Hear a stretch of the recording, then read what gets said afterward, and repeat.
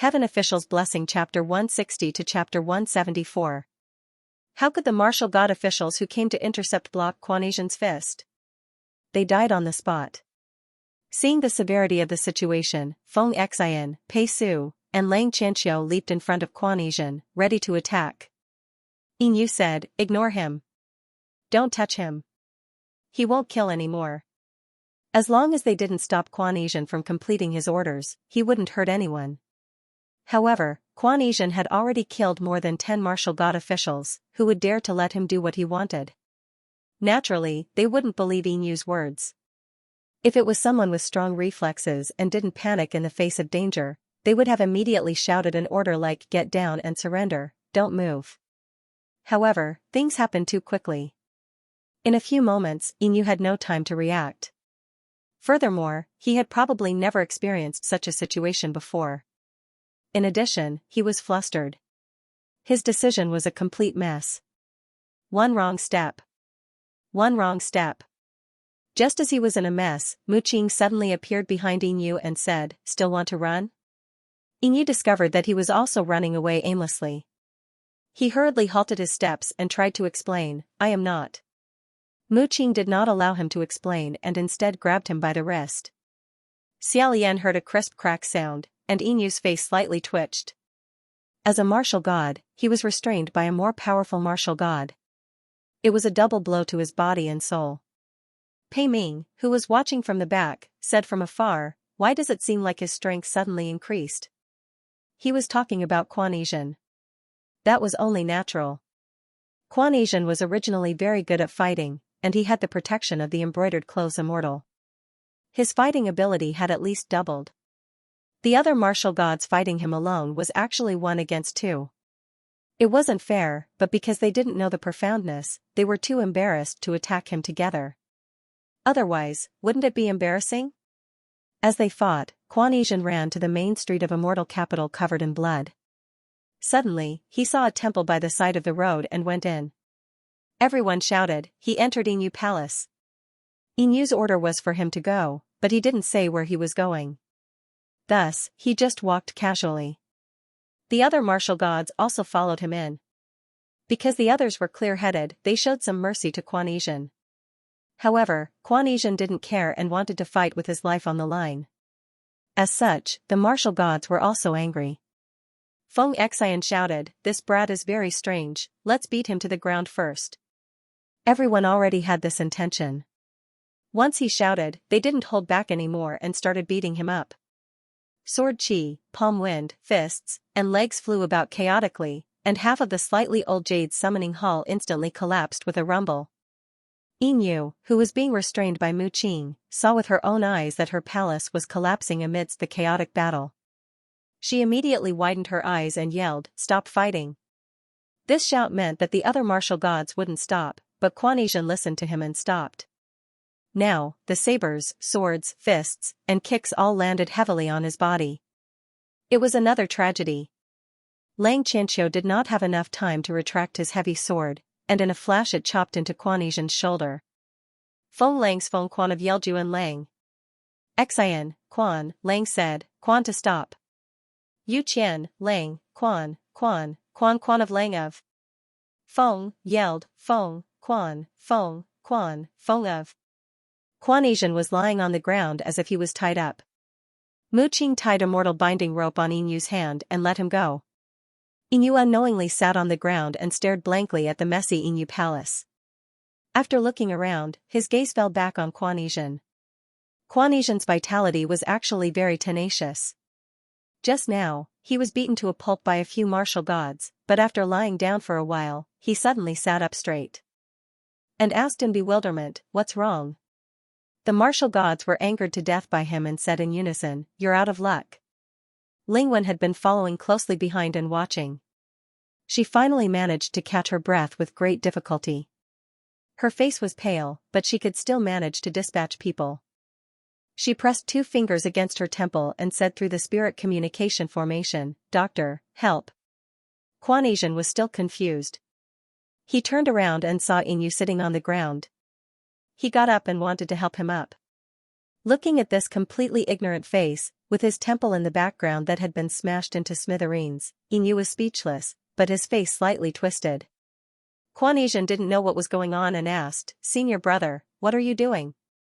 Yin Yu seemed to have lost his mind and suddenly laughed. Then, he said with red eyes, "Quan Yizhen, why don't you go and die? Can't you just go and die?"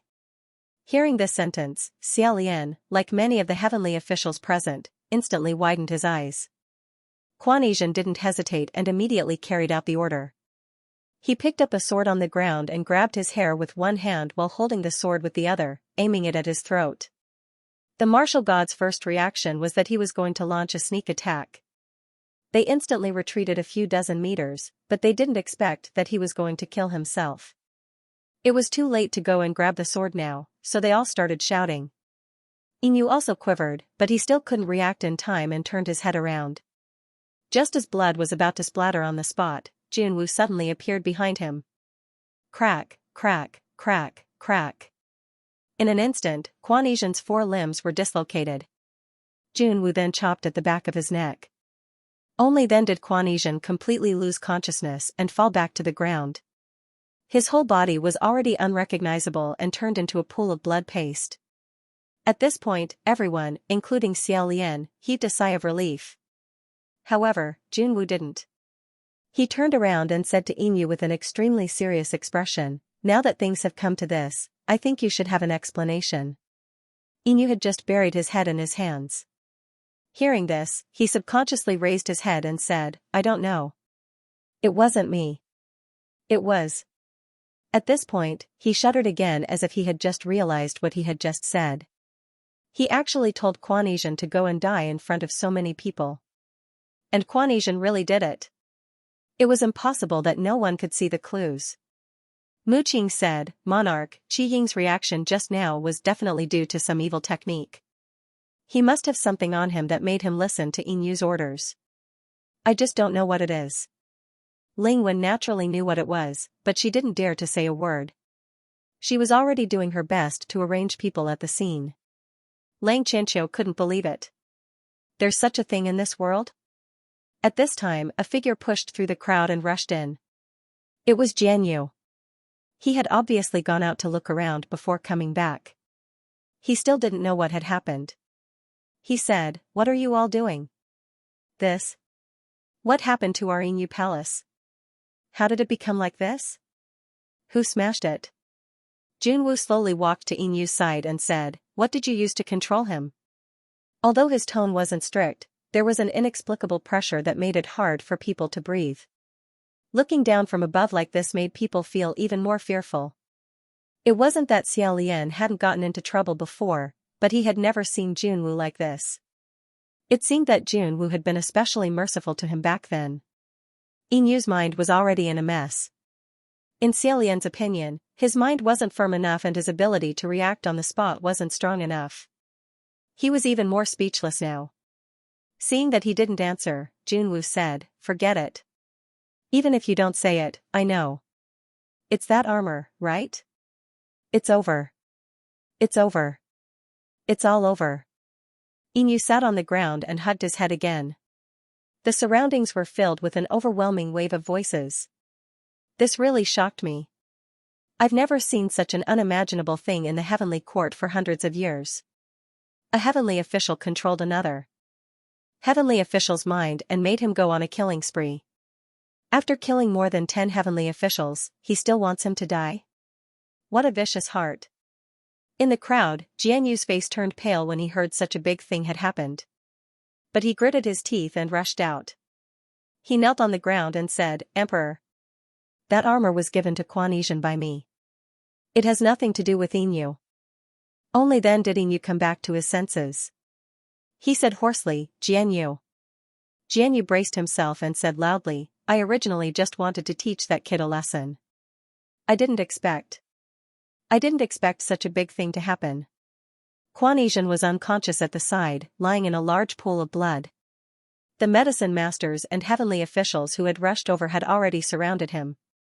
Jian Yu said, "I've always hated that kid, but Yin Yu has always been very polite to him. Many people can testify to this. He doesn't know anything about this armor. However, at this point, it was already too late. No one would believe that this had nothing to do with Inu. Someone said, "You're a low-level heavenly official of Inu's palace.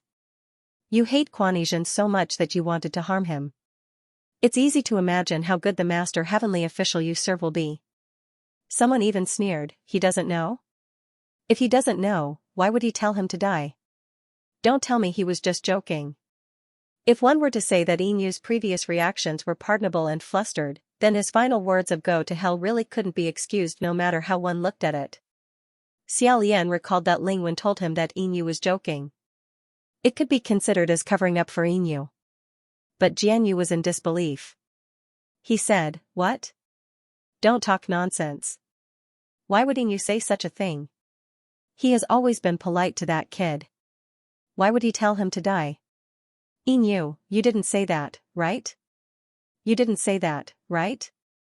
You won't say that." However, Inu didn't answer him. He closed his eyes.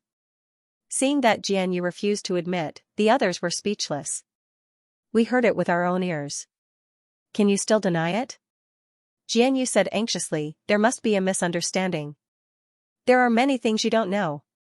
No matter what the misunderstanding is, even if it's a big misunderstanding, you can't want to kill your own junior brother, right?" Hearing that, Inu and Jianyu were speechless.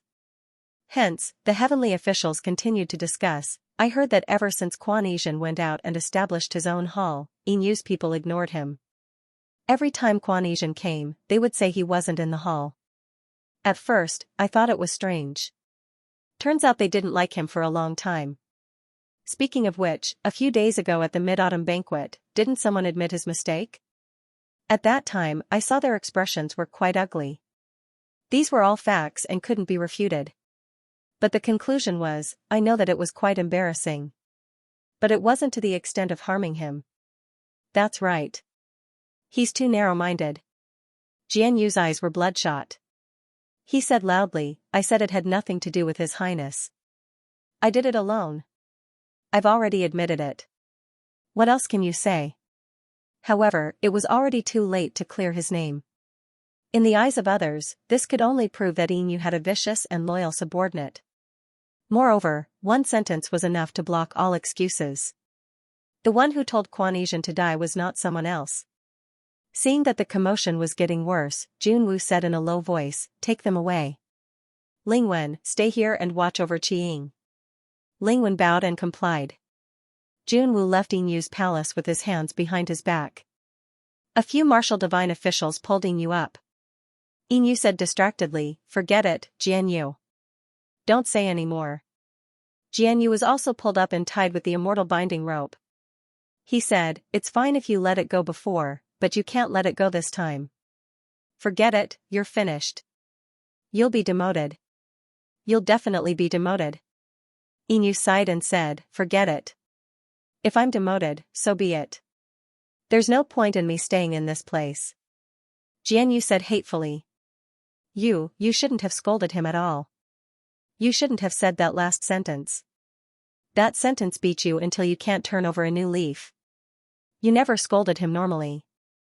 Why did you have to tell him to die at this time? That's all you said." Inu seemed to have aged 10 years in an instant. His eyes turned gray and misty. He seemed a little confused himself. He shook his head and said, "I don't know why either. At that time I just... Sigh, I won't explain anymore." After staggering for a few steps under the escort, Jianyu suddenly exclaimed, "Why?" Everyone looked at him. Jianyu said, "It's not like you're not as hardworking as him. You're 10,000 times better than him. Quanesian is nothing. So what if I hate him? Why is he like that and you like this now? Why isn't he the one being demoted?" He gnashed his teeth in hatred. His hatred was genuine, so much so that tears rolled down his cheeks. However, there were many things in this world that couldn't be solved with hard work. Perhaps he understood it in his heart. But he just couldn't accept it. No matter what, he couldn't swallow this anger. Hearing him shout, Inu couldn't move anymore. He buried his face in his hands and sat paralyzed in front of Inu's palace. He roared, "Enough. I said don't say any more. Let me go. He covered his ears and shouted himself hoarse, don't remind me over and over again. Can you stop talking? I beg you to stop talking. Xiaolian couldn't bear to watch anymore. He said. Forget it. Thus, watching removed the image. The two of them slightly separated their foreheads. After holding on for so long, Xiaolian felt his forehead was a little numb. It was also a little itchy and warm. He wanted to rub it, but he couldn't move his hand. Watching seemed to have noticed his slight discomfort. He raised his hand to rub it, then put it down naturally. Outside the stone wall, Yu, who was wearing a ghost mask, paced back and forth. After a while, he said coldly to Quanesian, do you want to come out? He deliberately changed his voice. Quanesian nodded and said, yes. Yu said, okay. Look here. After he finished speaking, he smashed the shovel down on Quanesian's head with lightning speed. Bang! A heavy sound rang out. Quanesian immediately stopped talking and his head drooped down. Xiaolian was shocked. No way. He was smashed to death just like that? He really died? Watching laughed and said, brother, don't worry. He didn't die. He just fainted. Yu smashed the shovel down and let out a breath. In the end, he seemed to have decided to dig Quanesian out from the wall. Thus, he picked up the shovel and started digging. Xiaolian understood. If he directly rescued Quanesian, Yu might not be able to defeat him. He might even have to expose his identity. That would be really troublesome. The relationship between these two martial brothers was really troublesome. It was hard to say who was more troublesome than the other. It was better to pretend they didn't know each other.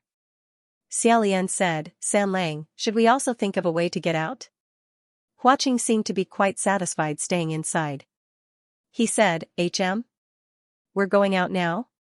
Xiaolian didn't know whether to laugh or cry. What else? Do you want to live inside? Watching said, if it's with brother, it's not impossible.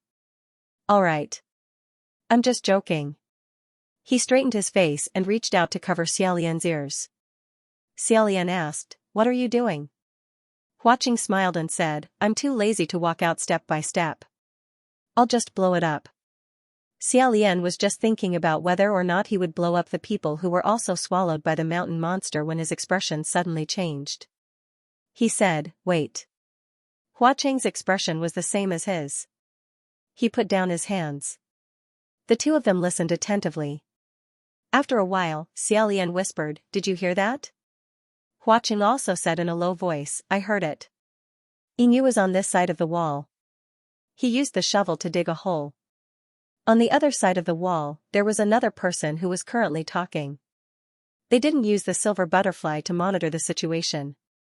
This was because this person was very, very close to the wall. He was practically leaning against it as he spoke. Xiaolian held his breath and quietly listened.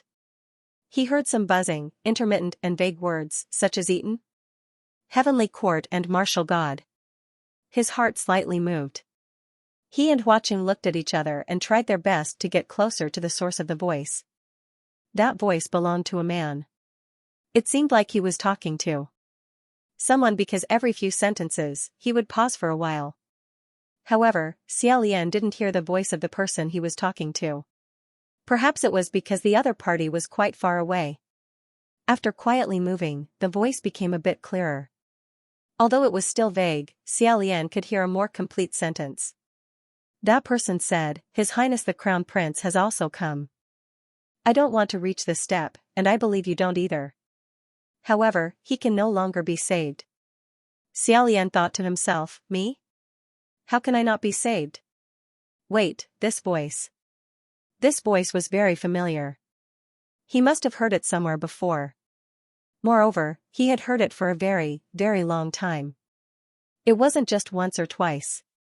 However, because it had been a very, very long time, he couldn't match the voice with the person.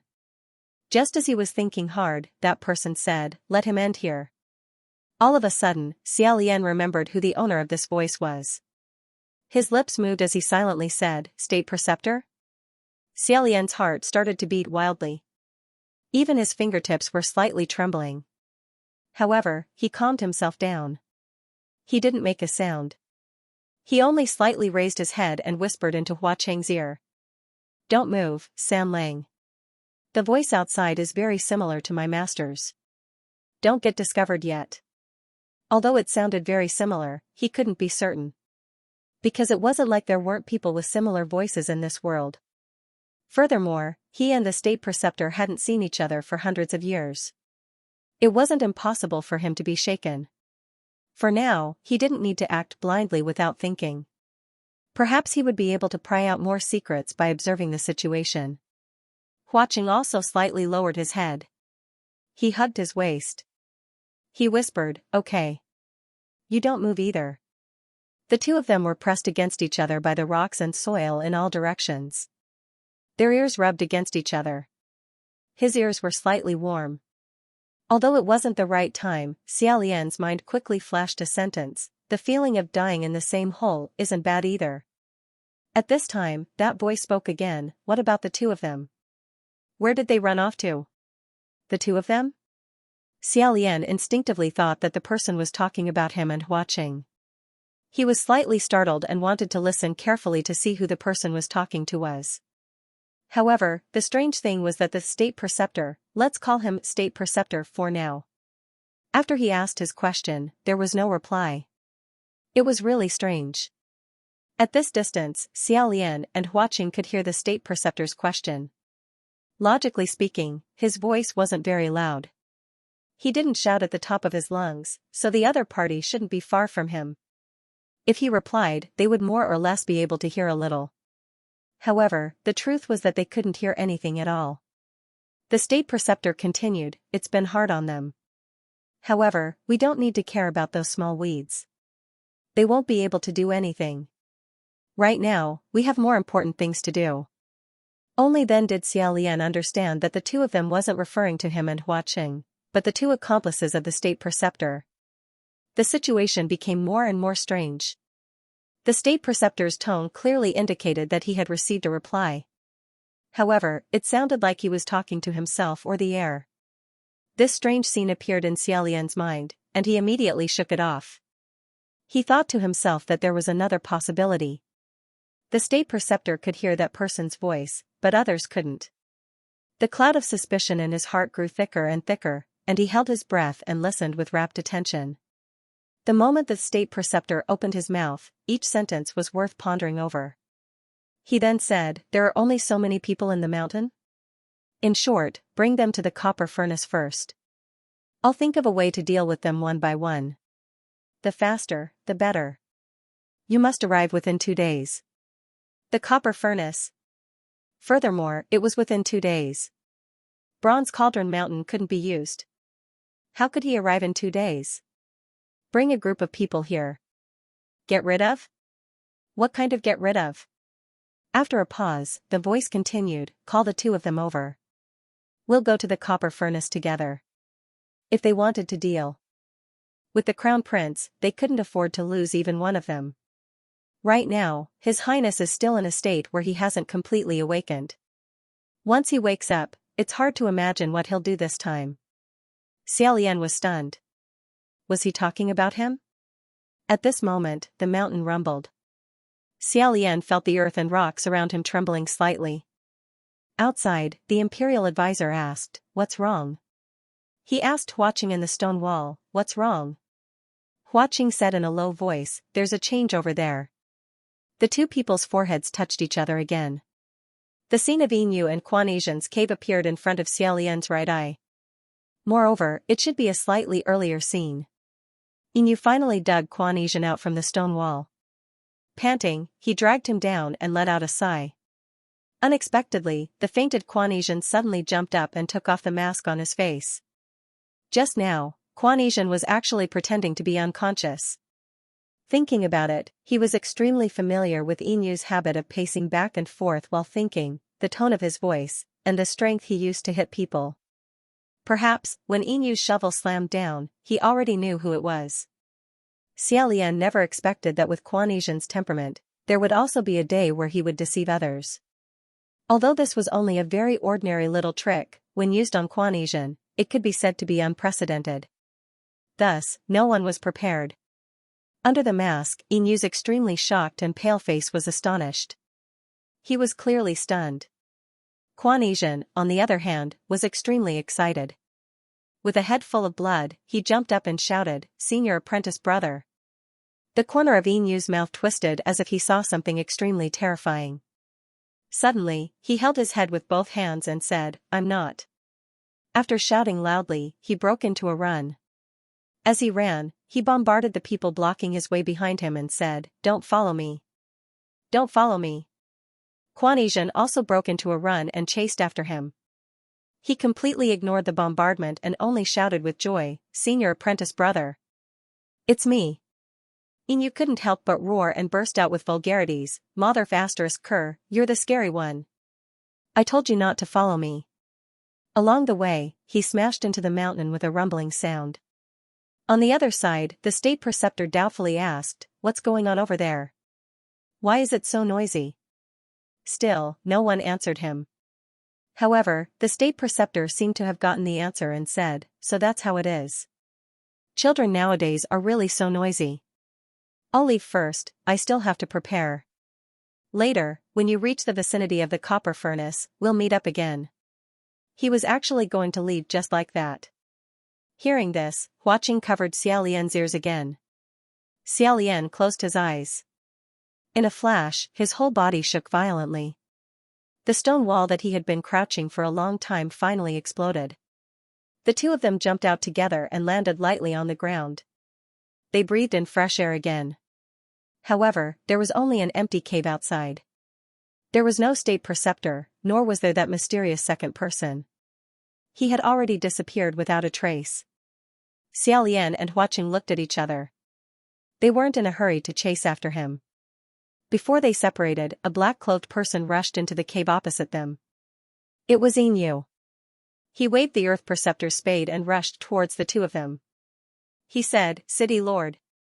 Your Highness the Crown Prince."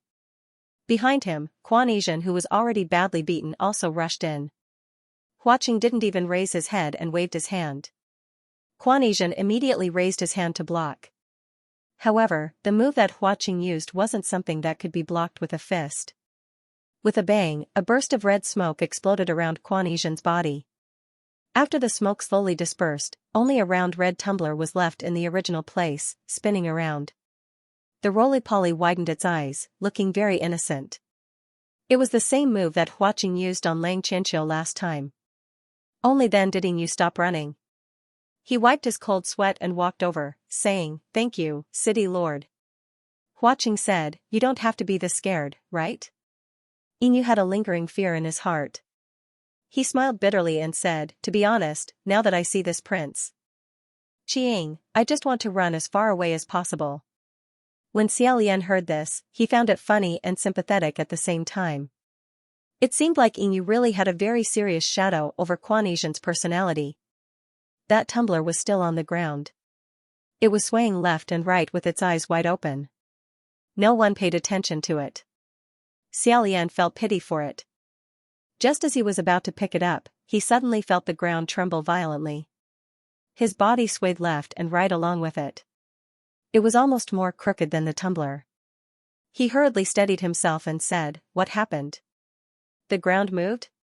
Even though Xiaolian didn't need support, Huaqing still supported him and said to Inyu, "Go out and take a look." Inyu recovered very quickly and said, "Yes." After responding, he picked up the Earthmaster shovel.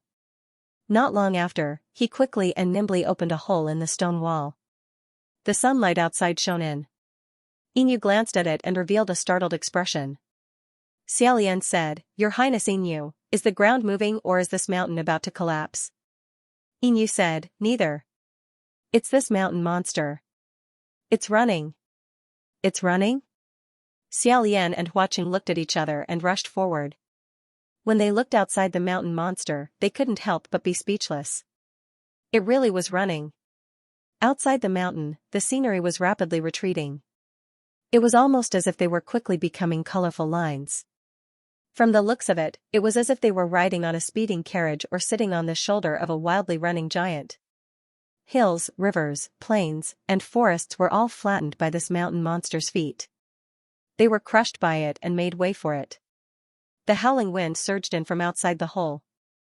The hair and clothes of the three people fluttered in the wind. Inu said, "If we keep running like this, I'm afraid we'll reach the copper furnace in 2 days." 2 days? Xiaolian's mind suddenly became clear. So that's how it was. No wonder he couldn't hear the voice of the other person. No wonder the state preceptor asked the other person to bring them to Bronze Furnace Mountain within 2 days. Because at that time, the state preceptor wasn't talking to a person, but rather to this mountain monster. Huaqing must have understood and said, "Just nice, we can borrow its wind. We don't need to walk slowly anymore." He said, "We'll meet at the copper furnace. When we get there, we'll know what he wants to do." Xiaolian's expression was solemn. Huaqing noticed this and said, "Brother, what's wrong?" Xiaolian said, "What do you mean by not completely awakening?" That voice had just said, "Right now, His Highness is still in a state where he hasn't completely awakened. If we wait until he wakes up, it's hard to imagine what he will do this time." Xiaolian frowned and said, "If that person really was my master, then the His Highness the Crown Prince he mentioned was me." What did that sentence mean? Huaqing said, "Brother, don't think too much about it. First, that person might not be your master. Second, that His Highness the Crown Prince he mentioned might not necessarily be you. Don't forget, Crown Prince Wuyong is also the Crown Prince." Xiaolian said, "But what if it is? I have some baseless guesses. Help me listen to them and see if they make sense." Huaqing said, "All right. Brother, tell me." Xiaolian said, "Mount Bronze Cauldron has 3 great mountains: old age, sickness, and death. Only there is no life. If that person just now was really my master, and the one he was talking to was a mountain monster, and he could communicate with mountain monsters, then the 2 of them he mentioned could very well be the other 2 mountain monsters." Huaqing said, "I agree with this point. Anything else?" Xiaolian said, "Also, I'm thinking, do these 3 mountain monsters all have human consciousness? In fact, they were even formed from humans. Why is there no life mountain?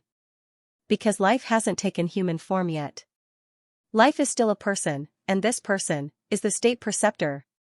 The more he thought about it, the more he felt it made sense. His heart beat wildly, and he continued, "Mount Bronze Cauldron used to be the territory of Wuyong. Birth, old age, sickness, and death, there are a total of 4. Crown Prince Wuyong's guardian deities also have 4. And the state preceptor Xian Lu who taught me since I was young also happens to have a total of 4. 1 main, 3 secondary. Normally, would a country have as many as 4 state preceptors? In the past, I didn't think there was anything wrong with it, and even thought it was a convention. Only later did I discover that there wasn't such a convention. Do you think this is a coincidence, or is there some connection between them?" However, Huaqing said, "Coincidences aren't strange. Aren't 4 famous figures also 4? There aren't enough 4 great pests for 4, and they still have to forcefully pull 1 to make up the numbers." Xiaolian said, "But I don't know why, but I have a strong feeling. Birth, old age, sickness, and death, the 4 guardian deities of Wuyong, the 4 state preceptors of Xian Lu, perhaps they are all the same 4 people."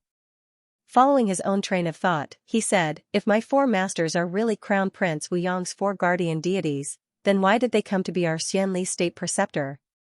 Why did they come to teach me? Why did the state preceptor tell me the story of Crown Prince Wuyong? Why did he say he wanted me to become someone like Crown Prince Wuyong? Could it be that there's something about my body that even I don't know about? What do you mean I haven't woken up yet? Could it be that I'm actually?" Just as he was lost in his thoughts, Huaqing grasped his shoulder and firmly said, "No. I can guarantee that you are you, and not anyone else. Believe me. Don't let your imagination run wild." Only then did Xiaolian wake up from his reverie. He said, "You're right. I'm indeed letting my imagination run wild." Other than his parents, the state preceptor was the person he was most familiar with. Although the state preceptor often disliked him for being disobedient, and also often had misgivings about not being close to him due to his identity, on the whole, he was a good master. Suddenly discovering that you might not understand a person you thought you were very familiar with was indeed very easy to cause people to sink into bewilderment. Furthermore, there was another point, it was too similar. Up until now, although the experiences of Crown Prince Wu Yong displayed on the murals in the Wu Yong shrine weren't complete, it had already faintly given Xiao Lian an almost terrifying feeling of reincarnation. Hua Qing slowed down his tone and said, however, brother, think carefully first. Your master, what is his background? Xiao Lian carefully thought about it and said. I'm not sure. Really, he couldn't remember where his master came from at all. After muttering to himself for a moment, Xiao Lian said, the state preceptor was already the state preceptor before I was born. I only know that he's called Mei Nianqing, but needless to say, this is definitely a fake name.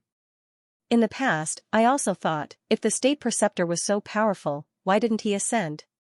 But if that person just now was him, then he must have lived in this world longer than me. If he really wants to deal with us. However, Hua Qing said indifferently, it's fine. I've lived a little longer, that's all.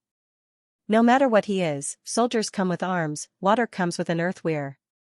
Remember, you have me for everything. I will always stand by your side. Xiao Lian was slightly startled. Yinyu's presence was originally very low, plus he tactfully didn't say anything, so he had almost forgotten about it. At this time, he said, City Lord, do we need to go find the others?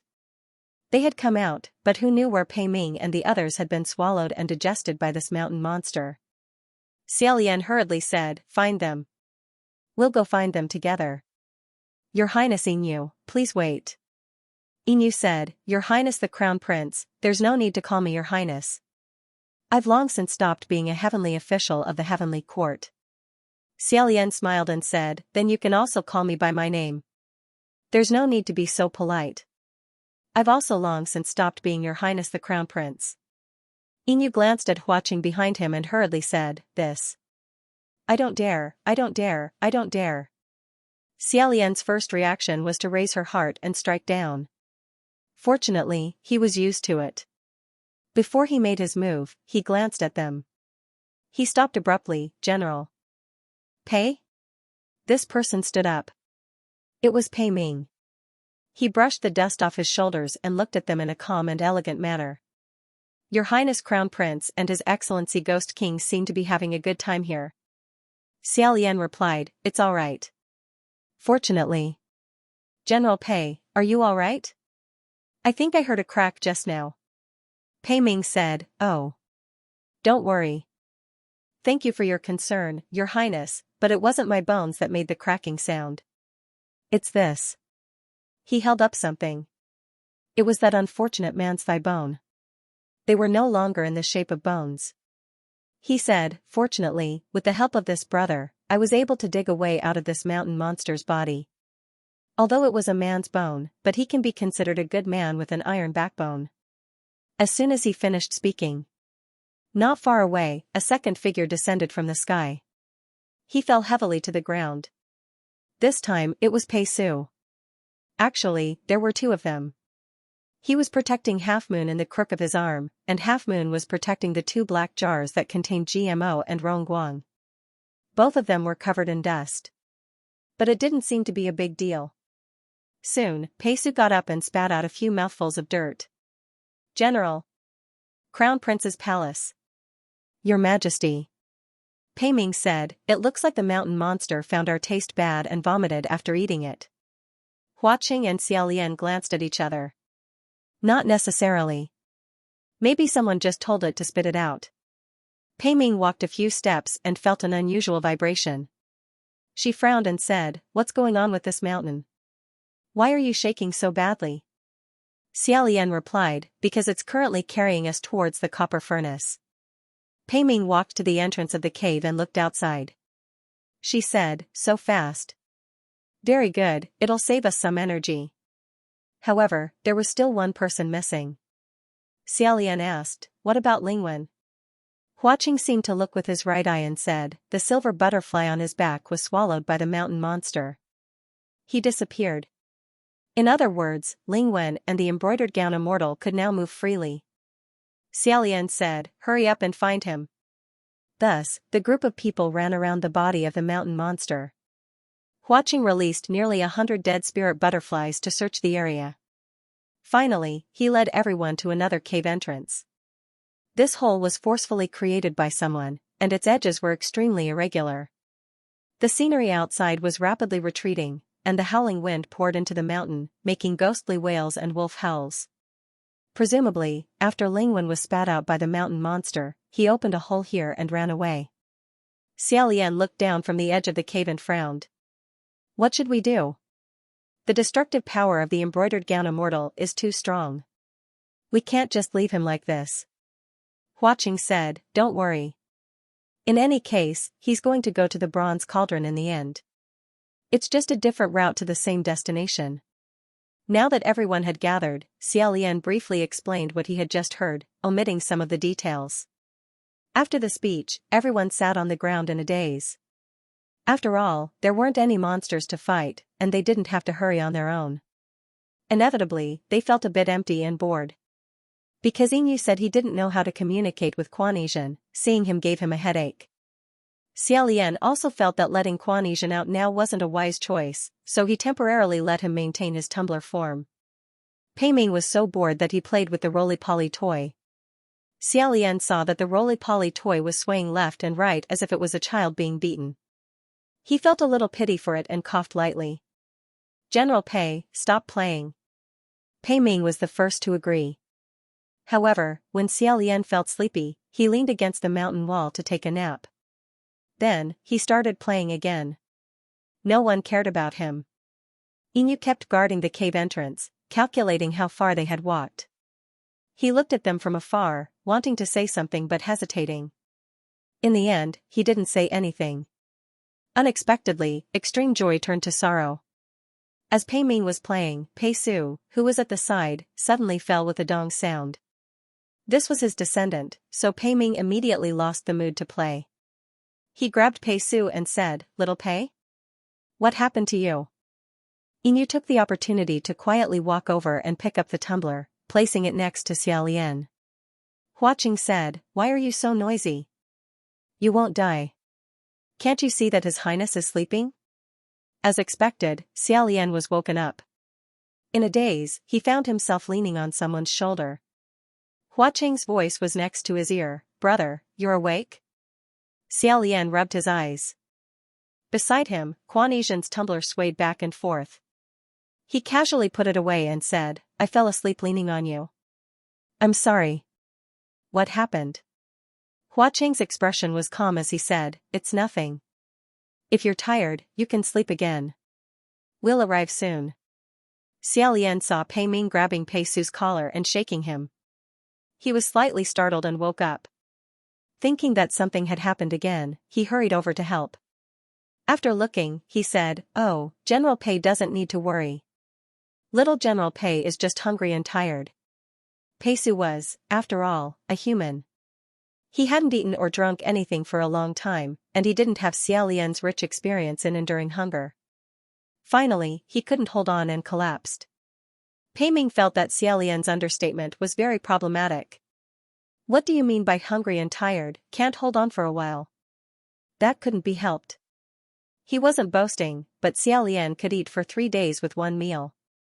Even if he suffered 10 beatings, he could immediately get up and go collect trash as if nothing had happened. Which heavenly official had more experience in this area than him? Xiaolian said, This, cough. Does anyone have anything to eat? No one answered. Only Banyu took out something and said, I'm sorry, I only have this. When Pei Ming saw that it was the jar containing the luan, she immediately said, Why are you still holding this thing? Who do you want to kill? We're about to lose it. Huaqing turned to Xiaolian and said, You see, I said it'll be fine. It's better to sleep again. The mountain monster had carried them for half a day. Xiaolian saw that the sky outside had already darkened. He asked, How far have we walked? How long until we reach the copper furnace? Yinyu answered, We've already run nearly 800 miles. This was a lot faster than walking. Xiaolian also stood up and walked to the side of the cave. At first, he was just casually looking around. who knew that as his eyes swept over, he would suddenly see something. The hair on his back immediately stood up and he asked, "What is that?" In the dark of the night, looking down from the top of the mountain monster, on the ground below, there was shockingly a huge human face. This human face's eyes were curved and the corners of its mouth were raised, as if it was blooming a strange smile at him. Xiaolian couldn't help but take a step back. Huaqing caught him from behind. His mind slightly calmed down, and when he looked again carefully, he discovered that the human face was actually a pattern formed by mountains, rivers, and ravines. It was nothing more than a visual illusion. However, this illusion was vivid and lifelike. Looking at it, one couldn't help but be astonished. Xiaolian asked, "What's that groove that looks like an eye and a mouth?" Huaqing said from behind him, "That's the Wu Yong people call the Mother River. It originates from a high mountain and is a river formed by melting snow. Of course, it's completely dried up now. Since we're here, it means we're already very close to the copper furnace." Xiaolian then asked, "What about that nose bridge?" Huaqing said, "That's a bustling city on the banks of the Wuyong River. Do you want to go down and take a look?" Xiaolian tilted his head and asked, "Is there anything good to see down there?" Huaqing said, "That city also has a Wuyong shrine. I'm guessing that brother might want to go take a look.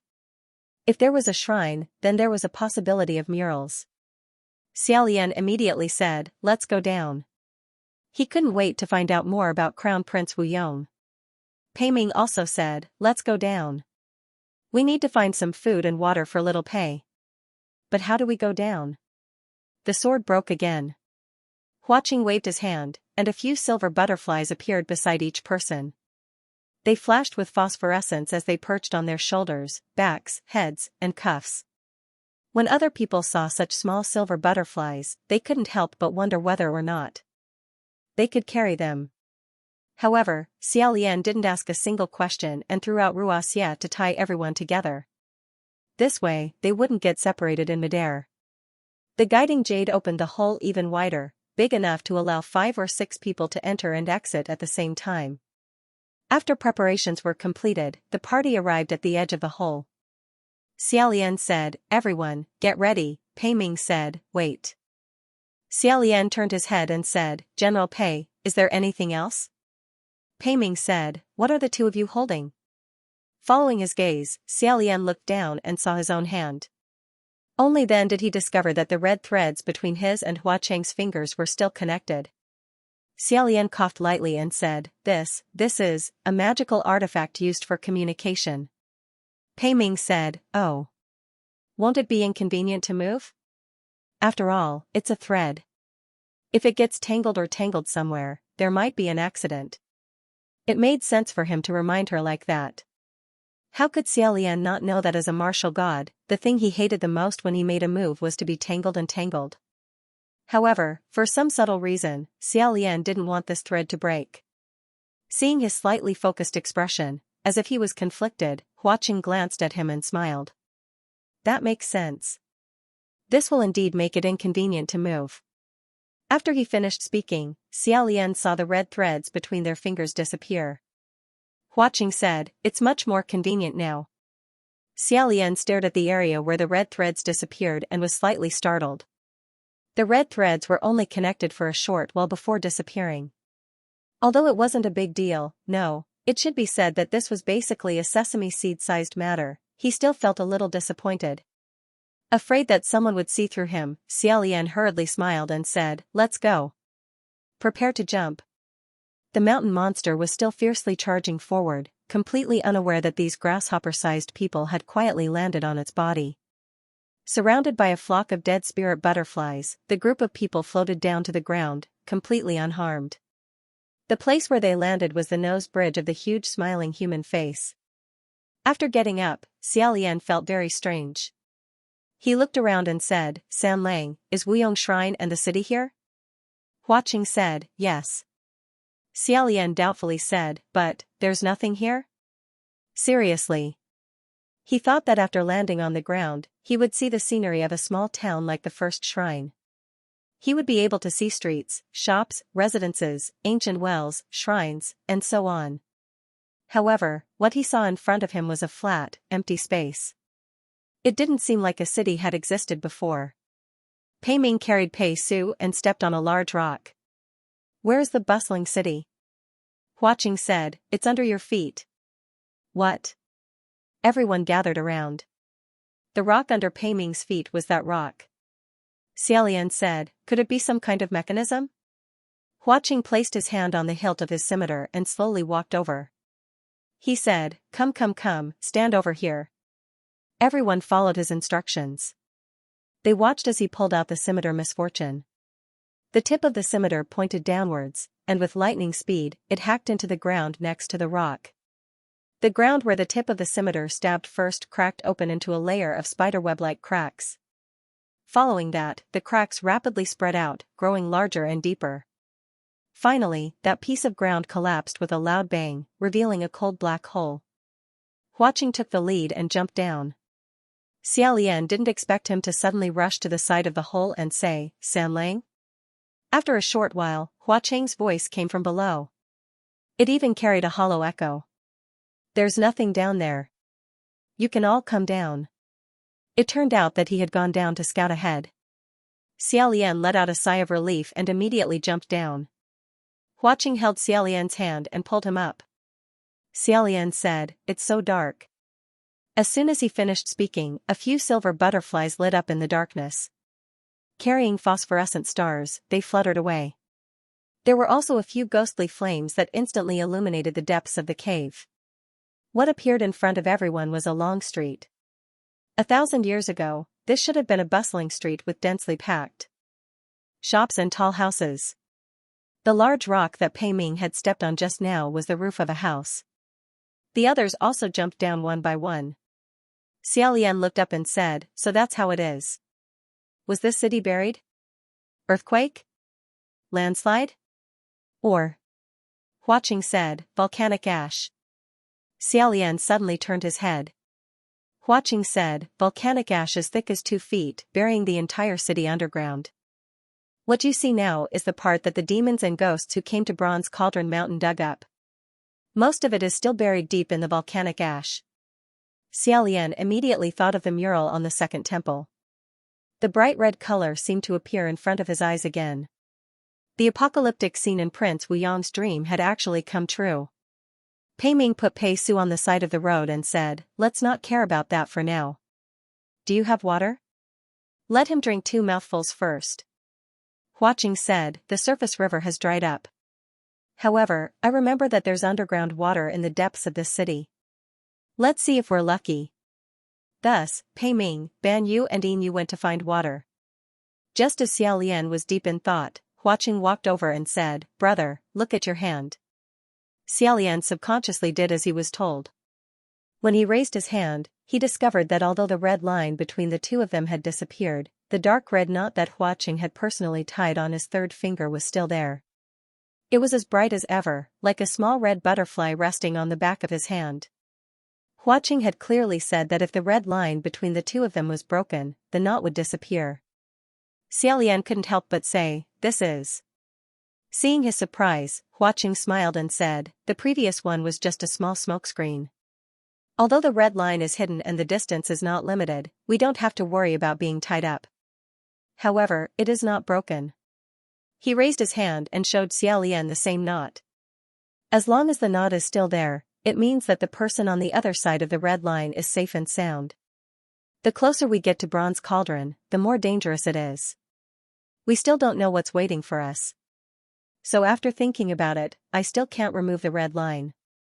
What do you think, brother? Knowing that the red line was still there, Xiaolian couldn't help but smile. However, he immediately suppressed it and said seriously, oh, right.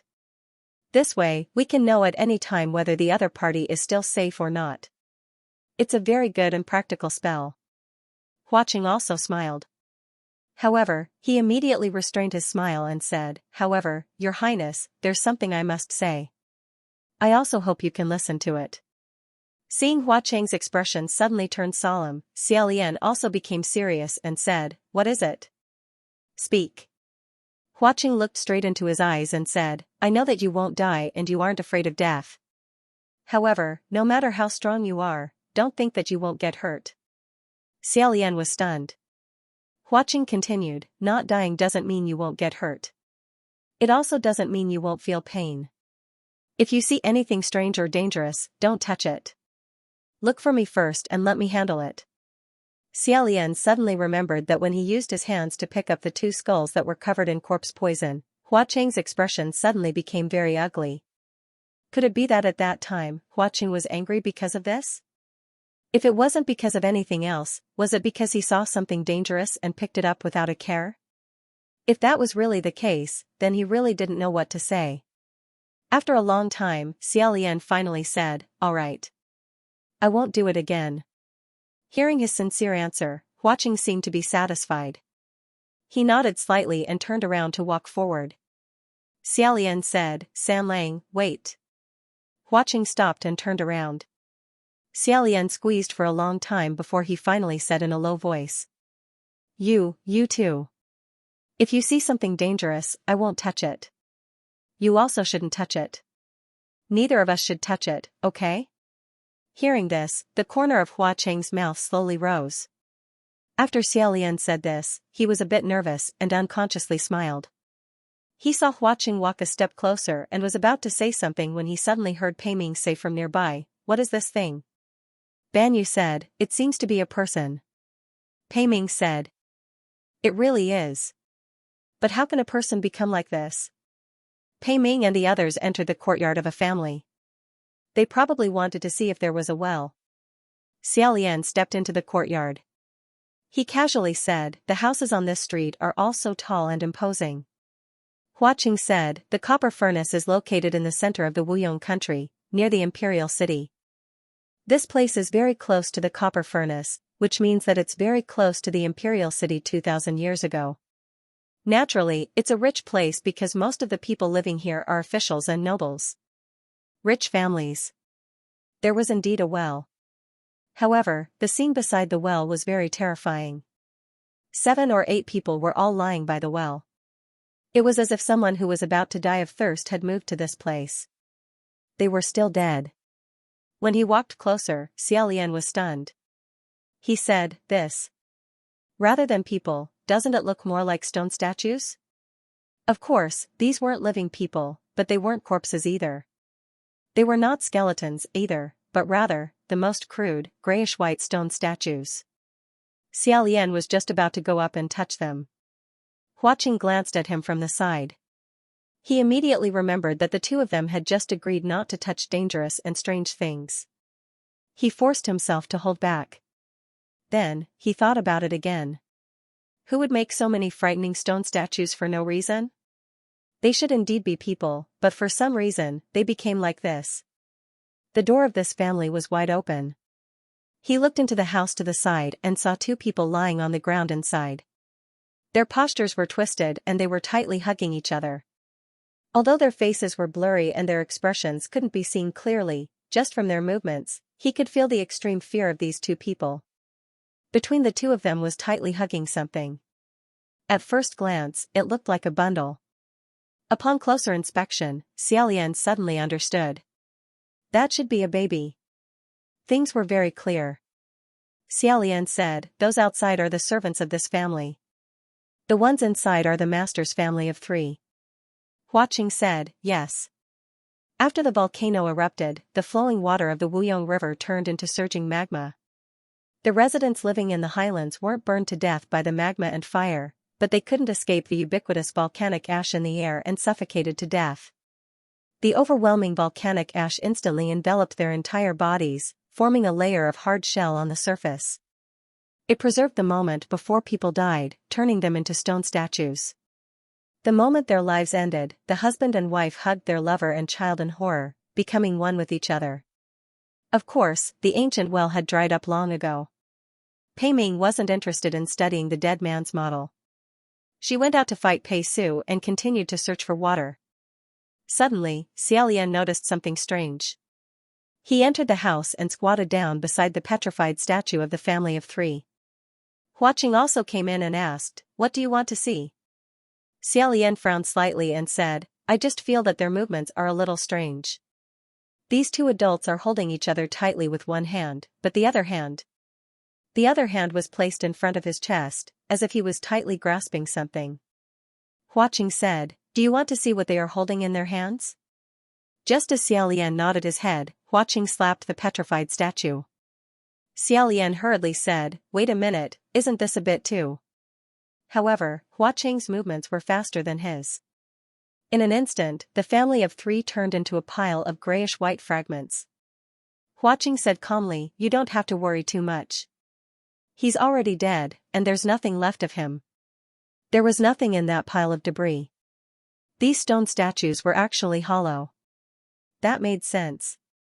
Although the volcanic ash on the surface formed a hard protective shell, the corpses that were wrapped inside would eventually rot and decompose. After they finished rotting, all that was left was this layer of ash on the surface. What was once alive would eventually pass away, but what had never possessed life would instead exist eternally. Within the volcanic ash fragments, there were still some clothing that hadn't completely rotted and the jewelry on the owner's body, such as rings, earrings, necklaces, and so on. Xiaolian felt that it wasn't very likely that this couple had grabbed these gold and silver jewelry before they died. Just as he was picking and choosing, Huaqing picked up something from the ground and handed it to him. Xiaolian asked, "What is this?" Huaqing said, "This is what they were tightly grasping in their hands." It was a pendant, and on it hung a shiny piece of gold and a bone-like ornament. There were patterns on the piece of gold.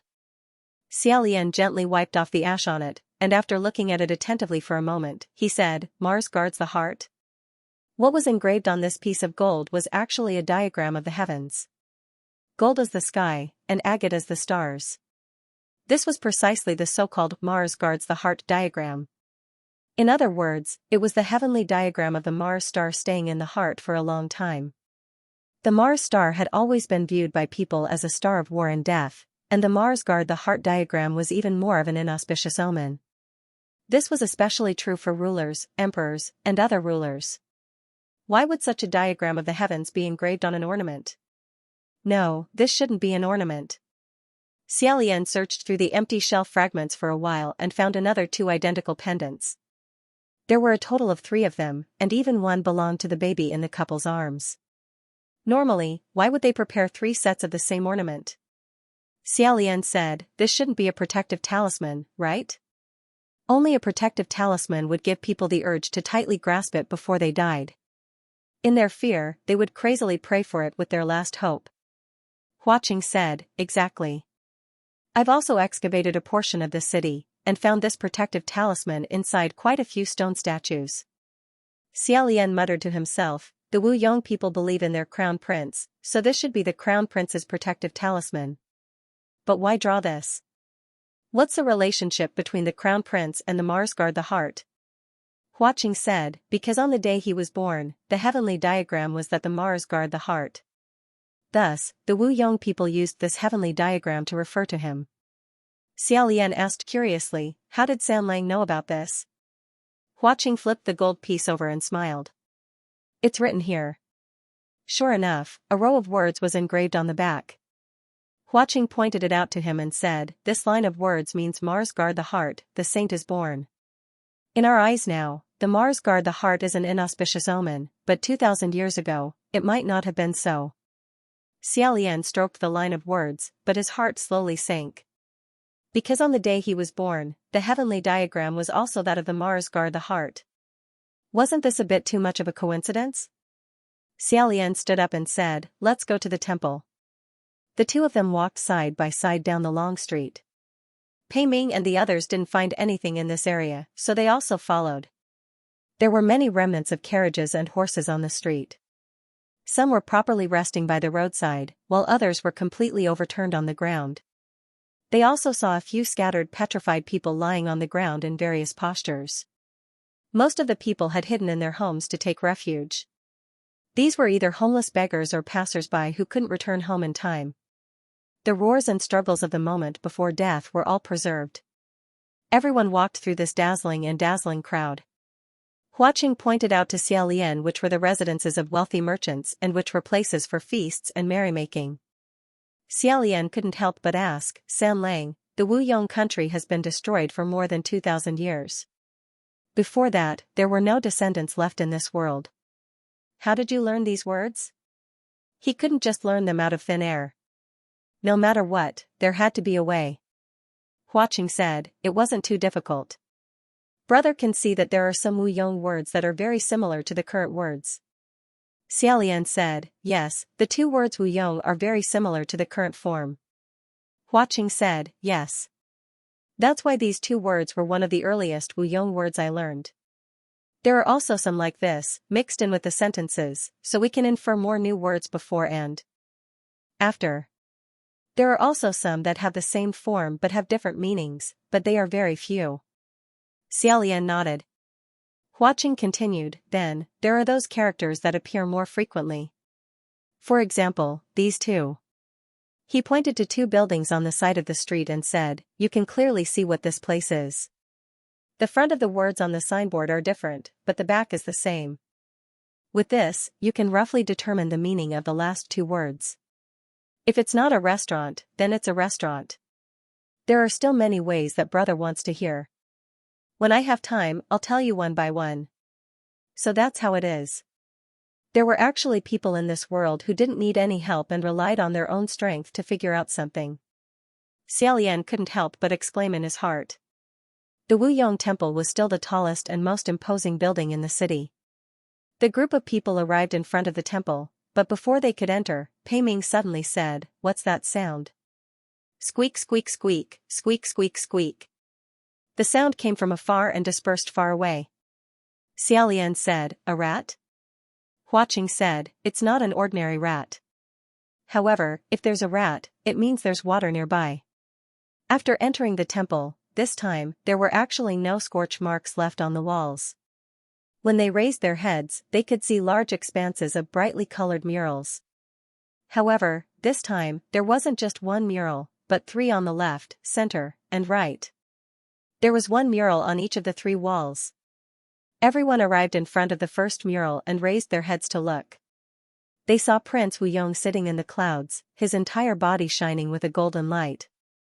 However, his expression was grim. His left hand was holding a ball of light, and within the halo was a small mountain spitting out flames. His right hand's 5 fingers were closed together, and his palm was facing forward, as if he was waving his hand. Below them was a palace, and inside the palace stood a dozen or so people. Their clothes and accessories were all incomparably gorgeous, and each person's movements were different. Some opened their arms, some wore armor and drew their bows, and some had excited expressions as they pointed into the distance. The details of the painting were complex, and the content was extremely broad. Xiaolian looked at it for a while before turning his head and saying, I'll tell you what I understand the meaning of this painting. The ball of light in Prince Wuyong's left hand has the scene of a small volcano erupting. This means that he told his dream to the people below him. As for the gesture of his right hand, it's clearly a negative gesture. He should be rejecting something. Pei Ming asked, then what exactly is he rejecting? Xiaolian said, that depends on the actions of the group of people below. This palace is located in the mortal world, and it's magnificent and majestic. It should be the imperial palace. This group of people should be the nobles of Wuyong country. The one with his arms open, looking at the gesture, is expanding. Expanding what? That depends on what he's holding in his hand. Everyone focused their eyes and saw that he was holding a map in his hand. Pei Ming couldn't be more familiar with this. She said, expanding the territory. Xiaolian said, yes. As for these generals, they were all dressed in military attire, as if they were ready to go into battle. There are also people beside them giving them directions. Look, their movements are very clear, as if they're saying, go there, attack there. In this way, the meaning of this painting is easy to understand. In summary, it's, Prince Wuyong told his prophecy to the ministers in the imperial palace. Once the volcano erupts, the consequences will be incomparably serious. It will be a disaster for the Wuyong country. The country's territory won't be enough because the volcano is located in the center, and the important cities will definitely disappear. So how should we solve this?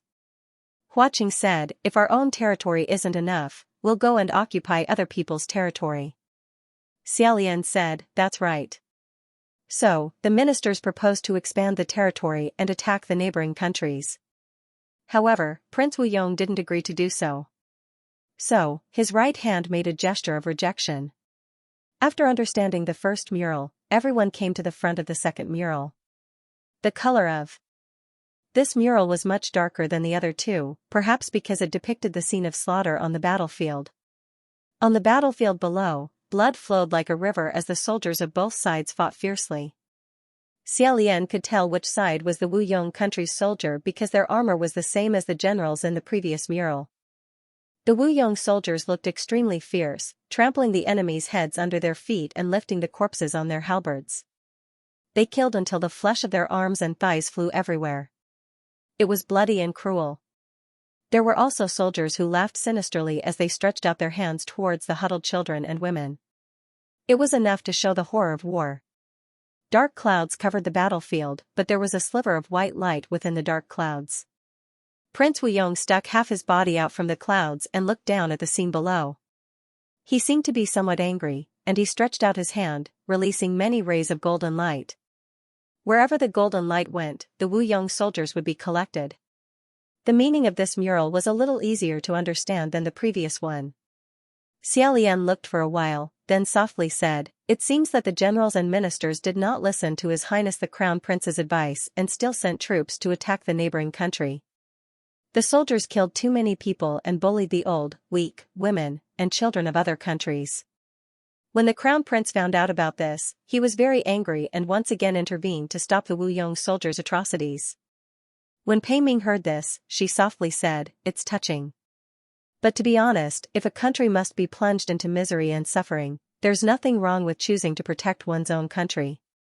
The officers and soldiers charge and break through enemy lines. If they don't get hacked to death on the battlefield, they might first be angered to death by His Highness the Crown Prince.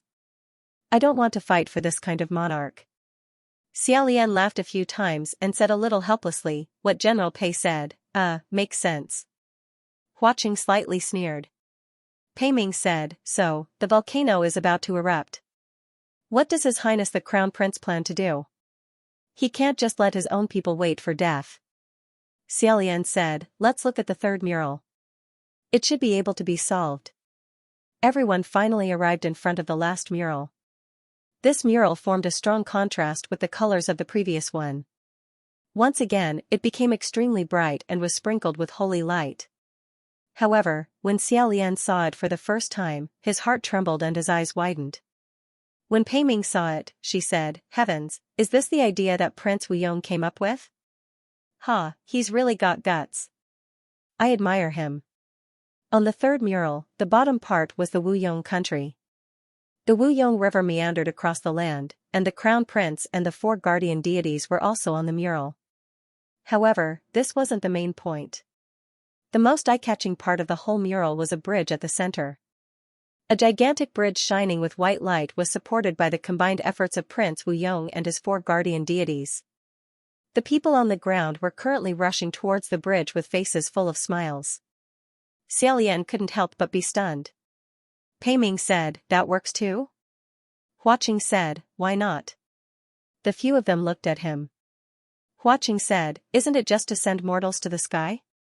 He just needs to temporarily send the Wuyong people near the imperial city to the sky. When the volcano erupts, after the dust settles, why not put them back?" Pei Ming said, "Don't make it sound so easy. It's not like you don't know that summoning generals also consumes magic power. How many people does he need to summon? Summoning generals was actually using one's own magic power to raise the mortals that were summoned. For one's own use. Otherwise, if there were no restrictions, wouldn't the heavenly officials try their best to summon people to the sky? The emperor might as well summon all the civil and military officials in the court. The general might as well summon his entire army." Hua Qing said, "Judging from the ruins left behind, the entire Wuyong country has about 100,000 people. There are only a few tens of thousands near the imperial city." Xia Lian said in a low voice, "Although it's difficult, but we can barely fight, it might not work." Pei Ming said, "Even if there are tens of thousands of people, no heavenly official has ever dared to summon so many. If that's the case, it's hard to say if his courage is praiseworthy, or extremely stupid. It can be said that there is no one who can surpass him in the future." Xiao Lian looked at the bridge on the mural, unable to take his eyes off it. The faces of the white-robed crown prince and the 4 heavenly protectors were in his eyes. The more he looked, the more it looked like his own and the 4 imperial tutors' faces. He thought of the appearance of Yinghua guarding the heart. This story that seemed to be repeating itself made him impatient to know what would happen next. However, he felt like he already knew. He didn't dare to look at the mural again. He turned his head and said, "Did you find water?" Half Moon dragged Pei Su and said that brother went to look for it. She was talking about the guiding jade. Xiao Lian looked at Pei Su, who had his eyes closed. After a moment of silence, he said, "I think we should go to the copper furnace next. General Pei should stay here." Pei Su was in human form after all, and there were many inconveniences. Moreover, they didn't know what was waiting for them ahead. Pei Ming squatted down and looked at Pei Su. "All right, I agree. However, Your Highness, please do not tell him the reason when you are in front of him. This child will understand. I'll talk to him about this." Xiao Lian said, "General Pei, don't worry. I know about this. Otherwise, I wouldn't have said it before he woke up." After all, Pei Su was once a young martial god of the heavenly court with a bright future ahead of him. If he was to be placed here because he couldn't keep up with the team, he would definitely feel bad. However, if one did something wrong, he would have to accept the punishment. This was the taste of exile, so he could only endure it. The few of them stayed in the shrine and discussed for a while. Xiao Lian curiously asked, "Where's the guiding jade? Why hasn't he returned after so long? Haven't you found any water?" Hua Qing, on the other hand, was staring at the few dead spirit butterflies resting on his fingertips. Those silver butterflies had just been put to great use, and now, they had returned to him and were accumulating energy. He raised his head slightly and said, "It won't take that long." Xiao Lian became vigilant. Standing up, he said, "I'll go take a look. General Pei will stay here and watch, and San Lang will come with me?" Of course she would be with him. Thus, Xiao Lian left Ruaxia behind and had it form a protective circle. The 2 of them left the shrine and walked deeper into the underground city. Along the way, there were quite a few houses and messy things. Xiao Lian picked up a jar that looked quite pleasing to the eye. Hua Qing seemed to find it funny and asked, "Why did you pick this up?" Xiao Lian said, "In a moment, if we find water, we can bring some back for little General Pei." After all, he was used to collecting junk. He couldn't help but pat the jar in his hand and said, "Speaking of which, this is a 1,000-year-old antique." Hua Qing laughed out loud and said, "If you like this kind of thing, you can come to my place later. I also have a few. You can take a look and see if there's anything you like." After the time it took for a stick of incense to burn, the 2 of them could faintly hear the sound of flowing water. Not long after, Xiao Lian said, "It's here." Sure enough, there was an underground river underneath. Xiao Lian placed the jar he picked up into the water and vigorously washed it. The 1,000-year-old dirt and grime had already condensed into a thick shell. It couldn't be washed off, but brushing off the dust on the surface was enough to make do with it. He filled the jar with water and lowered his head. Just as he was about to drink a mouthful, Hua Qing, who had been carefully observing the surroundings, turned his head and saw him. He said, "Don't drink." Xiao Lian had already moved his face closer to the jar. When he heard him stop him, he doubtfully asked, "What?" At this moment, a voice suddenly said, "It's so hot." There were only the 2 of them present, so where did this third voice come from? Xiao Lian subconsciously looked towards the source of the voice. Unexpectedly, that voice was coming from the jar in his hand. He suddenly lowered his head and saw a pair of extremely small scarlet dots hiding in the water, staring at him. No matter how he looked at it, it was still a pair of eyes. Could it be that there was someone hiding inside? The moment he locked eyes with this pair of eyes, that thing fiercely rushed towards Xiao Lian's face. With a splashing sound, Xiao Lian's eyes and hands were quick. He immediately threw the jar several meters away, causing it to crash into the wall. Clang! With a sound, the 1,000-year-old antique was smashed open, and the thing hidden inside fell to the ground, instantly scuttling into the darkness. In his haste, Xiao Lian didn't see it clearly. He only felt that it was a large lump of black stuff. He asked, "What is that?" Huaqing blocked in front of him. Xiaolian gloomily said, there wasn't this thing in the jar from before, right? And why did it say so hot? Shouldn't it be very cold in that water? Huaqing replied, no, it specially swam in from the water. There are often groups of things swimming in this underground river, so don't tell Big Brother to drink this water. Xiaolian thought to himself, then I'll let Little General Pei drink as he pleases. Suddenly, he felt a chill on his back and shouted, who is it? In that instant, he heard someone cough in the distance. That definitely wasn't an illusion, so he immediately went on full alert. Not long after, a wave of whispers spread out like a tide. Around the two of them, pairs of red dots lit up one after another, surrounding them in the center. Huaqing said, don't worry. It's not a person. Xiaolian thought to himself, there's no need to worry if it's not a person. Listening carefully to those whispers, he could distinguish what those people were saying. Cough cough cough. It's so hot, so hot. It's scalding me to death. Woo woo woo. I'm going to suffocate to death. Is there anyone here? I can't move, I can't move. Although these voices were soft, they were clear and painful. They were like tiny ants that continuously drilled into people's ears. Xiaolian was just about to place his hand on her heart when he suddenly heard a mournful voice cry out, Your Highness the Crown Prince, where's His Highness the Crown Prince? Save me, ah. Hearing the last sentence, Xiaolian felt his blood run cold. For a moment, he felt as if this voice was calling out to him. Then, with a wave of Huaqing's hand, thousands of dead spirit butterflies suddenly spread out and pounced towards those pair of red glowing eyes. The silver light of the silver butterflies illuminated the countless things that were whispering in the darkness. As expected, they weren't people. They were actually rats. Huaqing pulled him along and said, I said before, there are a lot of rats here. Let's go. As Xiaolian walked, he asked in astonishment, are those rats? Why do I think they look more like cats?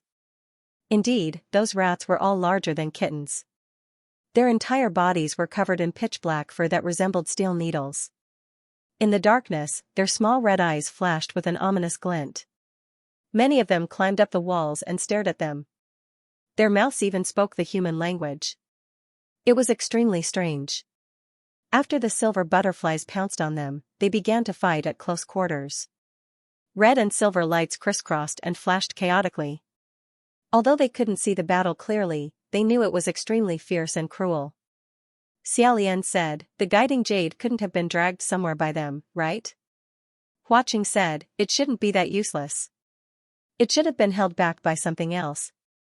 After hearing the first half of the sentence, Xiaolian slightly relaxed. However, the second half of the sentence made him worried again. He said, it's fine if the rats are this big, but why are there so many of them? What did they eat to grow so big? Huaqing said, it's simple. Naturally, it's the dead. These are all corpse-eating rats. It turned out that when this city was covered in volcanic ash, humans, cows, horses, sheep, and other large livestock had nowhere to hide. However, the rats had burrowed deep underground. Relying on the air and stored food in the depths of the cave, they were able to survive.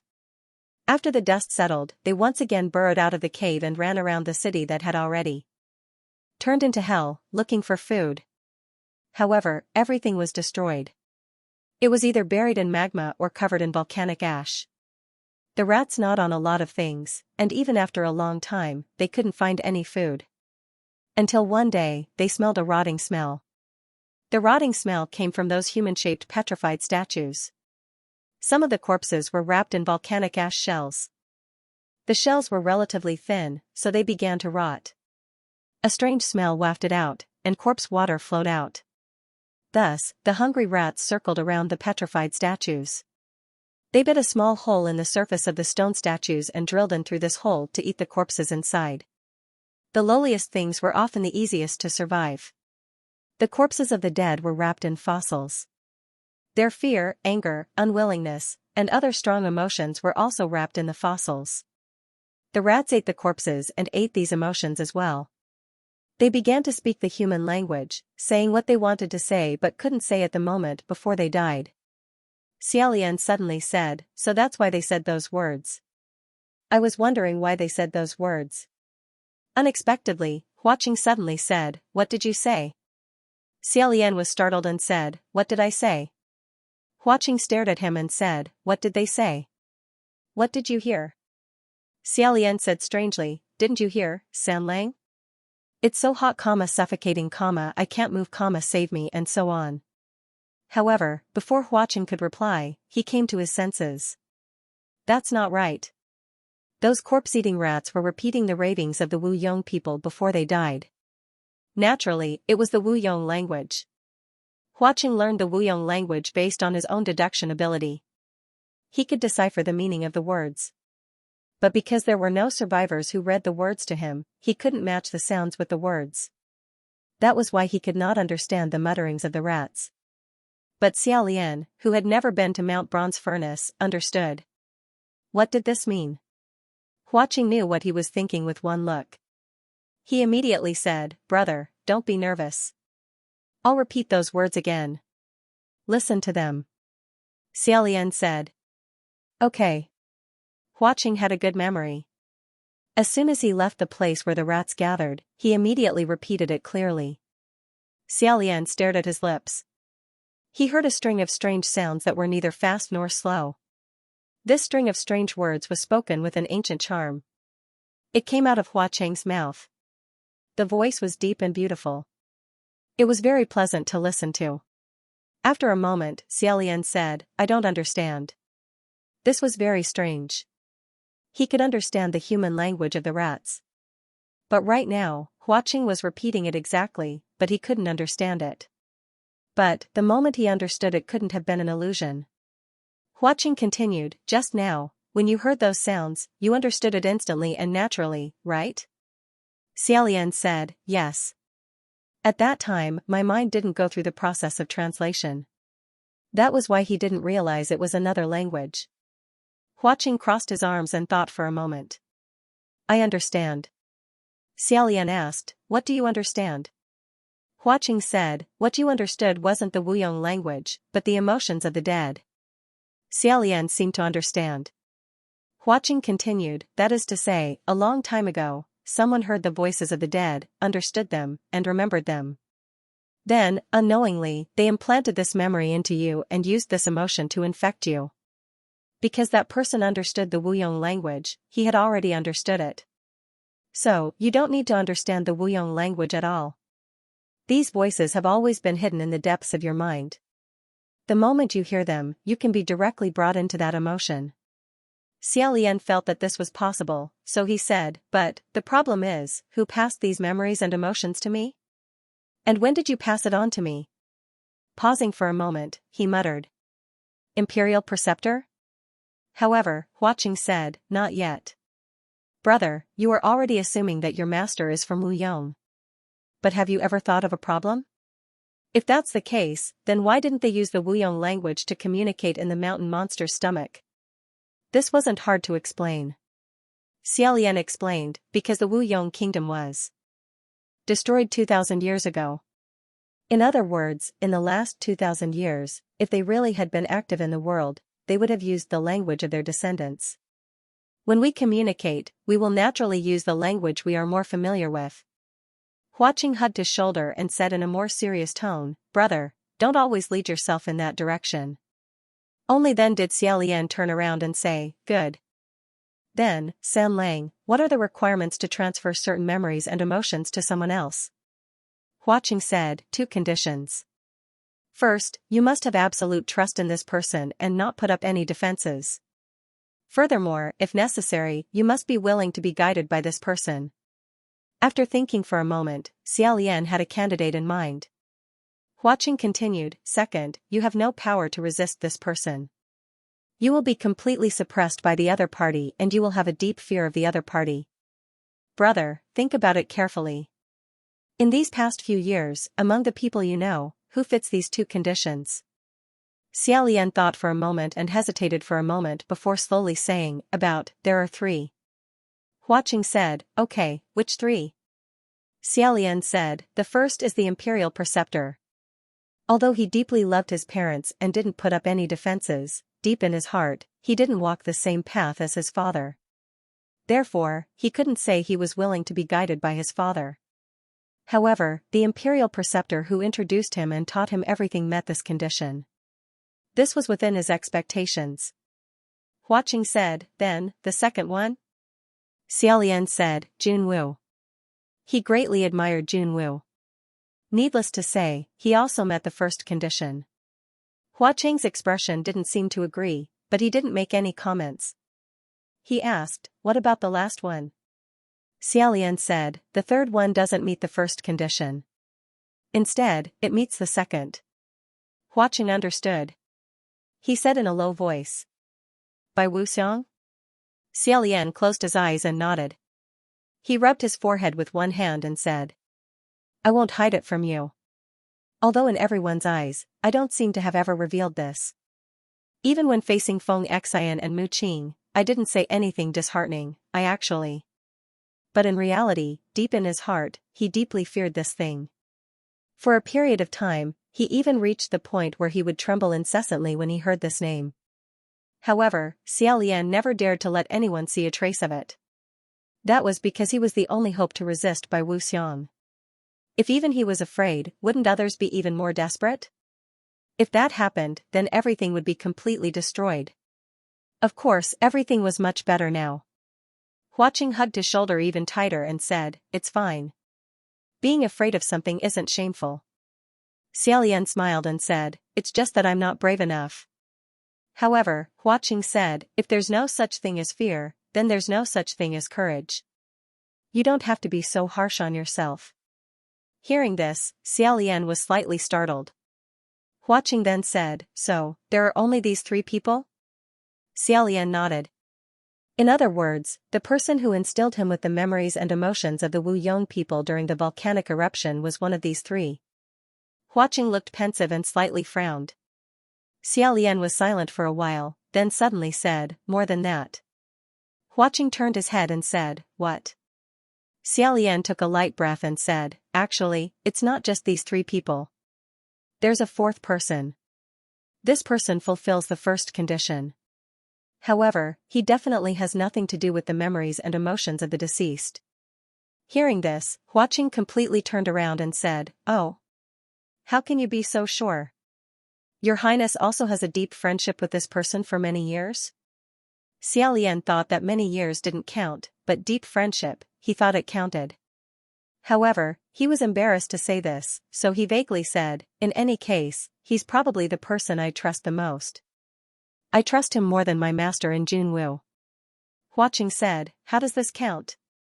Xiaolian coughed lightly and said a little embarrassedly, I'm ashamed to say this.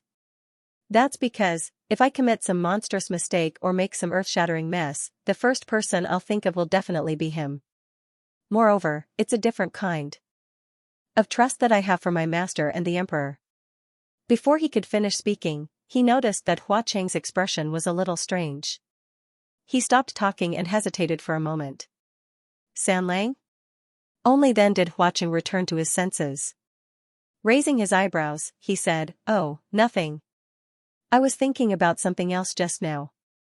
Does your Highness really trust this person that much?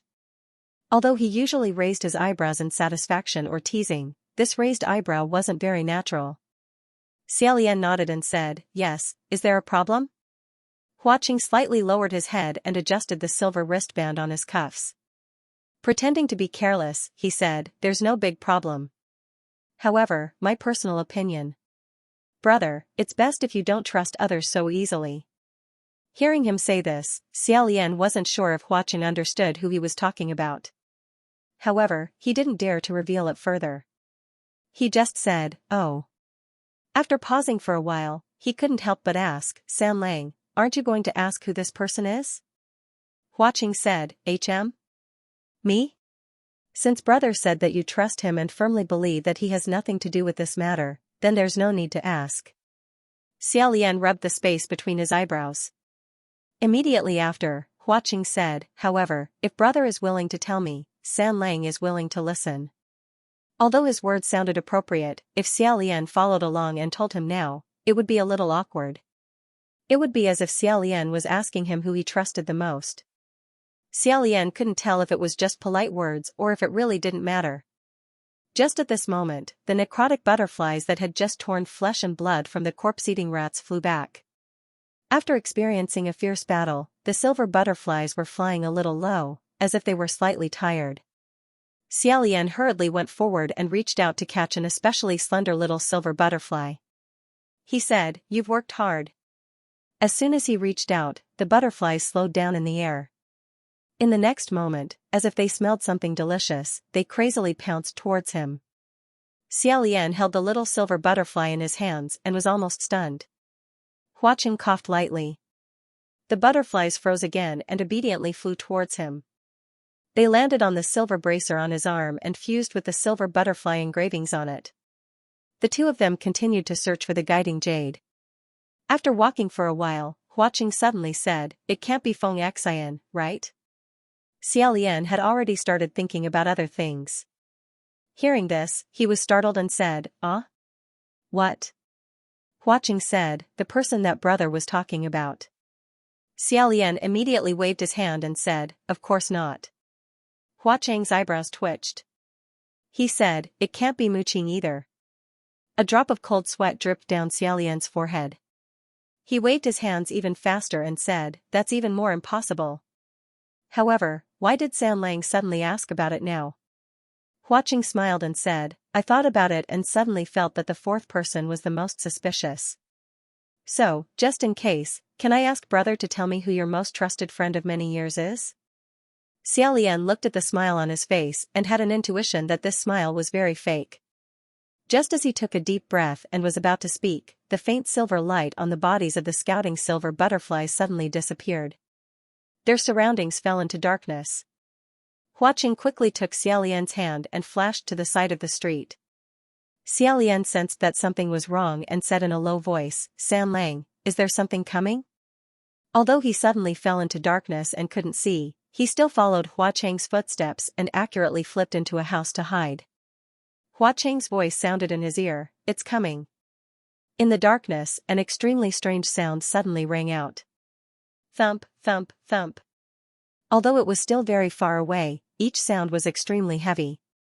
With each sound, the sound came closer by a large distance. The speed was astonishing. Xiaolian felt that this sound was inexplicably familiar. He had definitely heard it somewhere before. When the sound was not far away, he looked out. As expected. On the main street of the underground city, a girl wearing a wedding dress appeared. Although the girl was wearing a wedding dress, her clothes were tattered and looked mournful and gloomy. Although she had a long face and a proud and beautiful face, there was not a trace of life in it. On top of her head was a faint green ghost fire, which made her pale face look even greener. She was holding a child in her arms. His face was also deathly pale, but he was still much more alive than her. It was obviously a living person. Hua Qing said, "I meet an old friend again." They actually came to Mount Bronze Cauldron. Xiaolian said, "Guzi is here." "Is Ji Rong here too?" Hua Qing said, "Look at the green light on top of her head. There's no doubt about it." Guzi seemed to be a little afraid of Xianji and didn't dare to move in her arms. But maybe it was because Xianji's cold body was really uncomfortable, so he quietly twisted twice. Xianji said, "Don't move." As soon as she opened her mouth, the muscles on her face became more and more distorted under the illumination of the green will-o'-the-wisp. Will-o'-the-wisp was also one of the symbols of ghosts. This taste was really terrible. Xiaolian felt that any female ghost with normal taste and who cared about her image would refuse to put such a green will-o'-the-wisp on her head. Needless to say, Ji Rong must have asked her to wear it. The green fire and the red dress formed a very visually impactful scene. This was even more frustrating than the sect leader forcing the disciples to wear the incomparably ugly school uniform. Guzi said with tears in his eyes, "Sister, I drank that water. My stomach feels a little uncomfortable." Water? Xiaolian couldn't help but sweat. That underground water was something that corpse-eating rats swam in groups. Although it wasn't to the extent of being poisoned, children's resistance was weak. If they drank it, they might have diarrhea. Xianji didn't seem to be the type to like children. She didn't have much patience with him. She said, "Bear with it. We're already on our way back." Their backs melted into the darkness in front of them. Without saying another word, Xiaolian and Huaqing quietly followed. Not long after, they followed Xianji. After a few turns, they turned into another street. At the end of the street, there was an exceptionally gorgeous house with voices coming from inside. This must be their destination. Xiaolian and Huaqing hid in the dark and rushed to the roof of the house. They looked down through the cracks. Sure enough, Qi Rong was sitting in the middle of the hall of the mansion. He moved more than 10 stone people over and had their heads facing him. Because these stone people were all lying on the ground, it looked like they were prostrating themselves on the ground. As he enjoyed the worship, he happily gnawed on a bloody arm. There were 5 or 6 farmers sitting in the corner. One of them had his head lowered as if he didn't exist. It was Yin. He was indeed intercepted by Qi Rong. Although none of them were bound by ropes, there was a green will-o'-the-wisp hovering above their heads. Upon closer inspection, those balls of will-o'-wisps were different from the ones on Xianji's head for ornamental purposes. They actually had facial features, and their eyes looked down with a sinister expression, as if they were evil little men closely monitoring the people below. Xiaolian whispered, "There's something strange about that fire." Huaqing said, "That's Qi Rong's ghost fire lock. After being stared at by the fire, if you dare to escape, they will scream loudly.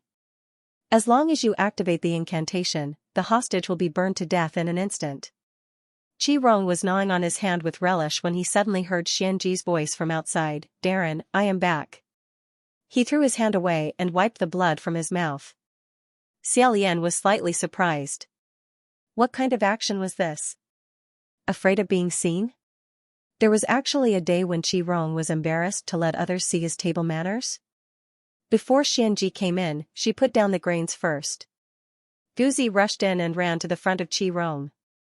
He pointed at him and shouted, "Father is secretly eating something bad again." Qi Rong said, "No." However, Guzi said, "I smelled it. If you eat it, your breath will stink." Qi Rong blew on his hand a few times. He must have smelled the blood in his mouth. Unable to deny it, he became angry and said, "Damn it. Xianji. Why did you suddenly bring him back? Didn't I tell you to bring him out to wander around a bit while I was eating?" Xianji quietly walked in and said, after he drank the water, he complained that his stomach wasn't feeling well, so I brought him back first. "Darren, please don't let me take care of children anymore. I also don't know how to deal with him." Qi Rong glared and criticized, "What? Aren't you a female ghost? How could a female ghost not like to take care of children? You are not qualified." Xianji said, "This isn't even my own child." Guzi grabbed the hem of Qi Rong's clothes and said, "Father, don't eat those things anymore, it's not good." Qi Rong was annoyed by him and scolded, "Get out, get out, get out. Don't be a nuisance here, a child is trying to control an adult. Go out and play by yourself." Guzi could only go out to play in the mud. Before he left, he looked at the person in the corner of the house. After he left, Xianji said, "Darren, I really don't understand. If you think this child is troublesome, why did you bring him along?" Along the way, he ate, drank, cried and fell sick. If it wasn't for the mountain monsters that gave us a lift, I'm afraid he would still be burdened now. Qi Rong chuckled and said, "Since my cheap son insists on calling me father, then let him." "Bah, nonsense, of course it's because I want to eat this little idiot. Such a young child's flesh is fresh and tender. It's delicious even without seasoning." He. Xianji said, "Then why hasn't Darren eaten yet?" Qi Rong's eyes glowed green and said, "You don't understand. Fatten him up before killing him. The best is left for last. Besides, we still have so much food stored, there's no hurry." Speaking of food stored, Xianji stared at the jade and said, "I think this newly captured person is very suspicious, very suspicious. Darren, have you found out where he came from?" With Qi Rong's hatred towards Huaqing, if he knew that the jade was Huaqing's subordinate, wouldn't he be the first to eat him? However, he heard Qi Rong say, "I've asked clearly. This kid also came with Master Rain to help." Not having a prominent presence and personality was sometimes a good thing. Normal people wouldn't associate Yin Yu and Blood Rain Tanhua together. It seemed that Inu had successfully fabricated a lie to cover up his identity. Xiaolian heaved a sigh of relief. Xianji's expression changed. Master Rain has already chased him here? Qirong said, no. This kid is the same as us, he accidentally found this underground city. Master Rain hasn't found us yet. Damn it. He suddenly cursed, why is this Master Rain so difficult to deal with? He chased us all the way here and forced us to hide underground. Didn't he just catch a few farmers from this broken village and eat them? Is there a need to be so petty? And he's even a heavenly judge. I knew that none of the heavenly judges in the heavenly court are good. Narrow-minded. He was always so self-righteous. First, he caught the farmers, then he blamed them for being narrow-minded and not giving him more to eat. Xiaolian couldn't help but feel his hands itch when he heard this. Xianji said, then should we let these people go? Qirong felt that this was very embarrassing. He glared at her and said, no. I've already eaten half of it. It's useless even if we put the other half back. We've already formed a grudge. Either we don't snatch it from the start, or we eat it all. If you push me too far, I'll burn them all down. None of them will have an easy time.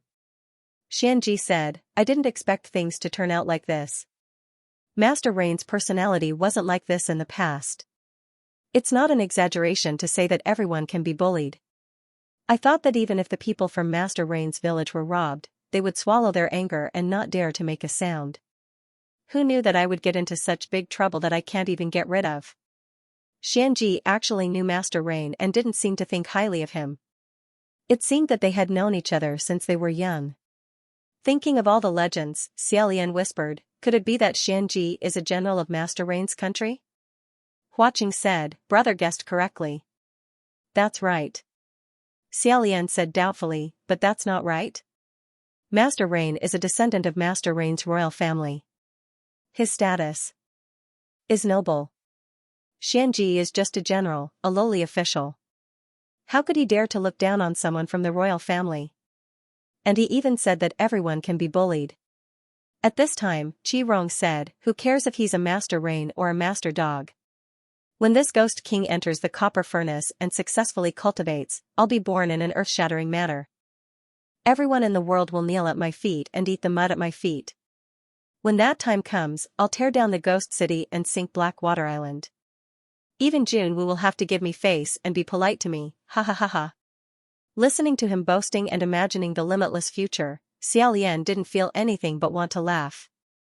Huaqing didn't even have the interest to laugh. Qirong said to Xianji, when that time comes, I'll cut off Pei Ming's penis for you to play with. He can only be your slave. Hearing that name, Xianji clenched his fingers. A trace of anger appeared on his pale face as he said, no need. As long as you promise to hand him over to me, Xianji will be extremely grateful. When it didn't involve Pei Ming, Xianji looked like a normal female ghost. However, when it came to General Pei, Xiaolian saw the shadow of that crazy female ghost from Mount Yujun. She actually placed such an absurd hope on Qirong. It could only be explained with love making one dizzy. Xiaolian raised his head and said, San Lang, the Yin Jade and these farmers are in Qirong's hands. What should we do? Of course, they could directly go in and violently beat up Qirong and Xianji. However, those farmers and the Yin Jade were hostages. Qirong was a scoundrel. If they hit him and he burned someone to death with a punch, they would be the ones to be passive. If it really was as he said, he might burn them all. Huaqing calmly said, Qirong's ghost fire lock has a password. First, think of a way to get the password to unlock it. Xiaolian said, who's going to do it? How? We definitely don't have a way. Just as he finished asking, the two people's gazes coincidentally fell on Guzi, who was playing in the mud outside the house. After pausing for a moment, Xiaolian said, that won't do. It's too dangerous. Qirong originally wanted to eat Guzi. What if he sees some clues? However, Huaqing said, with that brain of his, it doesn't matter if he can see anything. If he wants to make a move on this child, we can just save the child first. Gidge, why don't you worry? This child has been by Qirong's side for so long. Has he been assimilated by him? Has his mind become abnormal? Xiaolian said, judging from Guzi's reaction just now, it shouldn't be. Then, why don't we give it a try? Thus, Huaqing spread open his 5 fingers. An exceptionally small silver butterfly flew out from his palm and leisurely flew downwards. Qi Rong and Xianji continued to talk inside the house while Guzi sat on the ground outside and drew a picture. He drew an adult who was holding on to a little person. Suddenly, he saw a butterfly whose entire body was emitting a faint silver light fly over. In an instant, he raised his head and widened his eyes. Just as he was about to cry out, he heard the silver butterfly let out a soft human voice. Guzi, don't speak. If you speak, I'll disappear. It's me. Do you still remember me? If Guzi continued to shout, Huaqing would have the silver butterfly use its light to confuse his mind. However, Guzi covered his mouth. Sure enough, he was obedient. In a small voice, he said, I remember. It's the voice of the rag and bone collector, Gidge. Xiaolian said, ha ha ha, your memory is really good. Yes, that's right, it's me, the rag and bone collector. Quietly come over to the side. Don't let your father find out. That silver butterfly flew to the side and hid. Guzi's eyes widened. He answered, I'm going to pee. Qi Rong sneered, kids just have a lot of shit and pee. Ignoring him, Guzi moved to the side. He whispered, brother tattered, brother tattered. On the roof, he said. Just call me Daozhong. Brother tattered is a bit strange, ha ha ha. Guzi. The people your father caught were very pitiful.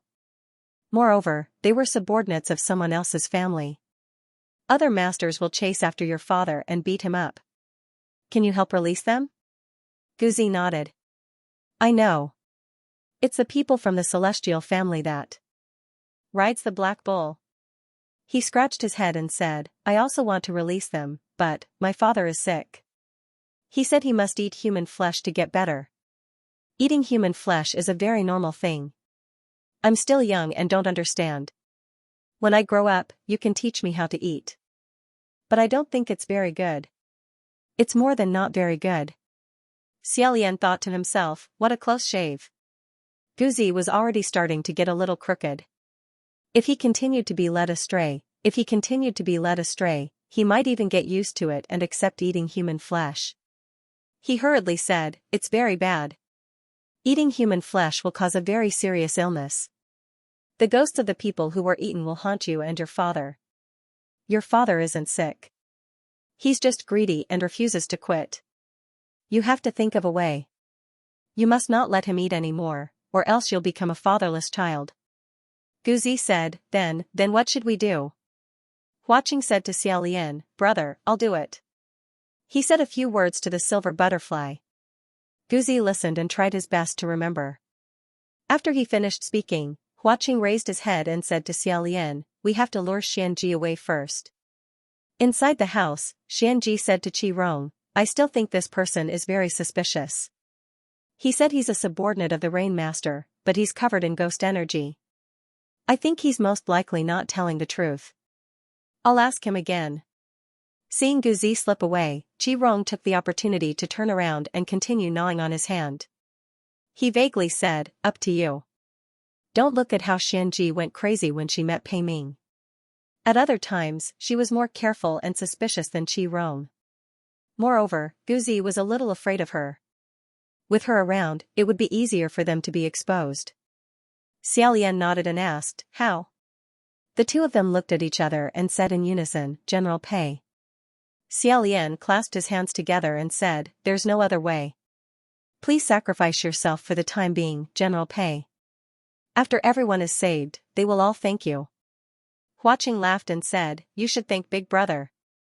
As he spoke, a necromancy butterfly appeared on his silver wrist guard. It flew to Xiaolian's ear and a man's voice sounded. It was Pei Ming. It turned out that before Huaqing left, he had left a few silver butterflies behind to transmit his voice over. Xiaolian listened attentively for a while, then said in a low voice, yes. Let's take a screenshot and choose these few lines. With her back to the window, Xianji stared at the jade as she questioned. Inyu said with an honest face, I'm responsible for helping hungry ghosts who have nowhere to go in Yushur village. When they wander to the door, I give them a handful of rice and send them on their way. That's why I'm stained with ghost energy. The rest of the captives were the real farmers of Yushur village. Although Yushur village did have such rescuers, they were definitely not Inyu. They knew that this person was talking nonsense, but no one said anything. Qirong shouted, haha. I'm also a hungry ghost. Why don't you help me? I only ate a few people and you're chasing me to death. Why are you pretending to be generous? Xianxia didn't think much of it and said, there are so many hungry ghosts in the world. How can you help all of them? You're just pretending. At this moment, a silver butterfly with its light dimmed silently flew behind her and disappeared in a flash. All the captives saw this scene, but they were still very calm. They all pretended not to see it. Xianxia wanted to ask more questions, but suddenly, she heard a man's voice faintly. If that's the case, first, do you still have? Come. The original sentence was, if that's the case, first roast this rat. Do you still have snakes? Give me a few. When Xiaolian heard what Pei Ming said, his heart was filled with shock and sympathy. There must have been a corpse-eating rat that crawled over there and was killed by Pei Ming. Pei Ming treated it as a normal rat and prepared it as an extra meal for Pei Su. Would it be okay to eat this rat? It seemed like he had to hurry back and stop it. However, after watching blurt out a few words, the effect was very confusing. It seemed to be a little interesting, but it also seemed like he couldn't hear what it meant. Xianxi's body trembled and she suddenly turned around. However, that silver butterfly was very cunning and nimble. It didn't shine in the first place. When she turned around, it had already flashed to the side and hid. Xianxia was bewildered and turned around to question the captives. Did you guys hear something just now? Did you see anything? Inyu took the lead and shook her head. The captives all followed and shook their heads, looking very honest. Qirong turned around with his mouth full of blood. What did you hear? Xianxia was slightly confused and said, I think I heard Pei Ming's voice. Qirong said, Ah? Are you hallucinating? I didn't hear it. The silver butterfly was very close to Xianxia. The others couldn't hear the human voice coming from it. Xianxia said doubtfully, Really? I keep feeling that he might be nearby. She stared blankly for a moment, then sighed and said, Perhaps this is the so-called telepathy. Darren, why don't I go out and take a look again?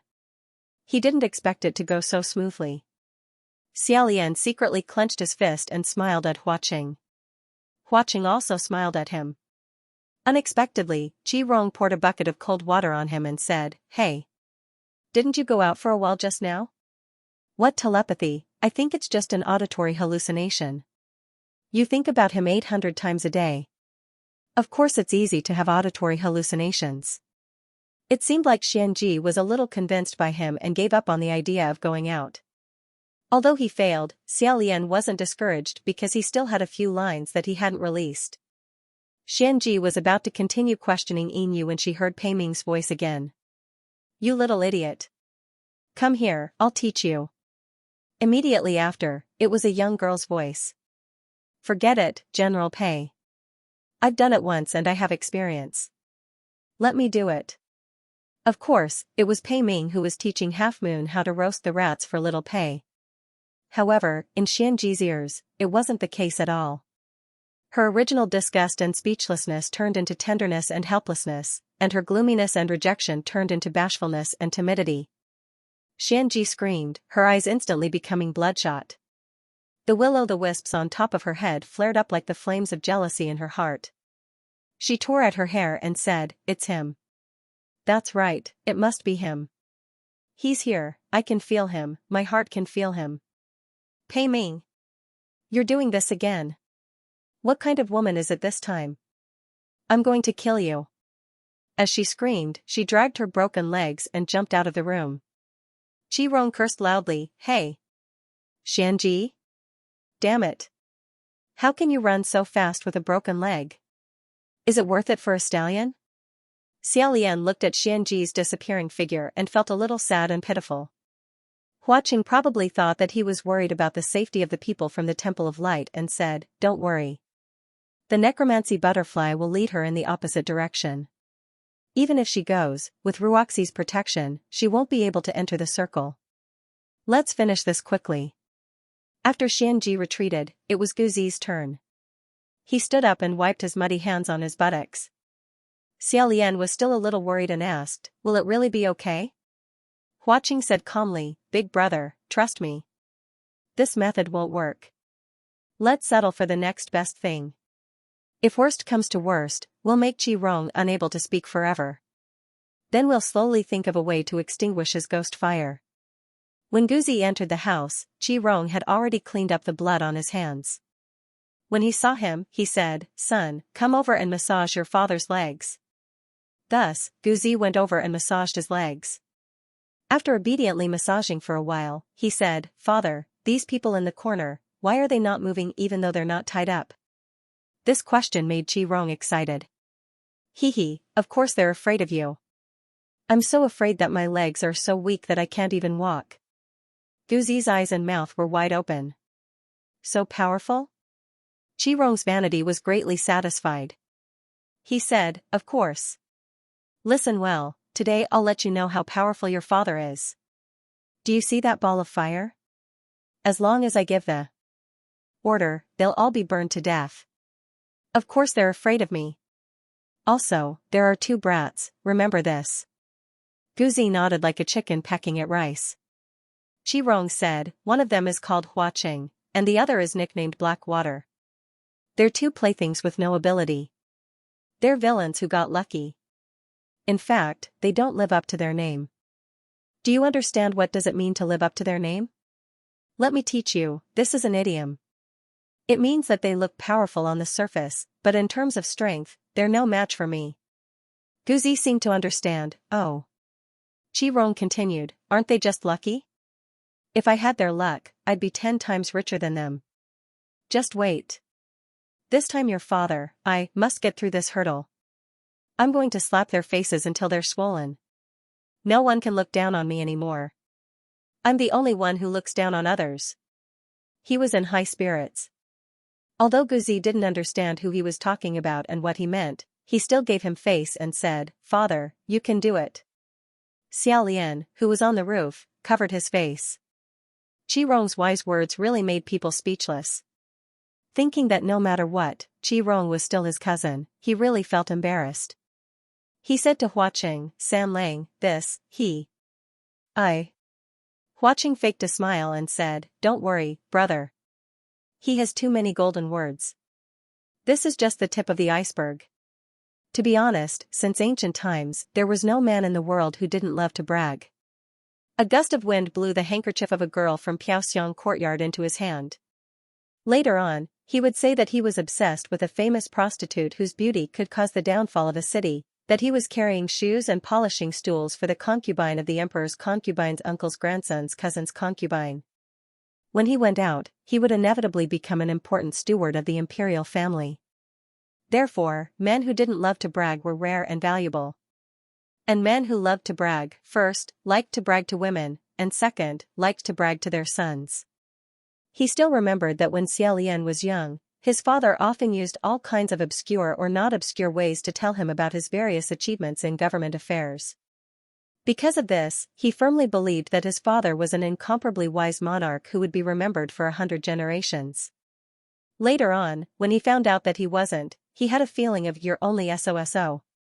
The difference was so great that it led to rebellious thoughts when he grew up. Thinking of this, Xiaolian shook his head and couldn't help but laugh. Why would I compare Qi Rong to my father? It was really inexplicable. Probably because they both liked to put themselves up in front of their sons. However, whether it was his father or others, at least they would brag within the normal range. Qi Rong had already reached the point of being shameless and self-confident. No wonder even He Xian, who had always been low-key, was so disgusted with him. Whenever he saw him, he would find an excuse to beat him up. Xiaolian felt a little strange. Why did he only hear him scold others, but not himself? Could it be that he had changed? However, Xiaolian seemed to understand a little why Qi Rong hadn't finished eating millet yet. If he bragged to a normal person or someone with a bit of age and experience, the other person might not necessarily buy it. Even if he agreed on the surface, it would still make people feel that he wasn't sincere, or that he was flattering him too much. See the reactions of the kids under Qi Rong. However, Millet's praise was different. Every word came from the bottom of his heart. He truly felt that this father of his was the most powerful in the world. It had probably been a long time since Qi Rong bragged to his heart's content. He was finally satisfied and threatened, "You have to be obedient, understand?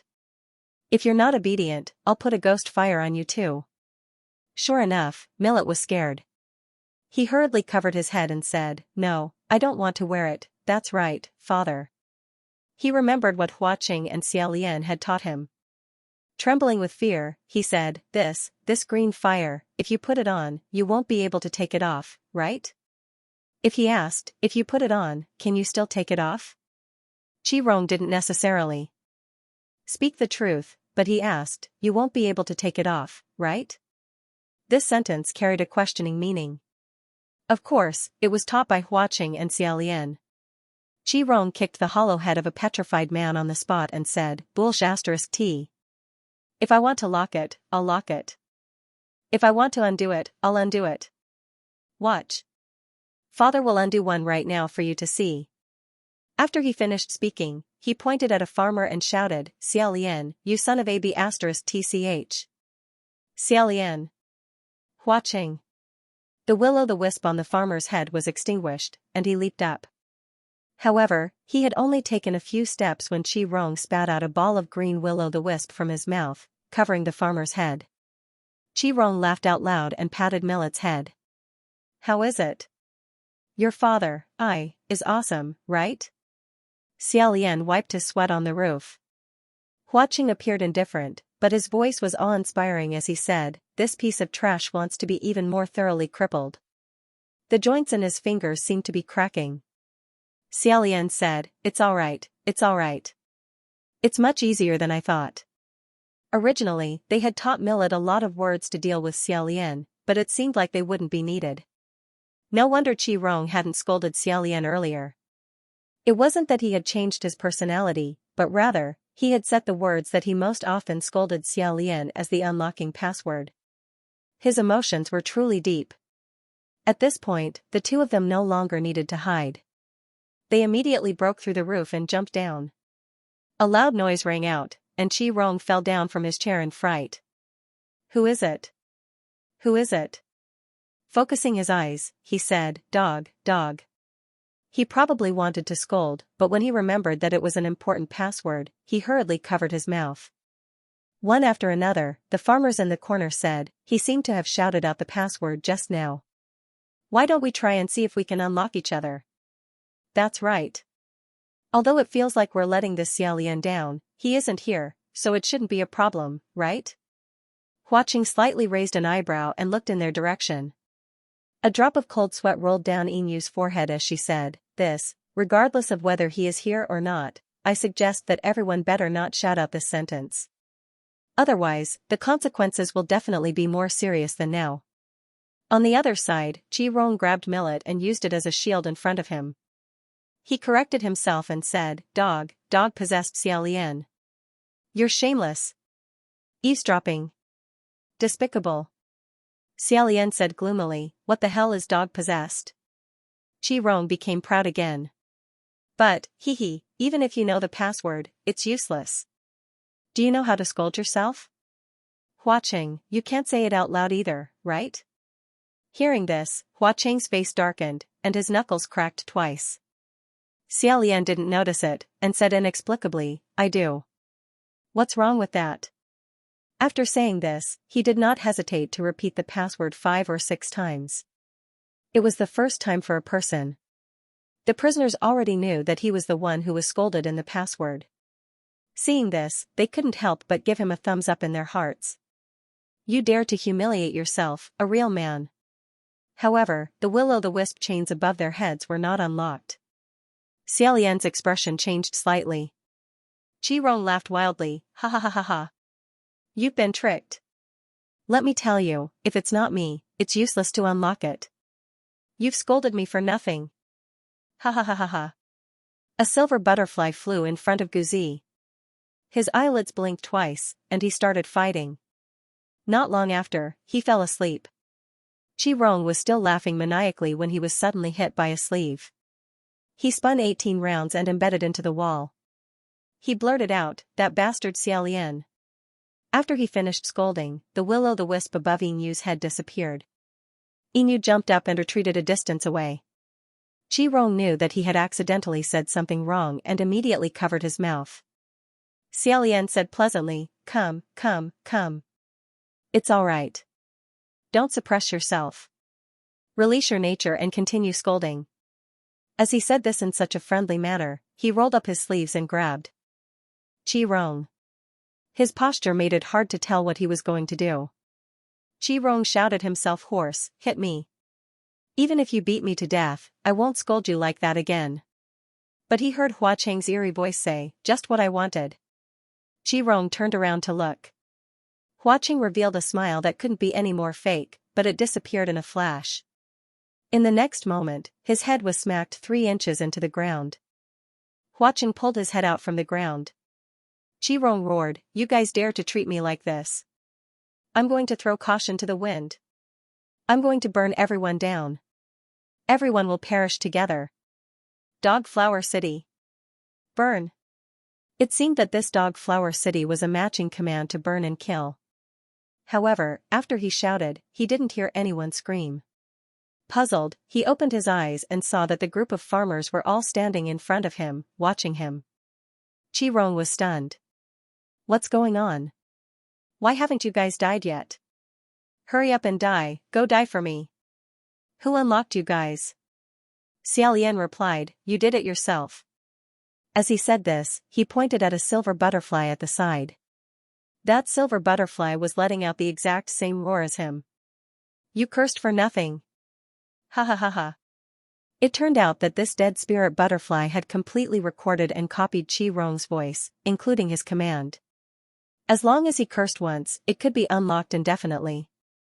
Hua Cheng coldly said, "You can go on your way. I won't accompany anyone else." With another critical hit, Qi Rong was smacked into the earth's core by his palm. After the smoke slowly dispersed, all the farmers gathered around. After looking for a while, they said, Can we still fish this up?" Yinyu jumped into the deep pit that Hua Cheng had created.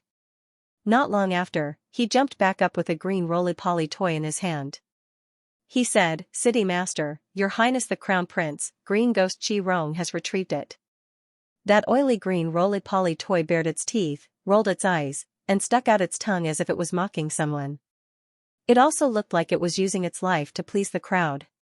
In short, its taste was so bad that even children would throw it to the side in disgust.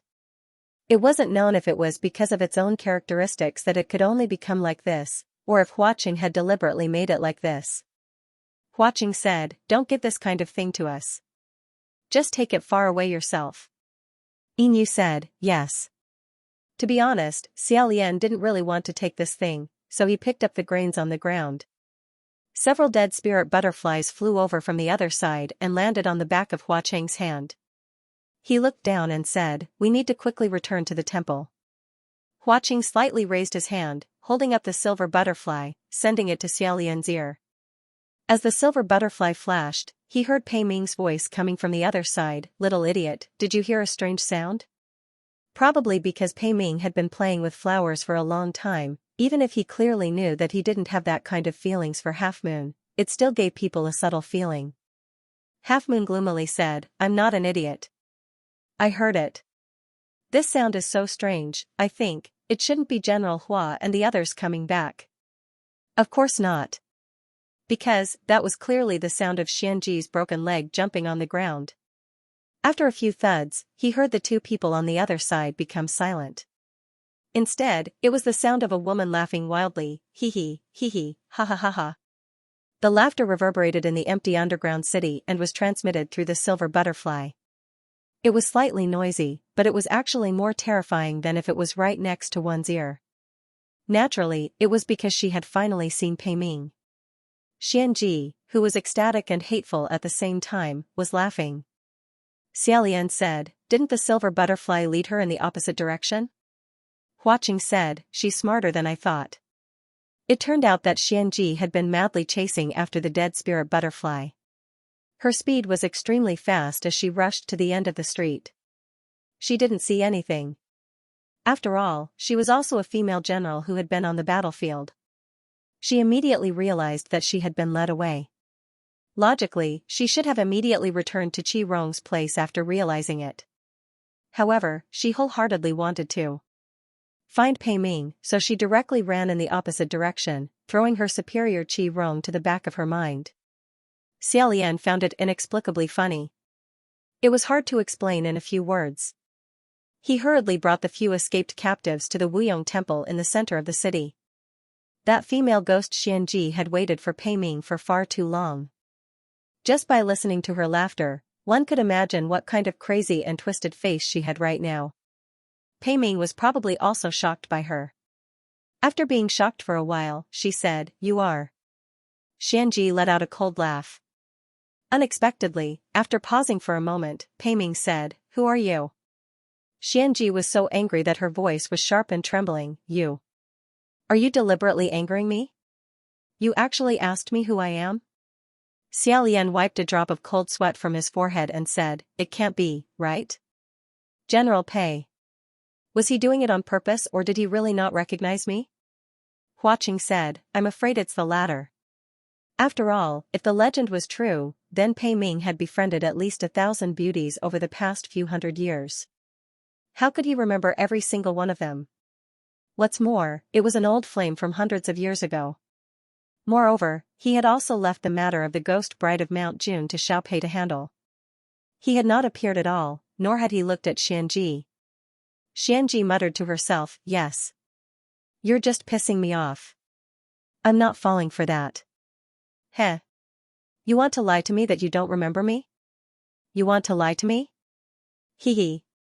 After murmuring, her voice became sharp again as she questioned, "Pei Ming, who is this little bitch?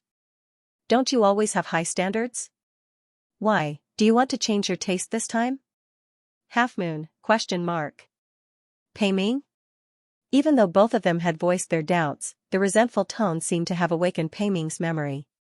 He frowned slightly and said, "Xianxia? How did you become like this?" Only then did Xiaolian remember that Xianxi's hair must be disheveled right now. Her eyes were the crimson color of an evil spirit. She was wearing a bright red wedding dress with the hem unbearably dirty. She was crawling on the ground slowly and dangerously like a crocodile. What they saw just now was more or less the same.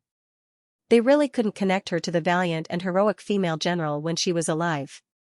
Hearing his question, Xianxia became angry and said, "Why did I become like this? You actually asked me why I became like this. Isn't it all your fault? I did all this for you." Huaqing had been listening attentively the whole time. Not even the slightest movement could escape his ears. He said, "She threw herself at the protective circle." Xiaolian was not worried and said, "Ruoxi can withstand it." As expected, a scream came from where the silver butterfly was.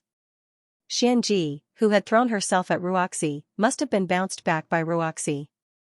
Pei Ming's voice said, "Your Highness, this is really a good talisman. I'll refine one another day." Xiaolian thought to himself, "If you knew how to refine it, you wouldn't say that." Before he could dispel the thought, he heard Pei Ming shout again, "What are you doing? Stop." Xianxia also shouted, "Don't even think about hiding inside." Rumble rumble rumble. As Xiaolian sped along, he asked in astonishment, "What was that sound? What collapsed? What did Xianxia do?" Huaqing continued to walk shoulder to shoulder with him. He said, "She pushed down the shrine. The stone ceiling collapsed." As it turned out, Xianxia had been bounced back by Ruoxi's protective circle. Since she couldn't enter the circle, she threw a tantrum and caused the entire shrine to collapse. Xiaolian asked, "Are General Pei and the others all right?" Little Pei and Half Moon are also there. Especially Pei Su. Right now, he had the body of a mortal, so he couldn't be squashed flat. Huaqing said, "They're fine. Pei Ming is protecting them." The moment the stone ceiling rumbled and collapsed, Pei Ming became a meat shield, protecting Pei Su, Half Moon, and the others. Xiaolian let out a sigh of relief and said, that's good. The protective circle still can't be broken. On the other side, Pei Ming punched the stone slab that was pressing down on him and angrily said, are you crazy? Even if the sky collapses, you still won't be able to enter. Xianxia, on the other hand, started giggling. Half Moon was startled and said, General Pei, be careful. Pei Ming said, what? This series of reactions seemed to happen in an instant. In this chaos, Xiaolian heard the sound of a sword piercing through his chest. Without a doubt, it was Pei Ming who had been stabbed. He said, what happened? Who stabbed General Pei? The protective circle was broken? Impossible, wait, a sword? In that instant, he finally understood Xianji's goal. So that's how it was. Xianji laughed enough and coldly said, who said I wanted to come in? Another voice suddenly came out and laughed, hey Pei Ming, look who this is? Your old lover Xianji is here. Rongguang. Originally, Xianji didn't destroy the shrine because she was angry or crazy. She also didn't want to enter the protective circle. Her goal was to use the collapsed stone roof to smash the 2 jars that Half Moon had placed in the protective circle. That way, the ghosts sealed inside would be released and they would break out from the inside of the protective circle. After Rongguang escaped from the jars, he impatiently broke through the protective circle that Ruaxia had formed and conveniently stabbed Pei Ming with his sword. Pei Ming seemed to want to pull him out, but Rongguang refused no matter what. He firmly stuck Pei Ming's body and said, don't even think about it. Die. Pei Ming gritted his teeth and said, Half Moon State Preceptor. Is the other jar okay? Xianji and Rongguang were attacking from both inside and outside. If there was another carving mill, then it would be completely over. Half Moon said, no. The carving mill is still inside. The situation was critical. Xiaolian felt a little anxious and was about to speed up his pace when Hua Qing suddenly stopped. Xiaolian froze and turned his head to ask, Sanlang? Another dead spirit butterfly perched on the back of Hua Qing's hand. It seemed to be quietly telling him about some new changes. After listening, he raised his head and said, brother, don't worry. I think it's fine if we don't hurry over. On the other side, Rongguang's Mingguang sword had pierced through Pei Ming's chest. Xianji was like a red gecko as she grabbed onto his boots and climbed up his thighs. Her clothes, makeup, and the will-o'-the-wisp on top of her head made her look like a crazy female ghost. Pei Ming said, you. Xianji muttered, Pei Lang. Pei Lang. Her 2 broken legs and entire body were completely twisted as she wrapped around Pei Ming's body. In this position, it really wasn't known whether she wanted to ruthlessly strangle him to death or tightly hug him. Suddenly, from the corner of her eyes, she caught a glimpse of Pei Su who was behind Pei Ming. She recalled that last time, it was Pei Ming, this cold and indifferent descendant, who had suppressed her under a tall mountain. She clenched her teeth and said, this little bastard. Just as her claw was about to descend, another hand suddenly appeared and intercepted her. These 2 wrists were also pale white. Looking closely, it was Half Moon. When Xianji saw that there was another woman beside Pei Ming, she felt her heart and liver burn. She said, I haven't taken your life yet, you little slut, and you're delivering yourself to me. After cursing, she used her other hand to grab Half Moon's head. However, Half Moon was not one of those little brides who would obediently wait for her to scratch them to death. Xianji's other hand was accurately intercepted by Half Moon. Xianji was a female general when she was alive. She knew that she was inferior to many men in terms of strength. Ordinary female ghosts could only be beaten up by her. She did not expect that this little girl, who looked so thin and weak that a gust of wind could blow her away, had such terrifying strength that it seemed to be even stronger than her. Not only did she lock her wrists, she could not move at all. When their eyes met, Xianji was even more shocked. This little girl's eyes were actually filled with killing intent and ruthlessness. It was like a sandstorm, reminding her of the battlefield. Her heart palpitated and she flung her hand away. Half Moon grabbed Pei Su and used her strength to flip several feet away. She landed lightly and said, let go of General Pei. Rongguang said in the bright ray sword, Pei Ming, you are still so lucky. Did you see that? 2 female ghosts are fighting for your affections. Ha ha ha. Xianji's whole body was like a scarlet python twisting around Pei Ming's body. Her 10 fingers locked onto Pei Ming's throat. She said coldly, "This little lover of yours has some ability." Pei Ming coughed out a mouthful of blood and said, "I did not. She is not my lover." Xianji said, "You still want to deny it? If she is not your lover, why did she ask me to let go of you?"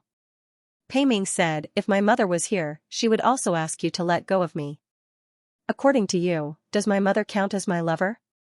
He could only blame himself for being frivolous and calling her little idiot. How could Xianji believe him now? She was so jealous that she was about to go crazy. What? You don't dare to admit it? Didn't you call her so intimately? Didn't you admit it when you have a new lover? You don't care about my heart at all. Confessing to me, do you know how painful it is? Why don't you dare to admit it now? Is it that you, General Pei, are afraid of death? Or do you really like her so much that you can't bear to let me touch even a finger of hers? Far away from the shrine, Xiaolian watched this scene from afar. He felt that he couldn't just stand there and watch anymore. Turning his head, he said, "San Lang, how about we go up and save her first?" Huaqing smiled and said, "Gidge, don't worry. Someone will step up for us. Moreover, even if we go up now, Xianji will still not let go of Pei Ming." That was true. With a hostage in their hands, it would be inconvenient no matter what. Inu and the other farmers were also very nervous as they watched. One after another, they said, "That's right, I feel like that female ghost's love has turned into hate, and she's going crazy." "I don't think so, she definitely can't do it. Do you want to eat some melon seeds?" "Give me another handful, thank you." Xiaolian said, "Why is everyone still in the mood to eat melon seeds?" Everyone said, "Your Highness, didn't you also eat a lot?" Ah? Only now did Xiaolian realize that while he was watching, he had unintentionally taken a handful of melon seeds from the person next to him. He had already finished eating them. Holding his forehead, he said, This is really rude." On the other side, Pei Ming couldn't take it anymore and said, "Xianji, can you not think in that direction for everything? It's already been so many years, can't we just part ways? Why are you doing this?" Xianji's hands that were strangling his neck tightened. Her almond-shaped eyes widened as she said, "No. You were the one who made me want to part ways? No way." Pei Ming sighed and said, "You really haven't changed at all. It's precisely because of this that we can't have a good ending." Xianji suddenly forced her face in front of his and angrily said, "Me like this? Me like what? Am I not beautiful enough? You said I'm beautiful. Am I not willing to give you the map and secrets of the Rainmaster country? You're the one who refused. Do I not love you enough? If you say you don't like me being strong, I can even give up my legs. Who can love you more than me? But you? You haven't even been willing to look at me in these hundreds of years. When have you ever come to see me?" Pei Ming pushed her face away and said, "It's because I know you'll go crazy if I see you, that's why I didn't come." Xianji grabbed the bright ray sword that was stabbed into his chest and pulled it out a few inches. Pei Ming vomited a few more mouthfuls of blood. Xianji's eyes lit up and she shouted, "Speak. Quickly swear in the name of your heavenly official that you'll only have me in the future. Swear that you'll never look at another woman again. If you do, one of your eyeballs will rot." Rongguang also gloated and said, "Hurry up and speak, Pei Ming. If you speak, you can get your little life back." Pei Ming scolded, "Shut up. Mother ******.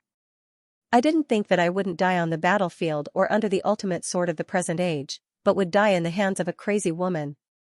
Not getting the answer she wanted, Xianji was completely enraged by him and grabbed the top of his head. Xiaolian really couldn't wait any longer. He put his hand on the hilt of the heart sword on his back and said, "San Lang, I feel that the situation is a bit urgent. Can the person you mentioned make it in time? If not, I'll go first." Huaqing said, "He can make it. Brother, look, isn't he here?" As soon as he finished speaking, Xianji, who was about to go crazy with anger, froze. It was as if someone had cast a body-freezing spell on her. From her expression to her movements, everything was frozen. Pei Ming had already been stabbed back and forth 5 or 6 times by her. Blood was spitting out all over the ground. In the darkness, there suddenly came the crisp sound of cow hooves. Neither fast nor slow, they walked forward. Not long after, a person riding a black cow appeared in front of everyone. The person riding the black cow was a girl dressed in green. Her eyes were clear and her expression was calm. She slowly approached and slightly raised her head, as if she was looking far away. Pei Ming's lips were full of blood. He was startled and said, "King of Rainmaster?" The girl slightly lowered her head and looked at him. Her expression didn't change. She smiled slightly and bowed her head to return the greeting. Xiaolian was also shocked and said, "King of Rainmaster?" Xiaolian replied, "I've never had the fortune to meet the Rainmaster. I didn't know the Rainmaster was a princess." "Over there." Xianxia gritted her teeth and said, "What did you do? Why?" "I can't move." The Rainmaster looked away from Pei Ming and answered, "I brought the Rain Dragon sword." Xiaolian asked, "Rain Dragon sword?" Hua Qing said, "The national treasure sword of the Rainmaster country has been owned by the previous kings. Being refined by the Rainmaster into a magical treasure would naturally intimidate the people of the Rainmaster's country. Moreover, Xianxia was a traitor, so she was afraid. With a guilty conscience, naturally, I could only kneel and do as you say." The Rainmaster told Xianxia not to move. She really couldn't move anymore. Rongguang said, "You can't move, I'll do it myself." As he spoke, he was about to stab Pei Ming again. He had only pierced half an inch in. A burst of red smoke exploded, followed by a clang. The sword that had pierced through Pei Ming's chest disappeared. A small sword the length of an index finger fell to the ground. Rongguang said angrily, "What's going on? Why can't I move?" Xiaolian and the others finally stopped watching from afar and walked out. Hua Qing glanced at the bright ray sword on the ground that was so small that it looked like a toy. He smiled and said, "This is much more pleasing to the eye." The Rainmaster said gently, "Let go, Xianxia." Xianxi's hand uncontrollably moved away from Pei Ming's throat. But she was still unwilling. Her hand spasmed as she said, "I won't let go. I've got it. I won't let go." The Rainmaster said, "If you have to catch something before you are satisfied, then I will not let you go.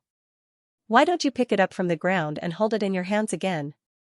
After all, the power of the nation-guarding sword was too strong. Xianxia was forcefully pulled down.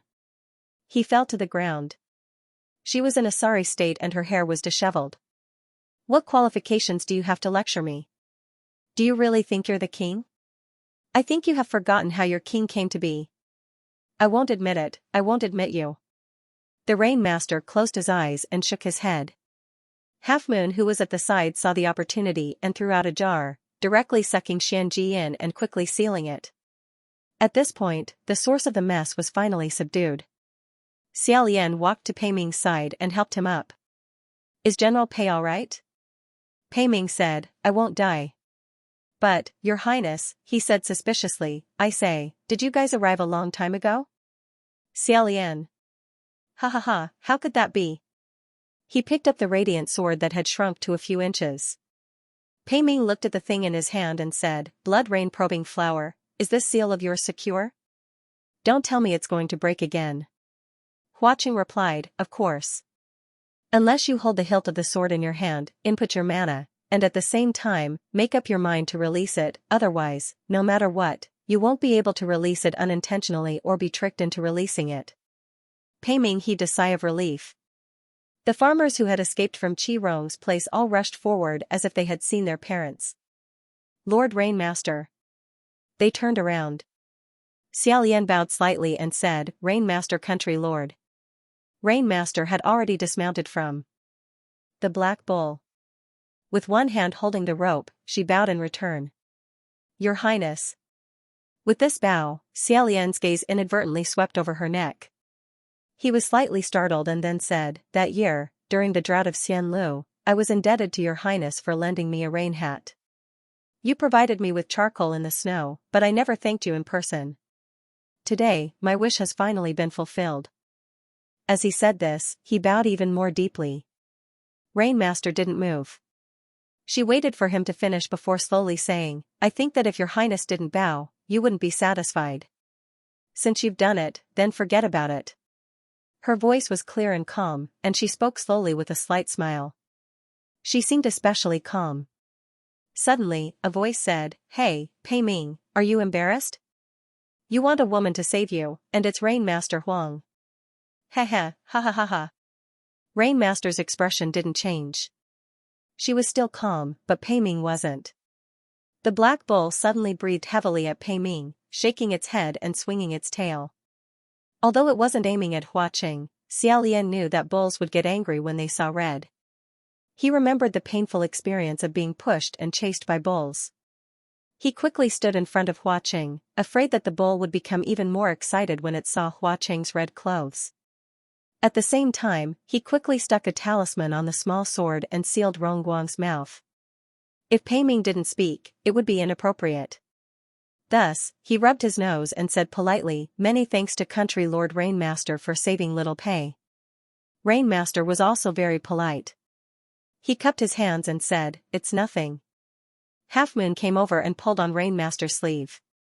"Lord Rainmaster, Brother Pei Su has fainted from hunger." Hua Qing looked up and said, "Let's return to the surface first."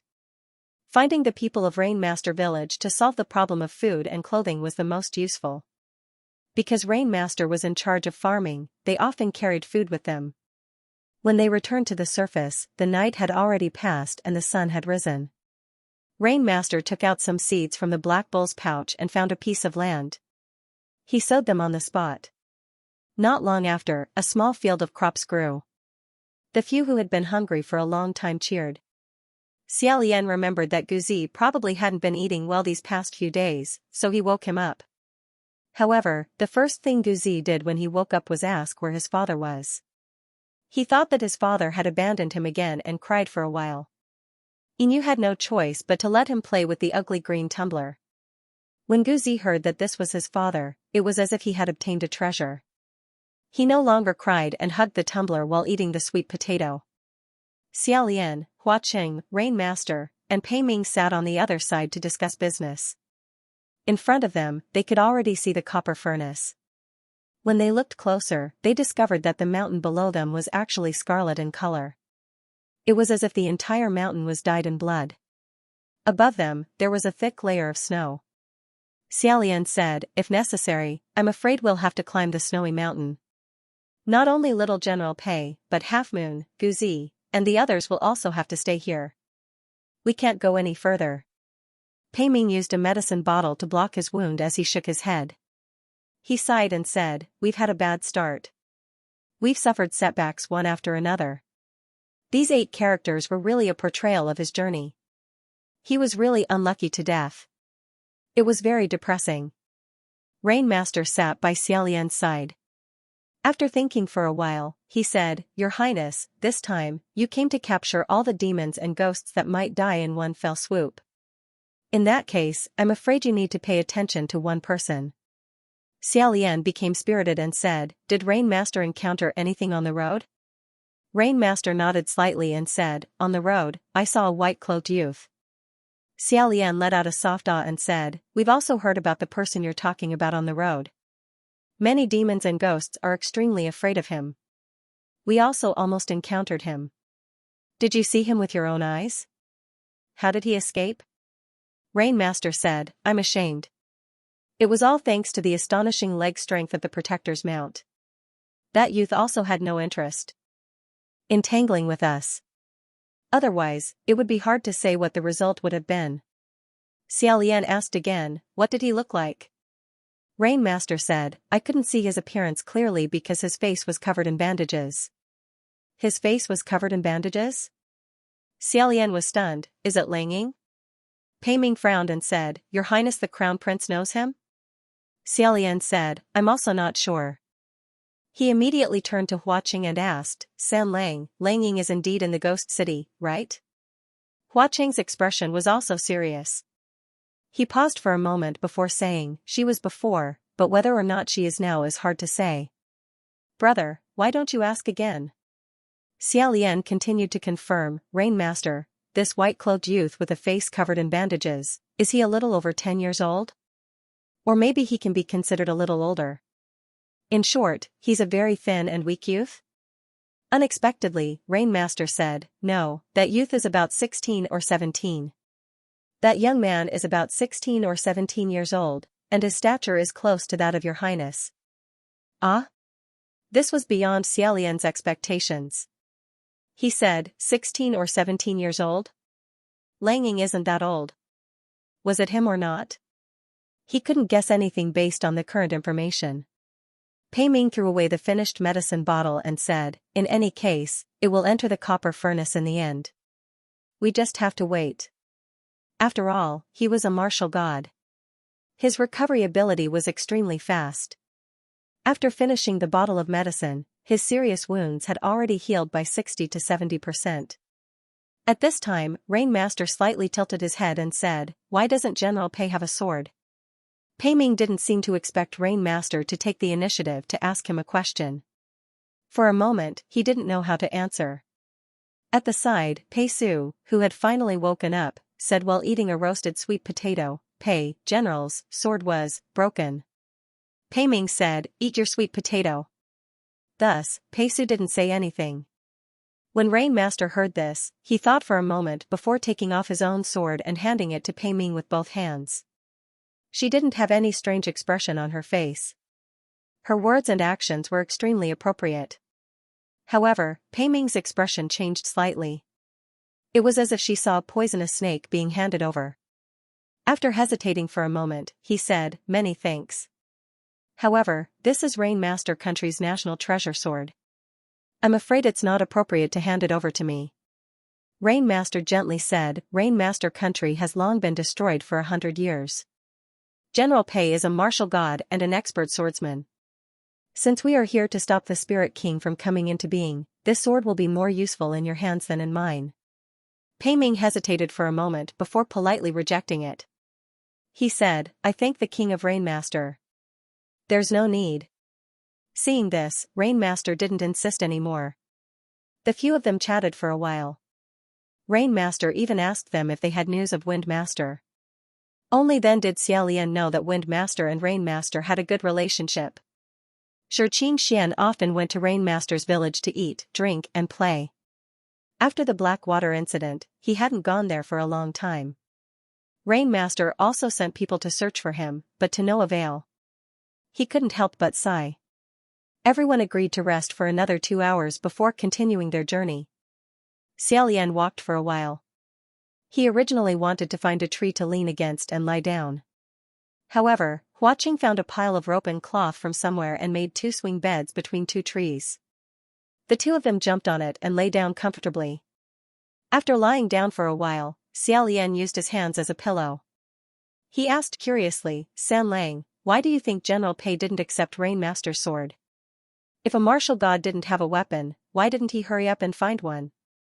Was he waiting to be beaten? Huaqing also used his hands as a pillow. He leisurely said, people like Pei Ming, although he likes women, he doesn't think highly of them. As for being saved by someone, and a woman at that, a woman he knew before, he would definitely be very angry and feel ashamed. Moreover, Rainmaster had taken his descendant before. He probably felt that Rainmaster was purposely making fun of him this time.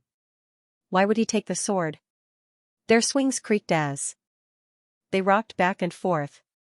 Xiaolian said, ah, what an inexplicable pride. Oh right, San Lang, I don't know if you noticed, but there's an old wound on Rainmaster's neck. Huaqing said, I didn't need to pay attention to guess. The princess committed suicide. Xiaolian slightly stood up and said, as expected.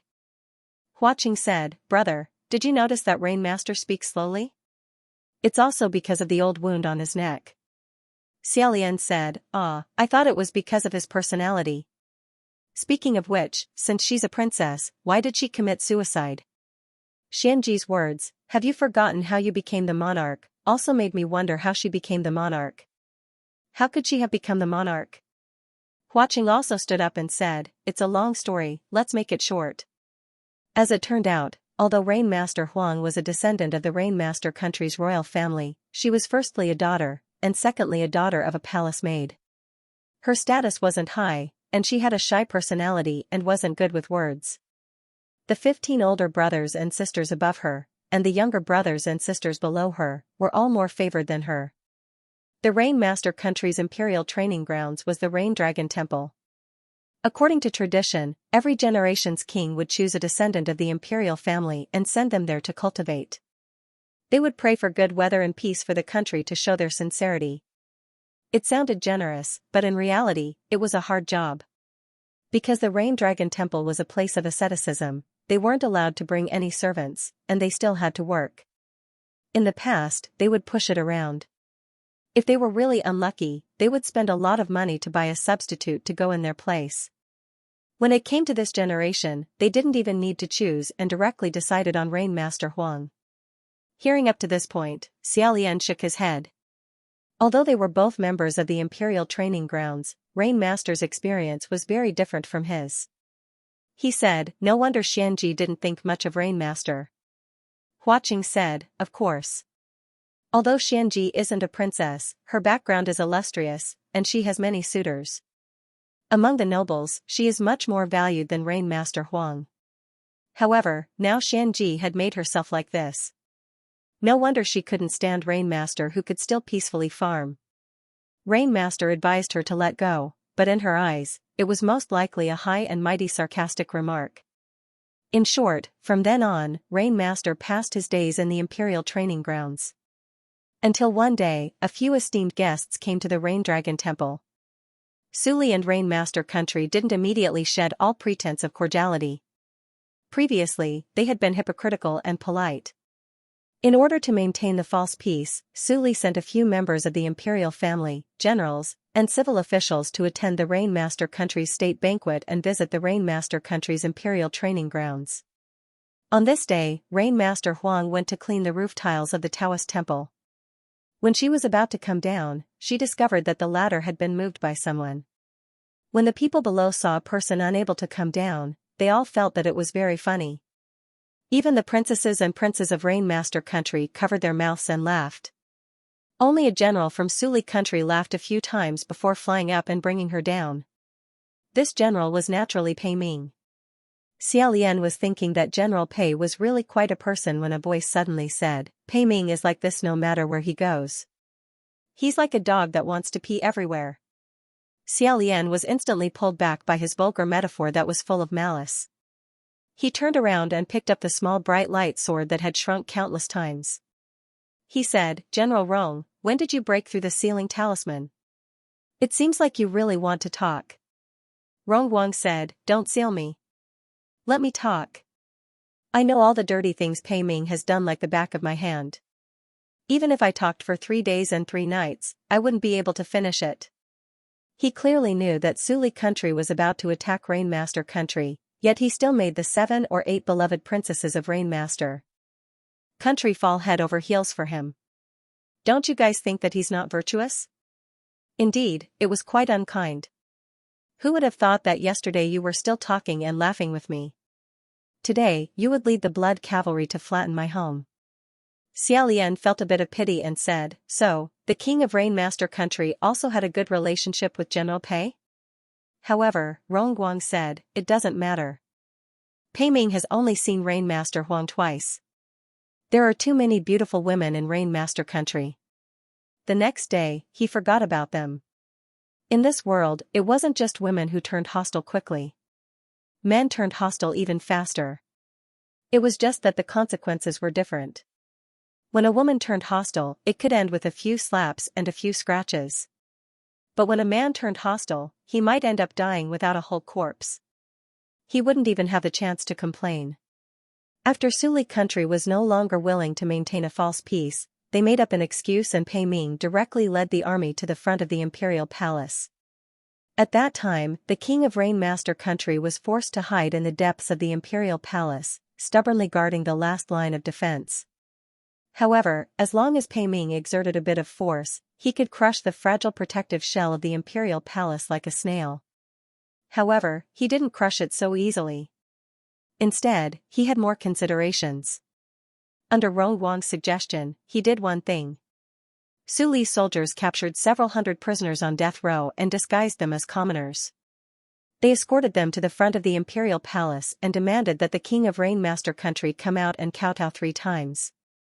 He would repent for preying on the commoners and commit suicide to atone for his crimes. In this way, he would let these commoners go and not touch the other members of the royal family. Otherwise, he would chop off these people's heads. He only gave the members of the royal family hiding inside 3 days. Within these 3 days, he would kill a group every day. After 3 days, he would first rush in and kill all the members of the royal family before killing the rest of the commoners. Xiaolian said, "General Rong, this move of yours is truly vicious and beautiful." Rongguang wasn't angry. Instead, he was pleased with himself. "I'll take that as a compliment." The reason why Suli country attacked the Rainmaster country could be summed up as, the king of Rainmaster country is tyrannical and oppressive to the people. The heavens cannot tolerate this. Out of benevolence and righteousness, my Suli country decided to take the initiative to save the people of Rainmaster country who were trapped in the abyss of suffering. It was awe-inspiring righteousness and beautiful.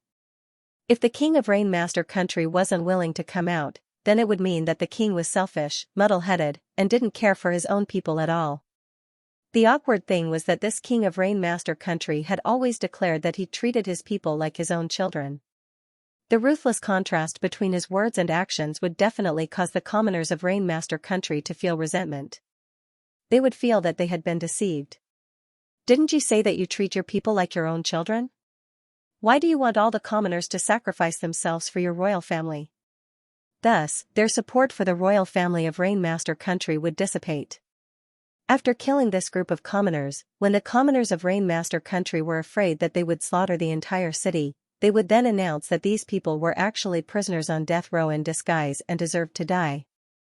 The purpose was only to expose the true selfishness and lies of the royal family of Rainmaster country. Such a huge contrast would instantly appease the terrified commoners of Rainmaster country and make them extremely docile. Following this, the process of Rainmaster country becoming part of Suli country's territory would be much smoother. This was because the people's hearts had already turned cold. And if the king of Rainmaster country really came out to commit suicide, it didn't matter. They didn't have to kill him themselves, and it would save them trouble. Moreover, Pei Ming and Rongguang both believed that the king of Rainmaster country definitely wouldn't come out to apologize for his crimes. It should be said that no noble would be willing to end their lives after suffering such humiliation. Kneel to the commoners and the enemy, admit that they were wrong, and then die? Dream on. Who knew that after just 1 day, just as Pei Ming was about to give the order to kill the first batch of commoners, the king of Rainmaster country really came out. The palace doors opened, and the king walked out with the national treasure sword. He knelt down to the commoners and kowtowed 3 times. Then, he pulled out the sword and committed suicide. Blood splashed on the palace doors. Xiaolian had already guessed what was going on and said, "Is the one who came out Lord Rainmaster?" Hua Qing said, "Yes." Later on, after carefully interrogating the palace servants and other descendants of the royal family who were hiding in the palace, he found out that this was the case. That day, Pei Ming, Rongguang, and the other soldiers were shouting outside the palace. They walked back and forth, laughing nonstop and extremely arrogant. Inside the palace, it was a mess. People were crying and wailing. The king of Rainmaster country naturally couldn't go out and commit suicide. He sat on the throne with an ashen face. A large group of brothers and sisters who usually fought for favor with each other until their heads bled were covered in tears. When they saw that he didn't move, they started to carefully persuade him one by one. There were all kinds of reasons, such as this is for the country and the people, even if he dies, his name will be passed down through the ages, if this continues, the commoners will suffer. All of them came out. However, the persuasion didn't work. Seeing that the day was about to pass, a few of the sons became anxious and shouted at their fathers in agitation. The king wasn't dead yet, so he immediately became furious and waved his staff to hit back. Normally, the sons and grandsons wouldn't fight back or scold them. However, at this critical juncture, who cared about that? Thus, one of the princes couldn't hold it in and fought back. He didn't expect that he would hit back so hard that the king of Rainmaster country, who was already over 60 years old, was beaten until his head was bleeding and he couldn't get up. The group of princes and princesses were scared silly at first. Then, they realized that he was still breathing and relaxed. They started to discuss how to drag the king of Rainmaster country out, how to complete the difficult kowtowing and apology, and even the ridiculous method of hanging him like a puppet was discussed in full swing. The old king of Rainmaster country was so angry that he almost had a stroke on the spot. Later on, they decided to find 2 people to carry the old king of Rainmaster country to apologize. However, there was a new problem. Who should these 2 people find? This was too dangerous. Pei Ming might be unhappy and shoot him to death with an arrow. You're not willing, I'm not willing, none of us are willing. Incessant noise, incessant noise. At this moment, the 16th princess, who had been silent all this while and no one had been paying attention to her, suddenly said something to the old king who was lying on the ground. Yusher Huang said, "Please pass the position to me." The ruler of the Rainmaster country looked at his daughter, whom he had never looked at more than a few times, and a turbid tear finally fell from the corner of his eye. However, there was only one drop. Normally, everyone would fight for the position of king, but now, no one was fighting for it. Whoever stepped forward would die. Thus, less than an hour later, the most crude and hurried succession ceremony in the history of Rainmaster country, as well as the most unlikely monarch, was born. The new ruler of the Rainmaster country slit his throat with a single slash. Blood gushed out like a fountain, and it seemed like he would not survive. Pei Ming didn't expect things to take such a turn. She took the time to take a look while she was drinking, and she was stunned. Was that even possible? Rongguang cursed his bad luck. How could it be like this? The king had indeed apologized, but he was not the original king. An unimportant person had died. There was no way to disperse the people's hearts, and there was no way to kill the old thief. Until now, Rongguang still felt that it was inconceivable. I didn't think that there would be such a thing as a temporary succession. He found a scapegoat, how preposterous.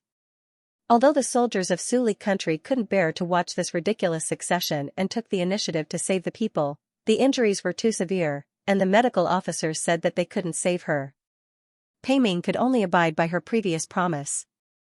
She didn't touch the people outside the palace, and temporarily didn't kill the royal family. She wrapped the throat of this king and sent it to the Rain Dragon Temple. She would wait for her to die there, and then choose a better place to bury her in the Rain Dragon Temple's imperial mausoleum. That night, just as Yusher Huang was about to die, the statue of the Rainmaster above her head let out a sigh. Lightning flashed and thunder roared. The new Rainmaster had ascended. This was the national treasure sword that Rainmaster Huang used to commit suicide. It was a divine weapon, but it was also a weapon. Rongguang said, Rainmaster Huang was really bold. Either that, or he was purposely trying to scare him and remind him to actually give him the Rain Dragon to use. Would he dare? Ha ha ha ha. Xiaolian couldn't help it and said, "Why think so darkly?" He raised his hand and sealed his mouth with another talisman. Coincidentally, at this time, Pei Ming said from afar, "Your Highness, Blood Rain Tanhua, have you two rested well? The bed should be put away. Let's hurry." They didn't rest for long. They chatted for a while. The rest of them stayed here. Xiaolian, Hua Cheng, and Pei Ming set off. Rainmaster brought his mount. He offered to give them a ride. Xiaolian happily thanked him when he arrived at the foot of the copper furnace. Thus, the black bull transformed into 2 or 3 times its original size. It could accommodate 6 people. Its front hooves landed first and it crouched down. Rainmaster went up. He sat at the front. Pei Ming sat a distance away from them. Xiaolian and Huaqing were the last. Xiaolian sat on it. The black bull got up and left the ground. He touched the glossy black fur and said curiously, "Lord Rainmaster's mount is really magical." San Lang seemed to have mentioned it before. How did he transform? The black bull spread its hooves and started running. The scenery on both sides quickly retreated. It was fast and steady. Huaqing sat behind him and gently hugged his waist as if he was afraid he would fall. He said, "It was transformed from a side door knocker of the Rain Dragon Temple." It turned out that the Rain Dragon Temple had a small custom. If they saw a golden beast on the door knocker, they would go up and touch it. It could increase their popularity and accumulate good karma. Believers came one after another. Most of them touched the heads of dragons, tigers, cranes, and other immortal beasts. No one touched the bull head. It was very lonely. Thus, when Rain Master Huang cultivated in the Rain Dragon Temple, every time she passed by that door while carrying water, she would touch the golden bull head. The bull head on the door knocker was stained with her popularity. After Rain Master Huang ascended, the bull flew with her. As for the others, no one was named. The black yak sped forward. Xiaolian's body leaned back slightly as if he was leaning into the black yak's embrace. He laughed as he listened. San Lang is indeed omniscient. It's as if nothing can stump you. Hua Qing also smiled and said, "What else do you want to know, brother? Don't you know what to say?" Pei Ming sat in front. The Rain Master didn't speak, so he didn't speak either. He listened to the movements behind him and said casually, "Your Excellency Ghost King is right. Your Highness, why don't you ask Blood Rain Tanhua about his past and see if he will answer you?" Xiaolian's smile immediately faded. It wasn't very polite to ask about a Ghost King's past. In Xiaolian's mind, it was almost the same as asking about another man's size. He was afraid that Hua Qing would be unhappy, so he immediately changed the topic and said lightly, "General Pei." Pei Ming asked, "What?" Xiaolian, "The road ahead is bumpy, be careful." Pei Ming asked, "What?" Just as he finished speaking, the black bull that the four of them were sitting on let out a long moo like a bell, and Pei Ming was thrown off. He said in astonishment, "How could this be?" He had never seen or heard of such a thing before. It was fine if he was thrown off, but why didn't he throw off the one sitting in front or the one sitting behind? Why did he throw off the one sitting in the middle? How could this happen under normal circumstances? The bull didn't stop. Xiaolian turned around and shouted from afar, "I said the road ahead is bumpy, General Pei, be careful." After throwing Pei Ming off 7 or 8 times, the four of them finally rode the Rain Master's guardian mount and arrived at the foot of the Bronze Cauldron. The Bronze Cauldron was originally a lush green mountain in the center of the capital. The scenery was beautiful, similar to Mount Taizong. Below them was the majestic capital, the most prosperous imperial city. This imperial city was originally buried deep underground, but after a few earthquakes, it was shaken out and saw the light of day again. Xiaolian sat on the black bull and observed for a while. Just as he was about to get off, he saw Hua Qing standing below and extending his hand to him. His heart skipped a beat and he gave his hand to him. He flipped down and said, "There should be a temple in the imperial city, right?" Hua Qing said, "That's for sure." Although Pei Ming had been thrown off 7 or 8 times along the way, he was still worthy of being a martial god. He was extremely tenacious and didn't even limp when he walked. He even reached out and patted the bull's neck, not noticing that the bull was dangerously baring its teeth at him. Pei Ming said, "If the tallest building in the city isn't the imperial palace, then it's the temple." Hua Qing said, "No. The Wuyong Temple in the imperial city is on the mountain." He pointed. Sure enough, a corner of the eaves could be seen halfway up the Crimson Mountain. Most of the eaves were hidden in the red shadows. Xiaolian said, "Why is the mountain scarlet red?" Before he could finish his sentence, the black bull, who had returned to its original form, suddenly roared.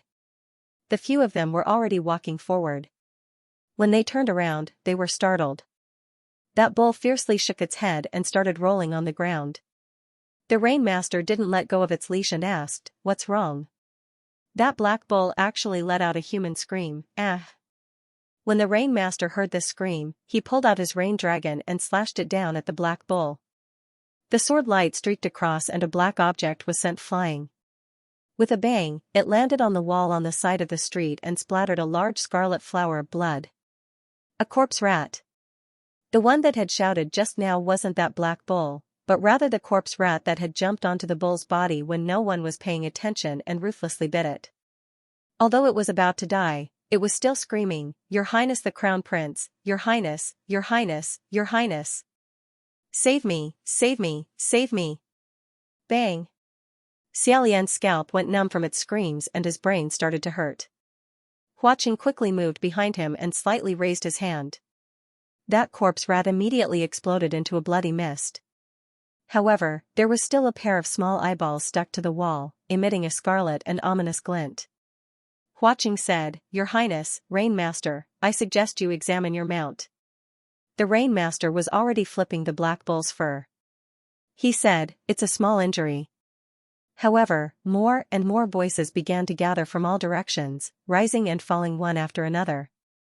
Cough, cough, cough, take me away, who's going to take me away? It would have been better if I had escaped earlier. I really can't accept this. Don't believe his nonsense, I died unjustly. Brother, brother? Your Highness. This sentence was exceptionally clear. It was Huaqing's voice.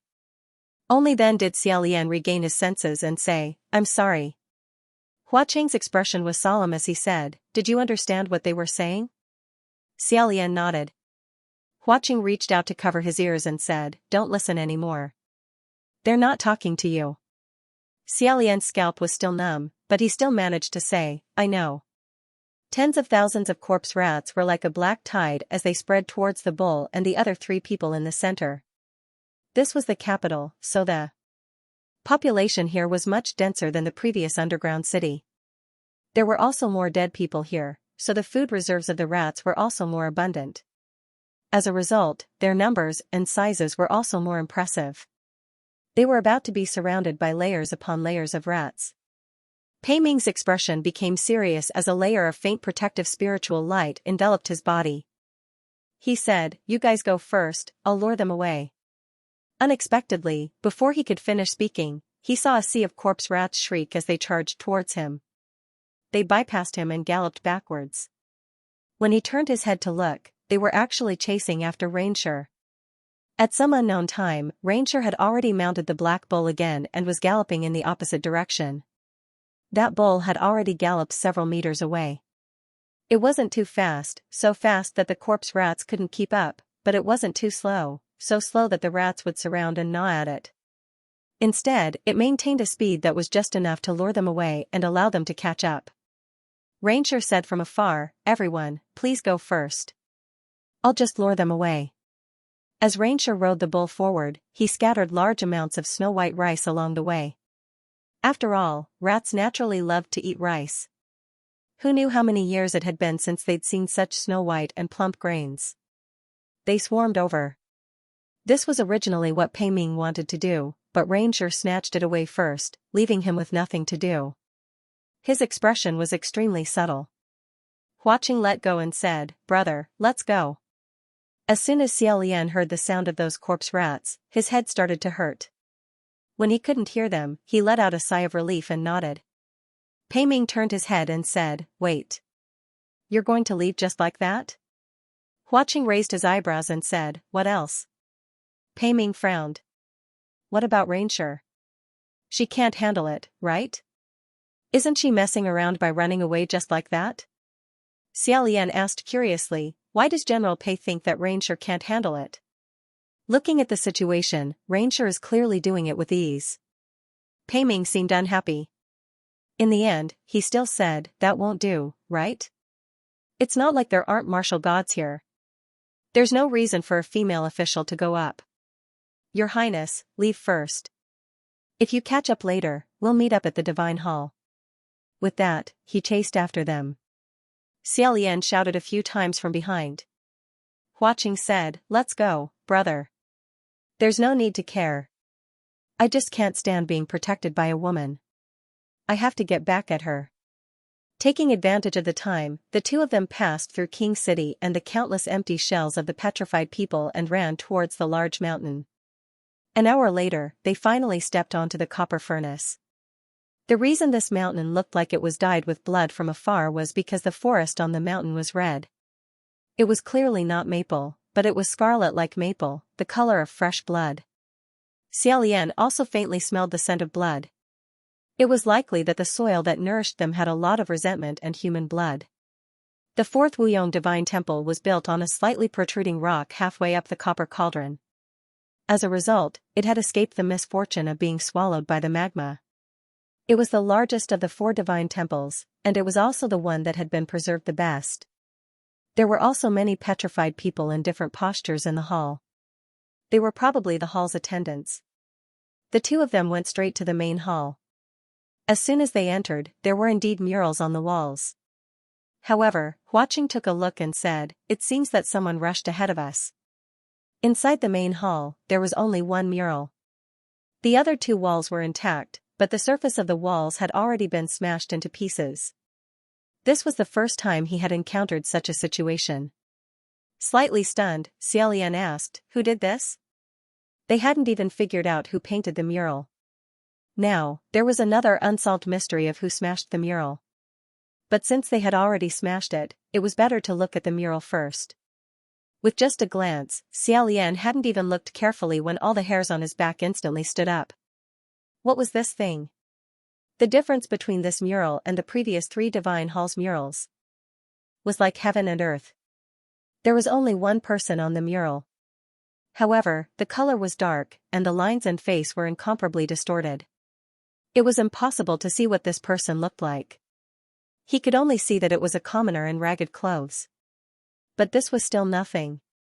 What made Xiaolian's hair stand on end was that this person's expression seemed to be in extreme pain. In his madness, he tore off his own clothes, revealing his body. And on his body, there were actually 3 faces, each one as distorted as his own. The human face plague. Under the huge impact, Xiaolian's eyes were completely occupied by the blackness of the mural. He muttered, "It's practically, exactly the same." The citizens of Wuyong country had also encountered the human face plague. Why did Prince Wuyong, a person who had existed for more than 2,000 years, have such a terrifying degree of similarity to his? Seeing that the situation wasn't good, Huaqing stabilized him and said, "Your Highness, don't look at it for now." However, the impact of that distorted image was too great. The shadow left in Xiaolian's heart by the human face plague was too heavy. He stared at the mural as if he was possessed. Thus, Huaqing simply pulled Xiaolian over and pressed him into his embrace. With a strong yet gentle tone, he said, "All right. Your Highness, listen to me. Listen to me." Pausing for a moment, he lowered his voice and said, "Look, the previous few murals all developed in chronological order. There is a cause and effect. The last one was when Prince Wuyong built a heavenly bridge. The next one must be immediately after that. However, this mural can't be connected to the previous one, right?" Xiaolian reacted very quickly and said, "Yes, there must be something missing in the middle. Someone came here before us and destroyed the other 2 murals." Huaqing said, "Since this person destroyed the other 2 murals, why didn't he also destroy this one? Why did he leave it behind?" Xiaolian said, "There are 2 possibilities. First, he felt that leaving behind this mural wasn't important. He could leave it behind or not, and he wasn't afraid of me seeing it." Huaqing said, "What's the second possibility?" Xiaolian slowly said, "Second, this person destroyed all 3 murals. The one he left behind is actually a fake. He painted it later on." Huaqing said, "That's right. There's no harm in thinking a bit more boldly. Perhaps all the murals along the way were lies. We're already very close to the answer. Before that, don't think too much about it, alright?" After being buried in Huaqing's embrace for a long time, Xiaolian finally dug out that terrifying image from his mind. Only then did he notice the position of the 2 of them. He hurriedly prepared to pull himself out of Huaqing's embrace and said, "I'm sorry, Sanlang, I..." However, Huaqing didn't let him escape. Instead, he hugged him even tighter and said with a smile, "There's nothing to be sorry about." However, he lowered his head and said, "Actually, there's a third possibility." The lower half of Xiaolian's face was buried in Huaqing's shoulder. Huaqing's voice was right next to his ear, but it was suppressed to an extremely low level. Other than him, no one else could hear it clearly. Huaqing's breath was warm, but his words made people feel a chill in their hearts. Hiding in the main hall? A thought flashed past in a flash. Xiaolian immediately hugged Huaqing. Of course, he didn't hug him because he was afraid. Instead, if someone was really hiding here and they hadn't discovered him, then he must be a powerful character. If he sensed that they had already discovered some clues, he might fall into a passive position. If only Huaqing hugged him, being so close to him, it would be easy to arouse suspicion. The two of them hugged each other, looking more normal. Xiaolian scanned his surroundings without leaving a trace. He whispered, "Where do you think it is?" There was only one door in the entire hall. It was the one they came in through. The hall was empty and could be seen at a glance. There was not a single table or box that could hide a person. Other than them, there were only the shrine attendants who had turned into stone men. The two of them whispered at the same time, "Shell." The insides of these petrified men were hollow. In other words, they could hide things inside. They couldn't hide people, but they could hide ghosts. After confirming this point, they thought of the same thing. Xiaolian was about to speak. He inadvertently raised his eyes and saw a stone man 20 feet behind Huaqing. His pupils suddenly shrank. It seemed to be a young man with a high status. Because the stone man recorded the death of the Wu Yong people, therefore, most of their postures were holding their heads and crying, or curling up into a ball. This one was one of the few standing statues. However, what caught Xiaolian's attention was not his figure, but his face. Although the face was blurry, he could still see clearly that this stone man's face. The left side was half a smiling face, while the right side was half a crying face. Xiaolian blurted out, "It's this." He raised his hand and slashed out with his sword. Huaqing said, "Brother?" The stone man was smashed into pieces by him, leaving only an empty shell on the ground. However, there was nothing inside at all. Xiaolian didn't dare to let it go and rummaged through the fragments on the ground. Huaqing grabbed his hand and said, "Brother, what did you see just now?" Xiaolian raised a few fragments and said, "This stone man, his face, is by Wu Xiang's mask." Huaqing's expression changed slightly, but he still said, "Wait." He pieced the fragments together and formed a complete face. When the two of them saw this, they fell silent. Just now, Xiaolian clearly saw a ghost face that was half crying and half laughing. But now, the face that Huaqing put together was incomparably blurry, no different from the other petrified people. Was it an illusion? Or was he under an illusion? They wouldn't get an answer even if they just sat there. The two of them searched the hall and smashed all the petrified men to check, but they didn't find any more clues. They pondered for a moment and felt that someone might have gone up the mountain before them. They decided not to wait for Pei Ming and went straight to the top of the mountain. The body of the copper furnace seemed to have a strange attraction force. The two of them tried to climb it, but the silver butterfly could not carry a person here. Perhaps it would not work even on a sword. Thus, they could only climb on foot. As they climbed higher and higher, the mountain path became steeper and colder. First, he stepped on a thin layer of snow. The higher he went, the thicker the snow became. It could even cover half of his boots. For hours later, the snow was knee-deep, making climbing more and more difficult. Because of the large amount of walking, Xiaolian didn't feel cold at all. On the contrary, a thin layer of sweat had formed on his body. His face was pinkish white with a slight blush. He raised the back of his hand to wipe his sweat. Just as he was about to turn around and speak to Huaqing, he suddenly felt the soles of his feet hit nothing. His entire body was shorter by 2 feet. Fortunately, Huaqing had been following behind him the whole time. As if he had been prepared, he pulled him up and said, "Brother, be careful." Xiaolian stood at his side and turned around to look at the place where he had fallen. Unexpectedly, there was a large depression there, revealing a pitch-black hole. He didn't know where it led to. If Xiaolian hadn't grabbed the edge in time, or if Huaqing's movements had been slightly slower, he would have definitely fallen down. Huaqing then said, "This mountain is full of holes. Just follow me slowly and you'll be fine." Brother walked too fast just now. It turned out that the mountain under the snow was actually very fragile. There were holes of all sizes everywhere, and no one knew how many there were or how deep they were. Yet, Huaqing actually remembered the distribution of these holes. Xiaolian exhaled and suggested, "Okay. Then let's get closer. We can't shout on the snowy mountain. If we're not careful and encounter something, it won't be good to call for help." Unexpectedly, before he could finish speaking, he heard an angry roar from above. "Are you done? Which dear friend dared to shout on this kind of steep and dangerous snowy mountain?" Xiaolian looked up with a dumbfounded expression. only to see that in the snow that covered the mountains and plains, there were two small black dots that were engaged in a chaotic battle. One of them held a longbow and shot out a string of arrows. The other person held a horse-slaying long sword and brandished it vigorously, blocking all of the arrows. The wind generated by the sword and the arrows were all wrapped in a layer of spiritual light. The two people were shouting and cursing at each other. The person holding the sword cursed, "I told you that brat was killed by someone else.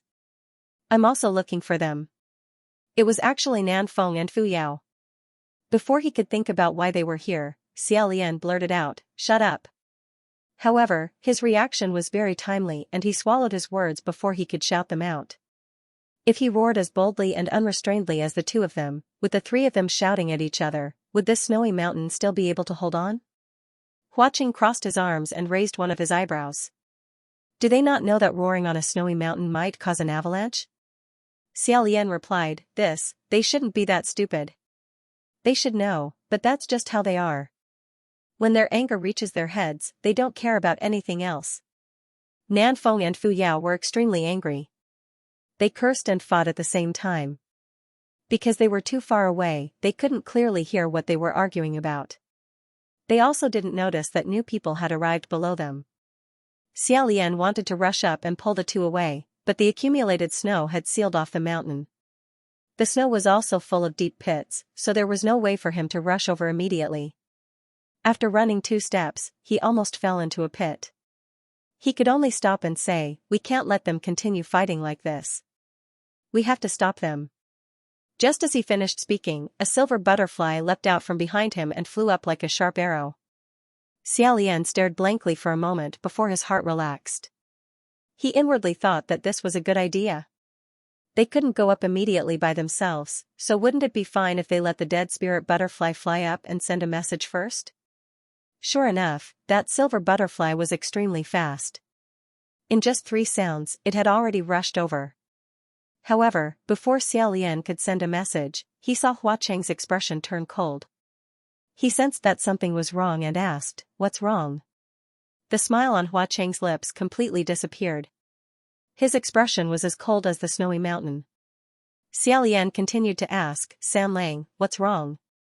Hua Cheng's lips slightly moved, but before he could answer, Xiaolian suddenly felt his heart palpitate for no reason. He abruptly raised his head and looked up, his eyes widening. On the towering snowy wall, a large piece of the white mountain trembled and collapsed. On the other side, Nan Feng and Fu Yao, who were fiercely fighting, also felt this silent pressure. Both of them raised their heads and finally realized what was about to happen. In the next moment, that mountain was like a 1,000-kilometer-long dike collapsing. Carrying with it a monstrous wave of snow and a whistling sound, it tumbled down towards them. It really was an avalanche. Xiaolian grabbed Hua Cheng's hand, turned around, and ran. After running 2 steps, he remembered that the 2 people above were closer to the peak of the avalanche. He suddenly stopped and turned around to look. Sure enough, both of them stopped fighting and ran away together. Fu Yao hadn't run 2 steps when he stepped into a pit. Half of his body sunk in, and the white snow buried his chest. Nan Feng ran faster than him, so he also turned around. He hesitated for a moment, as if he wanted to go back and save Fu Yao. However, during this moment of hesitation, the huge wave of snow had already arrived. Just as they were about to be swallowed up, Xiaolian threw Xianxia out. That long white silk flew out and in an instant, it accurately wrapped around Fu Yao and Nan Feng, dragging them out of the sea of snow. Hua Qing glanced at them, his eyes filled with anger. He said, "Gidge. Leave them behind. Don't worry about them." Xiaolian tightly grabbed onto Xianxia and dragged the 2 of them. As he ran, he said, "We can't. If we don't handle it well, we'll be buried for 100 years. Hua Qing said in a low voice, "It's too late." Xiaolian was shocked. What? When he turned around, he saw an overwhelming snow-white shadow falling down from above. In the end, Xiaolian was still held back by Nan Feng and Fu Yao. That ice-cold and heavy wave of snow surged endlessly, separating him and Hua Qing. Xiaolian was swayed left and right by the wave. Mixed with the white wave, he tumbled a few times, but he was still able to tenaciously struggle. However, the amount of accumulated snow was too great, and the impact was too fierce. From time to time, it would pass over Xiaolian's head, causing him to suddenly feel suffocated. Xiaolian shouted one last time, "San Lang." In the end, he couldn't hold on any longer and was swallowed by the huge wave of snow. After an unknown amount of time, the snow-capped mountain finally calmed down once again. After a long time on a flat snowy ground, the accumulated snow moved twice. Suddenly, a hand rushed out. This hand randomly searched the snowy ground for a while. Then, an arm drilled out, then a shoulder, and finally a head. With a face full of snow, the person took a deep breath and coughed repeatedly. Not long after, this person finally crawled out with great difficulty. Shaking his head, he sat down on the snowy ground to the side. It was Xiaolian. The feeling of digging himself out from a thick layer of snow was similar to digging himself out from a grave. Xiaolian's face and hands were frozen red. They were practically numb. He casually rubbed his hands a few times and took a few breaths of hot air. Then, he raised his head and looked around in a daze. In the boundless white snow, he couldn't find that dazzling red. However, if he couldn't find Xiaolian, he couldn't just randomly shout where he was. If another avalanche happened, then he would be done for. He could only stand up and walk alone in the world of ice and snow. As he walked, he quietly shouted, "San Lang? San Lang? Nan Feng? Fu Yao?" Speaking of which, it was strange. They were clearly on the same mountain, but now that he was walking alone, it seemed much colder than when he was walking with Hua Qing. He didn't know when Xianxia had let go of him. Xiaolian was very puzzled. Xianxia shouldn't have let go. Even if he let go, Xianxia would still entangle him. How could this be? In his heart, he felt that something was wrong, but he couldn't figure out what it was. He continued to walk in a daze. After walking for an unknown amount of time, in the wind and snow ahead, a person suddenly walked towards him. White clothes and black hair fluttered in the wind. He lowered his head and slowly walked over. Seeing this person, Xiaolian's heart was slightly happy. He went up to him and said, "Friend. You." As soon as he said these words, that person raised his head. On his face, there was shockingly a white mask. Half of it was smiling, the other half was crying. Xiaolian felt as if he had been stabbed in the face. He loudly shouted. As soon as he shouted, he opened his eyes and suddenly sat up. After gasping for breath, he discovered in shock that at this moment, he wasn't walking alone in the snowy mountains. Instead, he was lying in a pitch-black space. So it was a dream. No wonder he always felt that something was wrong in his dream. Xiaolian let out a long sigh of relief and wiped the cold sweat off his forehead. After feeling around for a while, he discovered that there seemed to be grass and stones under his body. Her maiden heart was hanging by his waist, and Xianxia was also clearly wrapped around his hand. Xiaolian calmed his mind and raised a palm flame to illuminate his location. Immediately, he said, "San Lang? Are you there?" Unexpectedly, when the flame lit up, he immediately discovered that in the darkness next to him, there was unexpectedly a person standing there without a sound. This shock wasn't small. Xiaolian immediately broke out in a cold sweat and instantly grasped his maiden heart. There was a person standing right in front of him. No matter what, it was impossible for him to not notice. However, when he looked carefully, the cold sweat on his body disappeared. It turned out that this wasn't a living person, but rather a stone statue. Moreover, this wasn't a petrified human statue formed from the corpses of the victims of the volcanic eruption. It was clearly a statue made by a human hand. Holding up the palm flame to illuminate his surroundings, Xiaolian became more and more convinced. The place he was lying in was a grotto used for cultivation. He had once secluded himself from the world and cultivated in peace in this kind of place, so he wasn't unfamiliar with it. Then, the statue inside the grotto wasn't an ordinary statue, but a statue of a god. The statue of a god stood in an arched doorway. It had a slender figure, graceful bearing, and graceful posture. Its right hand was placed on the hilt of the long sword at its waist. Even the flowing lines of its clothes were carved very exquisitely. However, there was one very strange thing. The face of this statue of a god was covered by a layer of fine gauze. That gauze flowed like mist. Although it covered the statue's face, making it look very strange, it didn't make it look ugly. Instead, it added a mysterious sense of beauty. However, Xiaolian had never seen a statue of a god with its face covered. Subconsciously, he reached out his hand to remove the gauze. Suddenly, a voice came from behind him, "Brother." Xiaolian quickly turned his head and saw that at some point, a figure dressed in red had appeared at the grotto entrance. It was Hua Qing. He immediately threw the statue's face to the back of his head and went to greet him, "San Lang." "That's great, I was just wondering where you were. Are you all right? Are you hurt? That avalanche just now was too sudden." Hua Qing walked in and said, "I'm fine." "Where's brother?" Xiaolian replied, "I've always been fine." "What is this place?" Only after he went out did he discover that this place wasn't just as big as a small grotto. There was also a long corridor outside. It didn't look short, but he didn't know where it led to. Xiaolian had long since gotten used to Hua Qing being able to answer all of his questions. However, this time, Hua Qing said, "I don't know. It's most likely under a snowy mountain." Xiaolian was surprised. "I thought this was a refuge San Lang found." "Unexpectedly, even you don't know what this place is?" This was truly the first time he had encountered such a place. Hua Qing even clearly remembered how many holes there were on the mountain road and how to get there. However, he didn't know where this place was. This grotto wasn't small either. Could it be that he had never discovered it before? Xiaolian couldn't help but feel that it was strange, but he didn't ask much. He raised the flames in his palm a little higher and asked, "How did we get here?" Hua Qing also summoned a few silver butterflies. They glowed faintly as they fluttered in the air. In a calm voice, he said, "The avalanche missed its mark and we probably fell into a hole." He could only think of it this way. Otherwise, it could only be that someone had specially brought them here. At this point, Xiaolian couldn't help but think of the dream he had just had.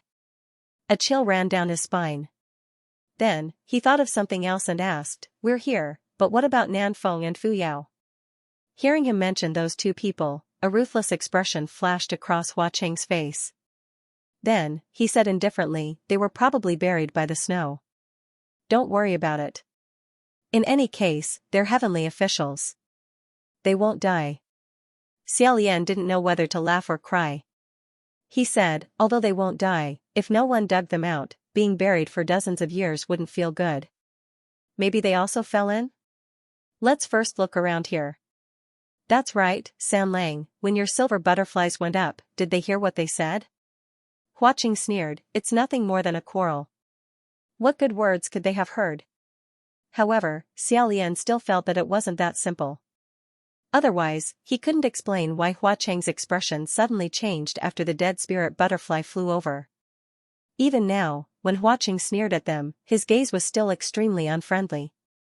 However, since he didn't say anything, Xiaolian didn't ask. The two walked along the long corridor of the cave. After walking for a while, they realized that the terrain of the snow grotto was far more complicated than they had imagined. It wasn't a single path that led to the end. Instead, there were many forks that led to different grottos of different sizes. In every grotto, there was a statue of a god. These god statues were made by youths and young adults. Their postures were all different. Some were lazily reclining, some were drunkenly leaning, some were sitting upright and still, some were dancing with their swords. Their clothing was also ever-changing. There were luxurious clothes, plain clothes, ragged clothes, half-naked clothes. Furthermore, they were of different standards. Some were clumsy and extremely crude, while others were abnormally exquisite. They were so detailed that it made one's hair stand on end. They probably weren't made by the same craftsman. However, there were so many of them and the variety was spectacular. Along the way, Xiaolian couldn't help but exclaim, "This is a myriad god's grotto. I wonder who chose to build a grotto here. It must be an extremely devout believer." However, all the god statues had a strange similarity. All of them had a layer of veil covering their faces. Some had veils covering their entire bodies, revealing only the hem of their skirts or feet. Xiaolian was really curious. He wanted to remove the veil from one of the god statues to see what was on its face. However, Huaqing said from behind him, "Big brother, I suggest we don't." Xiaolian turned around and asked curiously, "Why?" "Sanlang, don't you think these god statues are strange?" Huaqing walked over with his hands behind his back and said, "It's precisely because they're strange that it's best not to. Since the face is covered, there must be a reason why it's covered. The head is where the spiritual energy of the human body gathers. If it's removed and these strange god statues gather spiritual energy, I wonder what will happen." After a pause, he said again, "Big brother, aren't you looking for your two servants? Since you haven't found them yet, it's best not to touch them for now to prevent more complications." Although these words sounded strange, they weren't without reason. If removing the veil awakened these god statues, it wouldn't be fun at all. Xiaolian wasn't an ungrateful person. After thinking about it, he put down his hand and said, "I'm just a little curious about what kind of god these are." He also found it strange that with Huaqing's personality, he wouldn't be afraid of more complications. If he wanted to see, then let him see. He didn't expect that he would actually use this reason to persuade him. Huaqing said lightly, "This is the Wuyong country. Maybe it's the Wuyong prince's god statue. It's not unusual." However, Xiaolian said, "I'm afraid not." Huaqing said, "Oh. Why do you think so?" Xiaolian looked at him and said, "From the murals we followed along the way, the Wuyong prince and the Wuyong people's clothing style is distinctive. After all, it's a country from 2,000 years ago. It's ancient and rough, and also a little wild. It's different from the exquisite clothing style of these god statues. So, I think these god statues probably have nothing to do with the Wuyong prince. It's even possible that they didn't come from the Wuyong people." Huaqing said with a smile, "Really?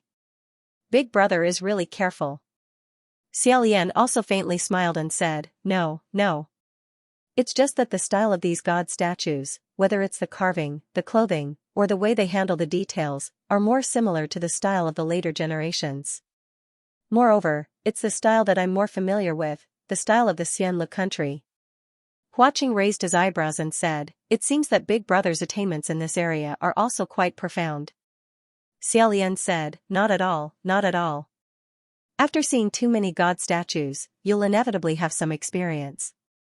Although he didn't know why, his intuition told him that from just now, Huaqing seemed to be a little off. And speaking up to here, he finally realized what was wrong. However, he still didn't ask. "Since Sanlang thinks it's better not to look, then we should be cautious." Huaqing nodded slightly and the two continued forward. At this time, they encountered another fork in the road. Huaqing directly went left. Xiaolian stopped. He didn't follow.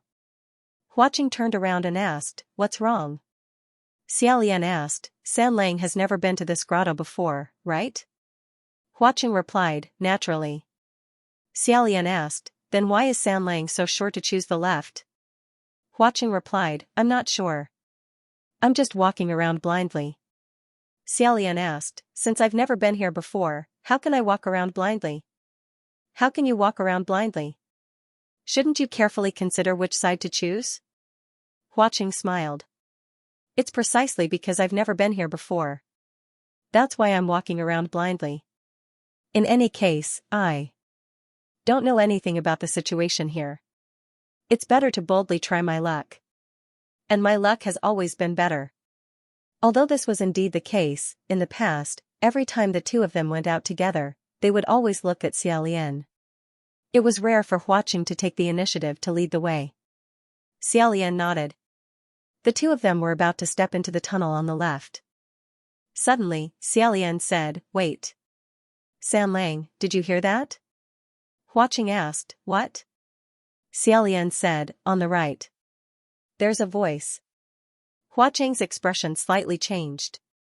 After listening attentively for a while, he said, "Brother, I'm afraid you heard wrong. There's no voice." Xiaolian said, "There really is. Listen carefully, it's a man's voice." Huaqing listened for a while more before frowning. "I really didn't hear it." Xiaolian was startled. He thought, could it be another illusion? Huaqing said, "Your Highness, this is strange. I'm afraid it's a trap. I suggest we leave first. After hesitating for a moment, Xiaolian said, no. It might be Nanfeng and Fu Yao. I'd better go take a look. After he finished speaking, he dashed forward. Hua Qing shouted behind him, brother. Don't walk around randomly. However, listening to the faint shouts, the other party must have fallen into an extremely dangerous situation. Xiaolian didn't dare be careless and quickly ran into the right path. The deeper they went, the clearer the man's roar became. Xiaolian was delighted. It really is Nanfeng and Fu Yao. After walking around for a long time, he finally found the source of the sound. It was a large stone cave. There was no statue of a deity in this cave, but there was a deep pit. Nanfeng and Fu Yao's voices came from the bottom of the pit. It seemed that both of them were trapped at the bottom of the pit and couldn't climb up. However, they were still cursing each other down there in high spirits. Their lives shouldn't be in danger for the time being. It was too dark to see clearly. Xiaolian was on top, his hands cupped around his mouth as he shouted down, hey! What's wrong with you guys? When the two people at the bottom of the pit heard that someone had come, they immediately stopped quarreling. Fu Yao's voice said, Your Highness the Crown Prince? Is that you? Pull us up. Nanfeng didn't say anything. Xiaolian asked curiously, You guys can't climb up? This pit isn't deep? What's going on down there? Perhaps it was because of the quarrel along the way. Fu Yao's anger was burning. He said, Nonsense. If they could climb up, they would have done so long ago. Your Highness, can't you see for yourself? Xiaolian narrowed his eyes and said, I can't see clearly. Do you guys still have mana? Can you use a palm flame to see what's going on down there? If you guys can't do it, I'll throw a flame down. Unexpectedly, before he could finish, the two people below shouted in unison, No. Their cries to stop him were simply horrifying. Fu Yao said again, Don't light a fire. If they couldn't light a fire, then they could only use other methods of illumination. Xiaolian's first reaction was to turn around. San Lang. However, Hua Qing didn't follow. There was no one behind him. Xiaolian was slightly startled. He first felt a little uneasy, then he found it strange. There was no way they would lose him, right? Ever since they entered Myriad God's cave, Hua Qing had become completely strange. Xiaolian couldn't tell what was wrong. He looked left and right and suddenly realized that there was a small silver butterfly perched on his shoulder. He tentatively touched it and said, How are you? The dead spirit butterfly flapped its wings after being touched by his fingertips, but it didn't fly away. It was as if it was just flapping for him to see. Along the way, Xiaolian had heard from Hua Qing that his silver butterflies were divided into several types. He didn't know what type this one was or what it was responsible for, but no matter what type it was always possible to illuminate it. Thus, he asked, Can you help me go down and take a look? Sure enough, that silver butterfly flapped its wings and flew down. Xiaolian said, Thank you. When it flew to the bottom of the pit, a faint silver light illuminated the situation below. Xiaolian couldn't help but slightly widen his eyes. The bottom of the pitch-black pit was covered with a thick layer of silk. It was a vast expanse of white. Nanfeng and Fu Yao were practically wrapped in two cocoons of silk. They looked like two flying insects stuck in a spider's web. Furthermore, their noses were swollen and their heads were bleeding. He didn't know if it was caused by the fight just now. Xiaolian couldn't help but think that it was fortunate that he wasn't impulsive. Otherwise, if he threw a flame down, the entire bottom of the pit would probably burn in an instant. He said, What's going on? Is that spider silk? Could this be the spider spirit's nest? Fu Yao said, I don't know. In any case, I can't break free. He was in a hurry to get away. Nanfeng's expression was a bit subtle. It seemed like he wanted to open his mouth to ask for help, but when he saw that the person who came was Xiaolian, he sullenly swallowed his words and said, You shouldn't come down for now. This silk is very tough. Once it touches your body, it'll be very hard to shake it off. Xiaolian said, I'm not coming down. After pondering for a moment, he tied one end of Xianxia to the hilt of his Xianxian sword and prepared to try hanging the sword down. Who knew that when Xianxia was stealthily exploring, it would be detected by the spider silk? The spider silk would quickly come up to meet it, as if it wanted to teach it a lesson. Xianxia was so scared that it immediately shrunk back. However, it was still a step too late. It was entangled by the spider silk, tied into a knot, and suddenly pulled down. Even Xiaolian, who was holding onto it, was pulled down. He absolutely didn't expect this. This spider silk was actually this strong and sensitive. The moment Xiaolian fell into the pit, the white silk quickly pounced over and tied him up. The rest of the spider silk slowly flowed and crawled, reinforcing the cocoons on Nanfeng and Fuyao's bodies. Fuyao was furious and said, "Why did you also fall down? This is great." The three of them are all dumbfounded. "Let's all die here together." Nanfeng said, "What do you have to complain about? Wasn't it all for the sake of saving us?" Xiaolian rolled on the ground and said, "Ha ha ha, ha ha ha, ha ha ha ha." The other two looked at him in astonishment. Fuyao said, "Did you injure your head when you fell down? Did you go crazy?" Tears spilled out from the corners of Xiaolian's eyes as he reluctantly said, "No, no, ha ha ha, what's going on with these spider silk, what are you doing, it's so itchy, I can't take it anymore, ha ha ha ha." The moment he fell down, the silk bed below him very softly caught him. The spider silk that wrapped around him was also very gentle and lingering. Although it was tying him up, it scratched and scratched him, making it seem as if it was tickling him. Xiaolian curled up into a ball and tenaciously resisted.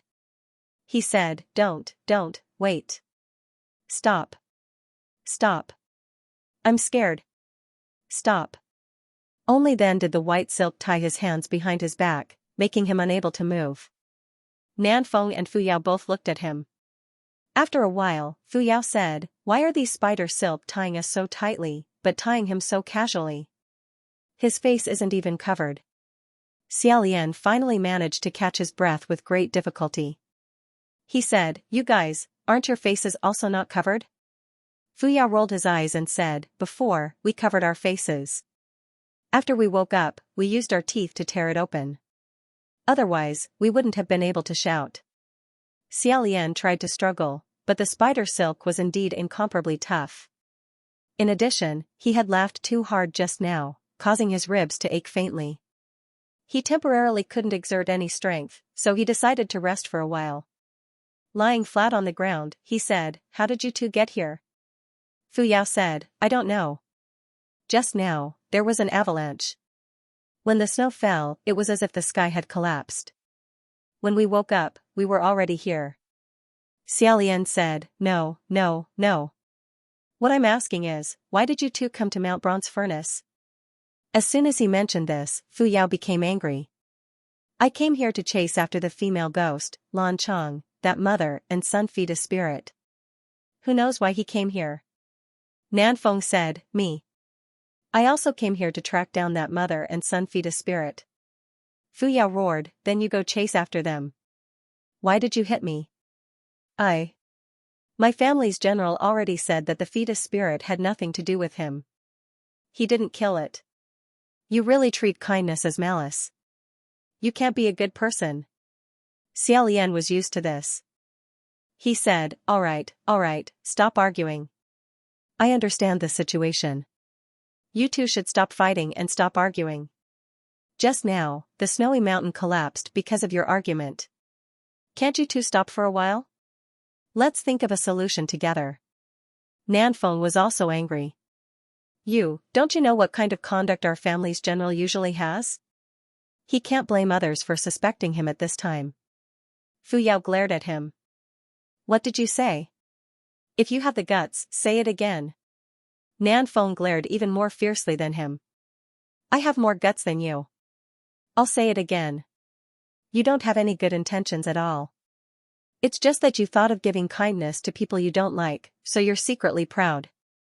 You just want to satisfy yourself and wait to see others become a joke. Stop saying kindness is treated as malice. Don't pretend to be a good person either. A true good person isn't like you. You've never been one." Blue veins appeared on Fuyao's forehead. The corner of his mouth twitched as he said, "You're simply imagining things and talking nonsense. Nanfeng said, whether I'm talking nonsense or not, you know it in your heart. Do you think I don't know you? Fu Yao's blue veins climbed all the way to his neck. What qualifications do you have to say that to me? Standing so high up and looking down on others, aren't you afraid of accidentally breaking your legs? Nanfeng said, I'm stronger than you no matter what. Do you think no one knows about the lousy things you did? When he mentioned this, Fu Yao seemed to become angry out of humiliation. Yes. Fine, I admit it. But how much stronger are you than me? Flaunting your loyalty, isn't it just because you have a wife that you forgot your boss? Wife and son are the most important. Everyone is doing it for themselves, and they are the most important. You're always harping on my lousy matters, aren't you ashamed? Hearing him mention wife and son, Nanfeng flew into a rage. Mother ****. You. Me? You? Although the two of them couldn't move, they had already gone crazy from arguing. Unknowingly, the way they addressed each other had already changed from your family's general and my family's general to you and me. Because they were too agitated, they didn't realize they had exposed something. However, Xiaolian had long since stopped talking. Nanfeng and Fu Yao simultaneously turned their heads to look at Xiaolian. They only saw Xiaolian silently roll over on the silk bed. Turning his body over, he gave them the view of his back. That. I didn't see anything. No, I didn't hear anything. Xiaolian faced the stone wall and warmly said, do you guys still want to continue? About that, regarding what you just said, I won't comment on anything else. However, I feel that my wife and son are the most important. That's human nature. Let's not talk about old matters anymore. Let's think of a way to get out of here first. Fu Yao interrupted him. Did you already know? Seeing that he really couldn't brush it off, Xiaolian could only say, yeah. Fu Yao asked in disbelief, when did you discover? How did you discover? Xiaolian couldn't bear to tell the truth and only said, I forgot. The real answer was a long, long time ago. Ever since that time at Mount Yujun, he had a faint suspicion. And when he arrived at Banyu Pass, he had already confirmed this matter. What little military official from the Middle Heaven? He didn't exist. Nanfeng and Fu Yao were nothing more than two small clones created by Feng Xian and Mu Qing. Fu Yao seemed to be unable to believe that his true identity had been exposed like this. He unrelentingly said, when did you discover it? How did you find out? There has to be a turning point. Just where is the flaw? Xiaolian really couldn't bear to tell the truth. There simply wasn't a need for a turning point. These two people were full of flaws. After all, the three of them could be considered to have grown up together. How could Xiaolian not be familiar with their words and actions? From those unintentional aliases to the identical personalities, it was really too easy to guess. If he couldn't guess who was under these two skins, wouldn't he have lived all these years in vain? However, there were some things that he couldn't say and some things that he couldn't do. For example, he had to take care of his image as a heavenly official, so he couldn't casually roll his eyes or curse people. But if he changed his identity, he would be much more relaxed and unrestrained. Therefore, Xiaolian felt that there was no need to expose them. He looked as if he couldn't think it through. Xiaolian thought for a moment. Actually, this isn't a big deal. He tried to enlighten her, it's not a big deal. Mu Qing laughed coldly and said, I was indeed right. Was it interesting? Did you enjoy watching me perform? To be frank, tear off the fake skin and pull out the real skin. Nanfeng, no. Feng Xian also had an awkward expression on his face. But he really couldn't bear to listen to him anymore. What kind of tone is that? Mu Qing's face was pale and his skin was thin. When his blood and qi surged, it was very dazzling. His whole face turned red. He suddenly turned his head and said, what kind of tone is that? Don't forget that you're also one of the jokes. You've been entertaining him for so long without any complaints. I'm not as careless as you. Xiaolian replied, I'm not here to watch you guys make a fool of yourselves. Feng Xian also said, don't think others are as petty as you. His Highness the Crown Prince still wanted to help you after you were sent to prison. Mu Qing said, then I really have to thank you. But isn't it your son's fault that I'm in prison? What? You want to fight? You dare to live, but you don't dare to talk about it. He mentioned his son. Feng Xian really wanted to beat him to death, but unfortunately, the three of them were all wrapped up in the spider silk and unable to move. They had completely lost their poise, so they could only curse at each other. Feng Xian was so angry that his neck turned red. Xia Lian was afraid that once he got agitated, he would start cursing at the martial god. With great difficulty, she twisted her body and rolled to Mu Qing's side. Mu Qing? Can you see if you can turn around a little? Mu Qing stopped cursing and took a deep breath. What are you trying to do? Xia Lian said, Feng Xian is too far away from me, so I can't roll over. Since these spider webs can be torn open with my teeth, I'll try to see if I can untie your hands first. Mu Qing glared at him for a long time. His face suddenly turned cold. He looked at the sky like a dead fish and said, no need. Xia Lian helplessly said, I really want to help. Mu Qing said, Your Highness the Crown Prince's precious body, I cannot afford to trouble you. Feng Xian cursed, F***ck me. Why are you still making trouble at a time like this? Do you think he owes you anything now that he helped you? Mu Qing suddenly raised his head and said, Who needs his help? Xia Lian. Why do you always appear at this time? Xia Lian was slightly startled. He suddenly vaguely remembered that Mu Qing had asked him this question a long time ago. What was his answer then? He couldn't remember. He said, What's wrong with appearing at this time? Mu Qing lay back down and said, I don't need your help anyway. Xia Lian asked, Why? Sometimes, you need someone else's help to get through it. Feng Xian said, Ignore him. He's so stubborn that he thinks he'll lose face if you help him. On the other side, Mu Qing and Feng Xian were pinching the necromancer butterfly that was emitting a faint silver light as it leisurely flew around Xia Lian. He thought of something and immediately changed the topic. You guys, stop arguing. It would be a joke if someone saw this. Someone will come looking for us later. Mu Qing said, This damned place has no response from the heavens or the earth, who would come to save us? Unless. Before he could finish his sentence, he thought of someone and stopped himself.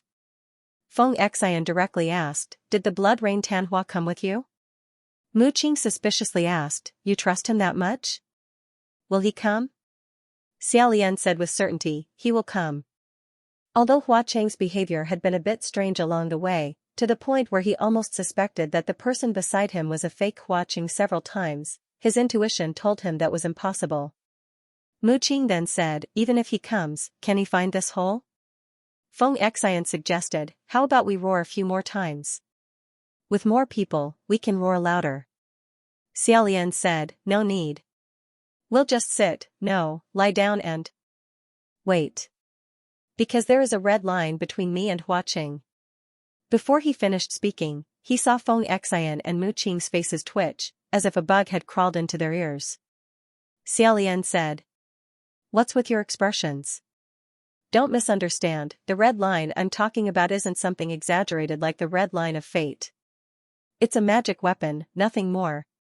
Only then did the two stop their twitching faces. Feng Xian said, Oh, so it's like that. Mu Qing asked, What kind of magic weapon is that? What's its use? Xia Lian said, It's quite useful.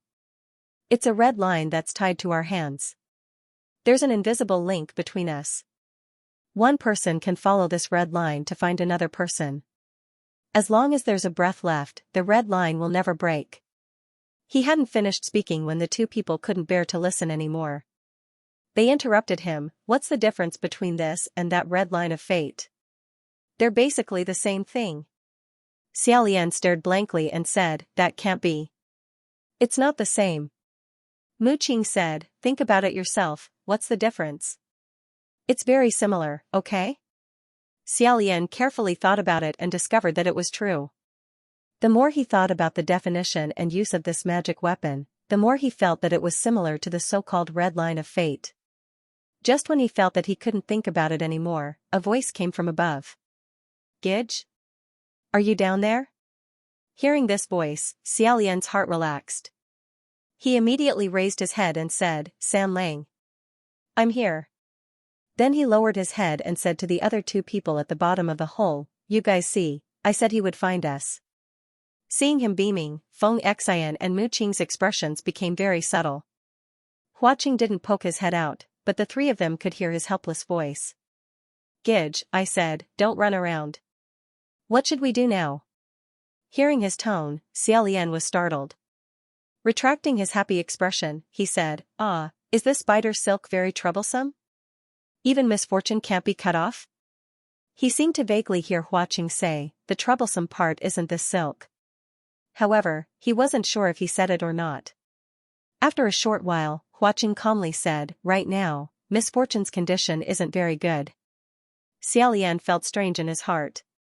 Last time, misfortune was still full of energy and vigor, so why wasn't his condition good now? To the side, Mu Qing snorted and said, you don't need to ask him. How could Scimitar misfortune's condition be bad? It's clear that he doesn't want to help find excuses. Xiaolian said, don't say that.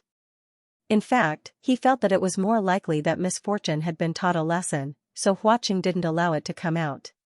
Just as he thought this, a black shadow flashed above them. In the next moment, a figure dressed in red silently landed next to Xiaolian. Bending down, the figure held his hand.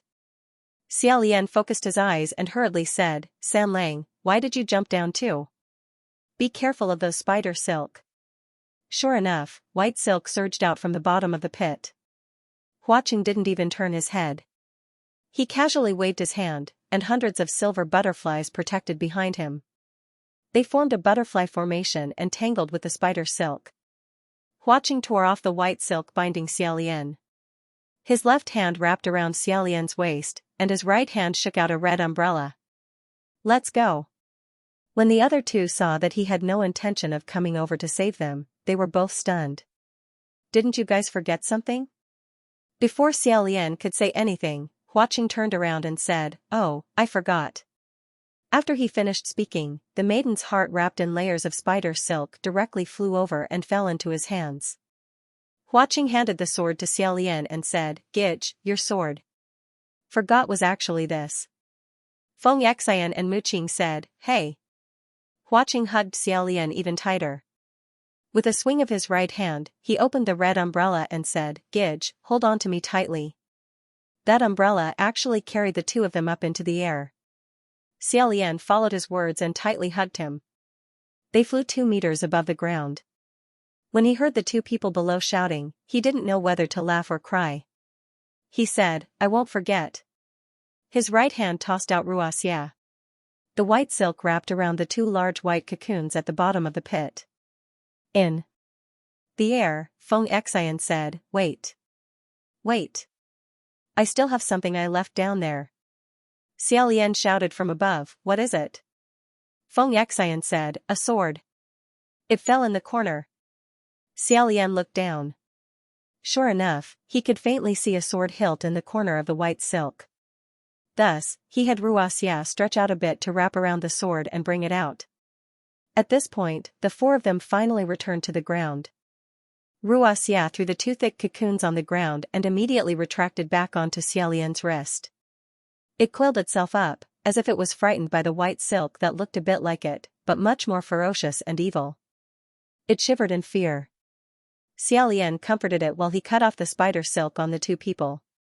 As soon as Feng Xian and Mu Qing could move, they immediately jumped up and madly pulled at the spider silk. Xiaolian handed the sword that Xianxia had brought up to the surface to Feng Xian. Lowering his head to take a look, he said in surprise, this is Han Jing? Nan Feng, has your family's general fixed this sword? He had said it without thinking, but after saying it, he realized something was wrong. Right now, Feng Xian and Mu Qing were still in their Nanfeng and Fuyao forms. However, Xiaolian had accidentally forgotten that their identities had already been exposed and was still subconsciously acting with them. Although his original intention was to be considerate, the effect of this consideration wasn't good at this moment. The 2 people were bewildered into silence. Feng Xian couldn't hide his expression. With an embarrassed expression, he transformed back into his original form and took the sword. He said, I've fixed it. After all, there are many ghosts in Bronze Cauldron Mountain. It'll be more convenient to use it as a mirror. Xiaolian glanced at the culprit who had shattered the red mirror. He lightly coughed and said, "It must have been hard on you." After all, it had already been smashed into pieces, yet he was still able to fix it. It really wasn't easy. Mu Qing also transformed back into his original form. Patting off the spider silk on his sleeves, he said, "It's good that it's been fixed. After all, most demons and ghosts know how to disguise themselves. If you don't like to use your brain, you can always use a red mirror to look at yourself. That way, you won't be tricked." Feng Xian wasn't happy. "Who are you secretly saying is brainless? Do you think I can't tell? Here it goes again." Xiaolian shook his head and said to Hua Cheng, "San Lang, I ran too fast just now and left you behind. I'm sorry." Hua Cheng closed the umbrella and said, "It's fine. I just hope that brother won't run like this again." Xiaolian smiled. Suddenly, he saw Mu Qing's gaze sweep over Hua Cheng. Mu Qing's gaze froze and his expression seemed a little strange. He changed his words and said, "Mu Qing? What's wrong?" When he asked this, Mu Qing immediately came back to his senses. He looked at him and said, "It's nothing. I've never seen the blood rain Tanhua like this before. It's just strange." Xiaolian didn't really believe this explanation. Although this was indeed Mu Qing's first time seeing Hua Cheng's complete form, it wasn't like he hadn't seen a 16 or 17-year-old Hua Cheng before. There wasn't much of a difference between Hua Cheng's two appearances, so why would he reveal that kind of expression? The four of them exited the grotto. They hadn't walked a few steps when Feng Xian asked in astonishment, "What is this place?" Mu Qing was also stunned. He said, "What's going on?" Just now, they were trapped at the bottom of the spider silk pit and didn't have the chance to investigate the situation outside. Thus, when they came out, they saw the successive grottos and the different deity statues. When they thought about how there was actually such an uncannily crafted secret realm at the bottom of this snowy mountain, they were all extremely shocked. Xiaolian said, "This is a cave of 10,000 gods." Mu Qing looked around and muttered, "I don't know how many years and how much blood and sweat it took to build this cave. It's really. It was as if he already couldn't find the words to describe what he was feeling. Xiaolian could understand his feelings. After all, this grotto was used for cultivation and to worship deities. In the past, his parents had also opened a grotto for him. There wasn't a single heavenly official who wouldn't be shaken when they saw this enormous cave of 10,000 gods. If they could worship a statue of their deity in this kind of place, it would definitely greatly increase their realm. Feng Xian asked in confusion, "What kind of deity is this grotto worshipping? Why is every single one of them covering their faces?" Xiaolian replied, "Naturally, it's because they don't want people like us to see them." Mu Qing said, "That's strange. Then they could directly smash the head of the deity statue, so why did they do this? If they really wanted to see, a thin veil wouldn't be able to stop them." As he spoke, he was about to lift the veil of the nearest deity statue. Xiaolian didn't even have time to say anything to stop him when he saw a cold light flash. A curved silver blade hovered less than half an inch in front of his finger. The sudden killing intent caused the atmosphere between the four of them to instantly become tense. Feng Xian vigilantly asked, "What are you doing?" Although the blade was in front of him, Mu Qing didn't reveal the slightest bit of fear. He said, "Isn't your curved blade perfectly fine? What do you mean by not in good condition?" Behind him, Hua Qing unhurriedly said, "Didn't anyone teach you not to touch things when you're in someone else's territory?" Mu Qing said, "This isn't your territory, why are you trying to uphold justice?" Hua Qing indifferently said, "I just don't want to cause more problems. After all, this is Bronze Cauldron Mountain. No one knows what will happen if the veil is lifted." Mu Qing said, "What kind of arrogant person is Blood Rain Tanhua? Would there be a day where he would be afraid of causing more problems?" As he said that, his wrist moved downwards, wanting to touch the clothes of the deity statue. The curved blade of the misfortune scimitar also moved downwards, once again opposing him with equal harshness. Mu Qing said, "This time, I'm not going to lift his veil. I just want to see the stone material. Why does Blood Rain Tanhua still want to stop me?" Hua Qing faked a smile and said, to stop you from causing trouble. Xiaolian cut in between them and said, stop, stop. They built a grotto here to worship some deity. It's not like we have to look. This place isn't suitable for us to stay for long. Let's get out first. Don't forget, we all have important matters to attend to. Hua Qing stared at Mu Qing's hand and said, since Gij says so, then I won't argue with him if he stops first. Xiaolian said, Mu Qing, stop. Mu Qing glared at him and said, are you kidding me? Why isn't he the one to stop first? What if he doesn't stop after I do? Between the heavenly priest and the ghost, Xianxia naturally chose to stand on the heavenly priest's side and said, at most, I'll accept both sides stopping at the same time. Hua Qing didn't budge an inch and said, wishful thinking. Seeing that neither side was willing to back down, Xiaolian put his hand on Mu Qing's arm and said gently, Mu Qing, let go. After all, you were the one who started the fight, so you should also let go first, okay? Even if you give me some face? I promise that if you let go, San Lang will definitely keep his promise. Although Mu Qing wasn't convinced, after being deadlocked for a while, he still slowly let go and returned to the road. At this point, it was as if a taut bowstring had finally been released. Xiaolian also let out a sigh of relief. Coincidentally, there was another fork in the road ahead. He asked Hua Qing, which way do you think we should go this time? Hua Qing seemed to randomly choose a path and said, let's go this way. Xianxia and Mu Qing walked behind them. It seemed like they were at odds again. In a gap, Mu Qing asked, how did you guys choose? Why this way? The two people in front turned their heads and said, we randomly chose. Xianxia frowned and said, how can you randomly choose? It's better not to walk around blindly. Be careful not to get dragged into a pit again. Hua Qing smiled and said, even if we enter a pit, I still have a way to bring His Highness out. You guys can follow, or you can walk on your own. But to be honest, I don't really want to save you guys again. You. Hua Qing's way of speaking was like this. Even if he wore a refined and courteous smile on his face, it would still feel fake. The more fake his smile, the more infuriating his tone would be. Xianxia was so angry that he put on his bow. Xiaolian knew that he wouldn't really make a move and said, I'm sorry, Xianxia. But in this situation, it doesn't matter which way we go. Hua Qing laughed loudly and said, scary, scary. Looks like I'll have to walk further away. As he said this, he raised his eyebrows at Xiaolian and indeed walked further away. Xiaolian knew that he was just trying to get away from the two people behind him. He smiled and shook his head. Just as he was about to follow, Mu Qing suddenly raised his hand and pulled him back. Xiaolian turned around and asked curiously, Mu Qing? What's the matter? Unexpectedly, Mu Qing didn't reply. He grabbed Xiaolian and ran towards the other path, shouting, do it. In front of them, Hua Qing also felt that something was wrong and turned around. Meanwhile, Xianxia had already punched the stone wall.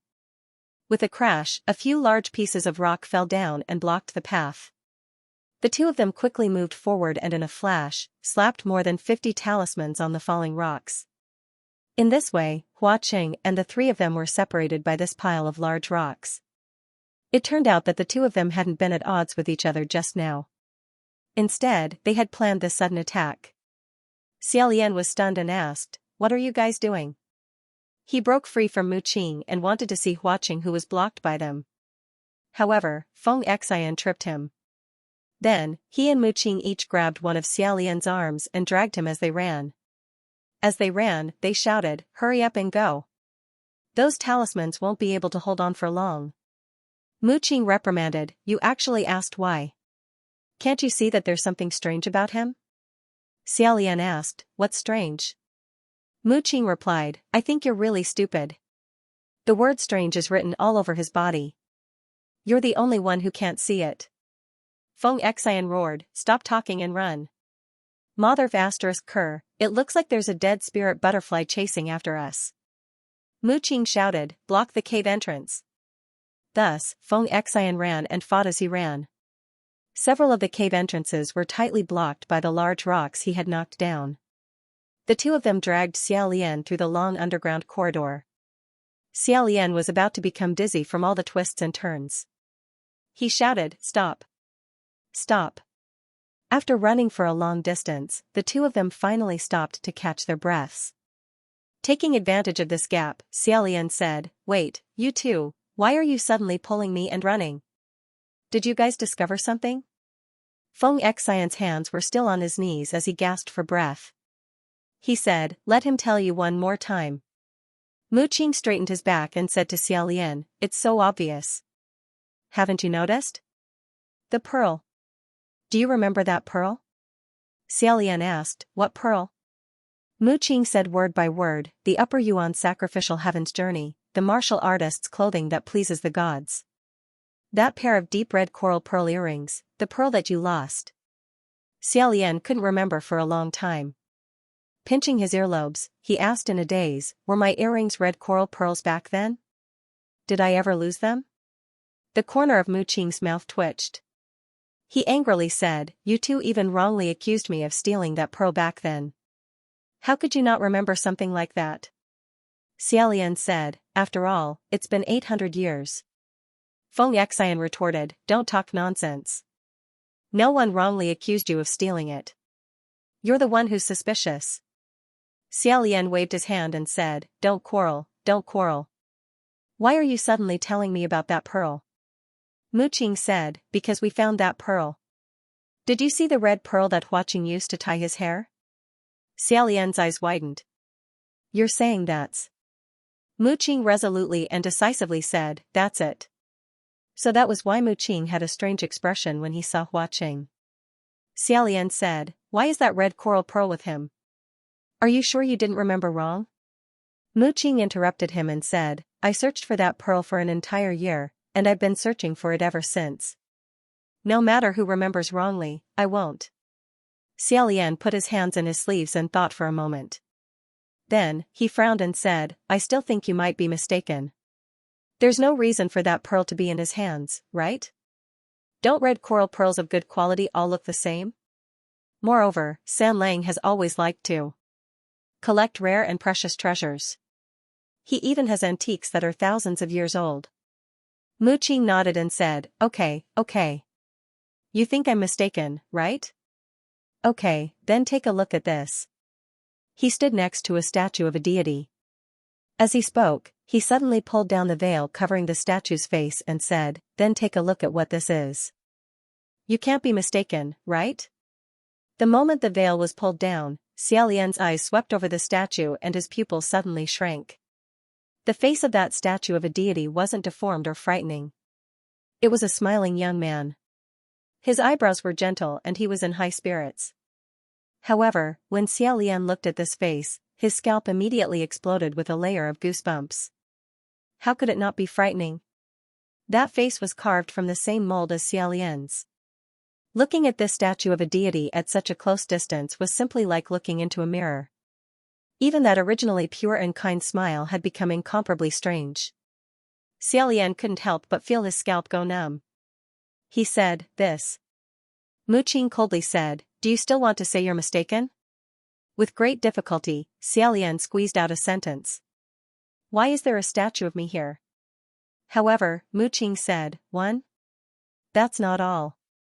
Look carefully."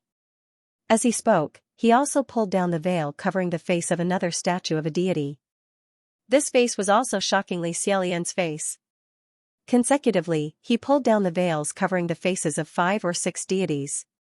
Unexpectedly, they were all exactly the same. Mu Qing said, "This is indeed a cave of myriad deities, but in reality, there is only one deity worshipped here. It's all him." With his own face all around him, Xiaolian felt as if he had fallen into an illusory and strange dream. After feeling dizzy for a long time, he suddenly remembered something and said, "Wait, Mu Qing. You didn't have the chance to see the faces of these deities before, right? Just now, when you wanted to pull down the veil, wasn't it stopped by him?" Mu Qing snorted and said, "I don't even need to see the faces of these deities to know that they're carving you." Xiaolian said, "What do you mean?" Mu Qing crumpled the pile of veils into a ball and threw them to the side. Blue veins appeared on his forehead as he said, "What do you mean?" Because in the past, I was responsible for all of your clothes, accessories, and daily necessities. I washed and mended them for you. None of your clothes were the same under the heavens. These stone statues were carved with too much detail. Everything was carved on them, and they were all exactly the same. Of course, when I saw the clothes, I knew whose face it was. Xiaolian covered his forehead and began to think back to the strange behavior of watching. To the side, Feng Xian said, the fact that he didn't let us see these deities means he was very clear that there was something strange about these deities. I'm afraid that whatever avalanche saying we accidentally fell in is all nonsense. He definitely knows what kind of place this is. Mu Qing said, not only that, I think he might have been the one who threw us into that pit full of spider silk. He really did want to kill us. Xiaolian said, but, what's going on with these deities? Upon closer inspection, every single deity statue here was vivid and lifelike. The details were so detailed that it was practically to the point of making one's hair stand on end. One could imagine just how meticulous the sculptor's observation of the deities was. Xiaolian dared to say that even the deities carved by the most famous craftsmen in Xianlu country back then hadn't reached this level. It was as if the craftsman's mind was completely filled with this person, and his eyes could only see this person. The three of them were surrounded by these deities with the same face. Feng Xian's face turned cold as he said, honestly. I'm scared, too damn similar. Moreover, there were so many of them. Mu Qing said, I suspect that these deities are tools needed for some kind of sorcery. Let's destroy them first. After he finished speaking, he was about to chop down with his hand when Xiaolian's thoughts were pulled back. He stopped him and said, stop. Mu Qing looked at him. Are you sure? This sorcery might be aimed at you. Xiaolian thought for a moment before saying, let's not act blindly without thinking first. I feel that the possibility of it being sorcery is very small. Feng Xian said, I feel that it's quite large. I'm really **ket up. Aren't you afraid looking at these things? Mu Qing and Xiaolian looked at each other and said, what's the basis? Xiaolian shook his head and said, there's no basis. It's just that these deity statues are carved quite well and with great care. If we rashly destroy them before we've figured it out, I'm afraid we'll regret it. Pausing for a moment, he then said, San Lang. Perhaps he's hiding something from me. However, I think that at the very least, it won't be something harmful to me. Mu Qing simply found this inconceivable. Did he really cast some kind of spell on you to confuse your mind? I think that even if he wrote the word suspicious on your face, you would still become illiterate. While the two of them were talking, Feng Xian suddenly acted as if he was facing a great enemy. He said, careful. Xiaolian and Mu Qing both became alert and asked, what's wrong? Feng Xian said, that spider silk is coming again. Sure enough, the light from the flame in his palm shone on the stone wall in front of them. The wall was covered in a large and densely packed white silk. The three of them thought in their hearts that this wasn't good. They were afraid that another fierce battle was about to break out. Who knew that the white silk wasn't as ferocious as it was at the bottom of the pit just now? It didn't move at all, nor did it attack. Unexpectedly, it was no different from an ordinary ivy. The three of them waited for a while before Xiaolian said, these silk nets don't seem to be alive. Feng Xian asked, if they're not alive, then what are they used for? Xiaolian had a plan in his heart. He walked forward to investigate for a moment before confirming, they seemed to be covering something. The three of them arrived in front of the stone wall. Xiaolian tried to pull it and tore off a large piece of white silk. Sure enough, that white silk was extremely tough. It wasn't easy to tear it off, but it wasn't completely impossible. The true appearance of the statue of God was hidden under the veil. Then, what would be hidden on the stone wall? The other two people also joined the team tearing apart the spider webs. The three of them were in charge of different areas. Not long after, a stone wall appeared on Xiaolian's side. He said, it's a mural. On the stone wall, there were large patches of murals that were covered in layers of spider silk. The entire stone wall was densely packed with lines, colors, and small people. They were divided into many small pieces, and the styles of the paintings were all different. Some were rough, some were graceful, some were exquisite, and some were strange. After looking for a while, Xiaolian said. This was painted by him. Mu Qing asked, him? Watching. Are you sure? Xiaolian softly said, I can. There are words on it, and the words were written by him. He pointed at a small blood-red person on the wall. Next to it was a pile of messy, twisted words that he couldn't understand. It seemed like he had written it to vent his emotions when he was delirious or in extreme pain. Based on the words, one could roughly guess that this blood-red person was watching himself. However, for some unknown reason, he had drawn himself to be extremely ugly.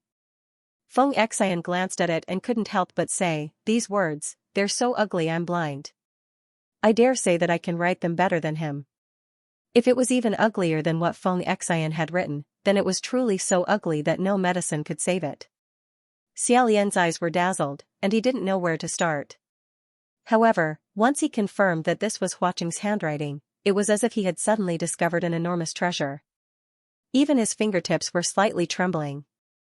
At this moment, Mu Qing seemed to have discovered something not far away and said, Your Highness, quickly come over. Quickly come over and see. Only then did Xiaolian regain his senses. He asked, What's wrong?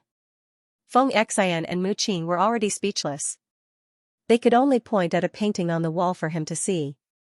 That painting could be considered one of the largest on the entire wall. In the middle of it was a tall city tower, and below it was a sea of people crowding around an extravagant platform. The lines were simple, but the strokes were extremely precise.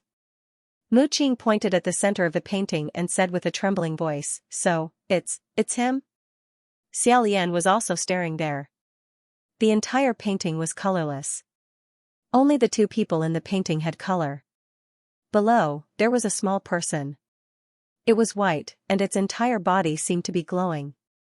It looked towards the sky and stretched out its hands, about to catch a person who had fallen from the city tower. As for the little person, it was blood-red.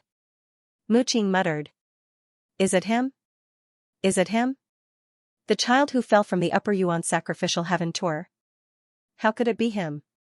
It's actually Blood Rain Tanhua? It's him? Feng Xian madly slapped the two of them and pointed to the side. There's more behind. Xiaolian walked over and saw another painting. It was a dilapidated small monastery. On the altar was a statue of a deity. Its entire body was also covered in a faint layer of white light. One hand held a sword, while the other held a red umbrella. Below, there was an ugly blood-red person who was holding a bouquet of flowers with both hands and offering it to him. Xiaolian suddenly felt his head hurt a little. He pressed a hand against his throbbing temples and continued to look down. The next painting seemed to depict a battlefield. Large groups of soldiers were fully equipped and ready to go. In the sky, there was a small white person holding a long sword, looking majestic and awe-inspiring.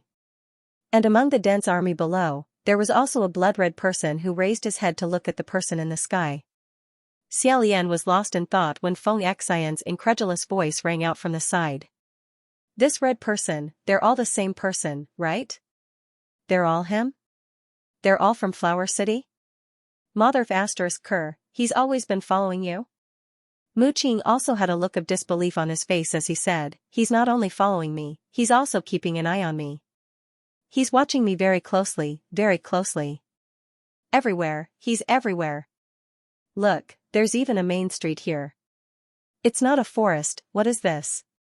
Backslope?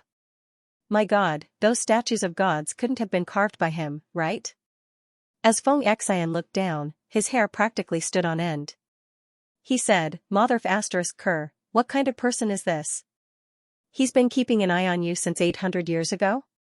And he's still following you today? F asterisk CK me. This is too terrifying. Has he been possessed? What does he want to do? A normal believer wouldn't go this far, right? What exactly does he want to do? Mu Qing said, There's a conspiracy, there's definitely a conspiracy. Hurry up and continue looking, we'll definitely be able to find some clues here. Xiaolian had already been shaken silly. He stared at the blood-red person on the wall. Before he could even react, he felt many memories that he hadn't forgotten, yet he hadn't cared about, rush into his brain one after another. Even his breathing was almost unable to keep up. At this moment, he heard two people shouting from the other side. Xiaolian quivered and asked, "What is it now?" Feng Xian and Mu Qing were both standing in front of a stone wall, as if they had seen something extraordinary. Seeing that he was about to go over, Feng Xian hurriedly turned around and stopped him, pushing him back. He said, "F***ck me, don't look." Xiaolian? What's wrong? What's that? Why can't I look? Mu Qing's face also darkened. He said, "Don't look. There's nothing to look at, hurry up and run." The two of them each grabbed one of his arms and madly ran. Xiaolian was being dragged by them. He said, "What are you guys doing? I haven't even finished looking at that mural yet." Feng Xian angrily cursed as he ran, "No need to look. You can't look at that kind of thing. F***ck me, really? I've really never seen such a thing before. This kind of person." Xiaolian was baffled. "You've never seen what? What's wrong with Sam Lang?" Mu Qing scolded, "What Sam Lang? Stop shouting.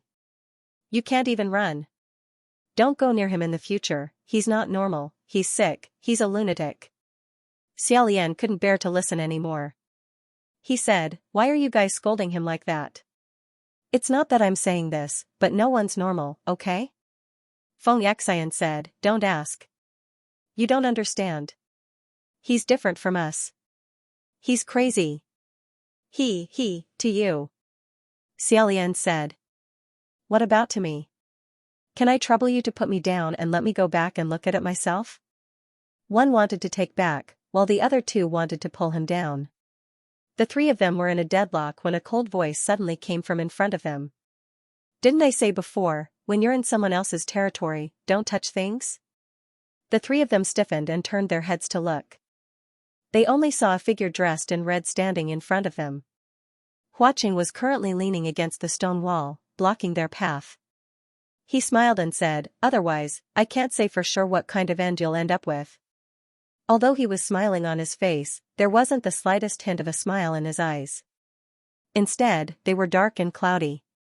He was hugging one of his arms, while his other hand was absent-mindedly playing with a small object. The hundreds of talismans and the piles of boulders couldn't stop him. Feng Xian and Mu Qing's reactions were extremely fast. Feng Xian shot out a string of arrows. Mu Qing's blade slashed through the air and sent out an attack. Then, he grabbed Xiaolian and ran. Feng Xian used the same old trick, madly striking the falling boulders as he said, "F***ck. How did he find this place so quickly?" Mu Qing said, "How would I know? Red line. Red line. His hand is still connected to that red line." The two of them seemed to wake up from a dream. They simultaneously went to grab Xiaolian's hand. How could Xiaolian let them succeed? His other hand grabbed the one with the red line. "I can't untie it." Feng Xian said, "Your Highness, if you tie this red line, he will find you. If you don't want him to catch up, you have to untie it." Xiaolian held his own hand. "Even if he catches up, there's no need to be afraid. I want to go ask him." Mu Qing's eyes widened.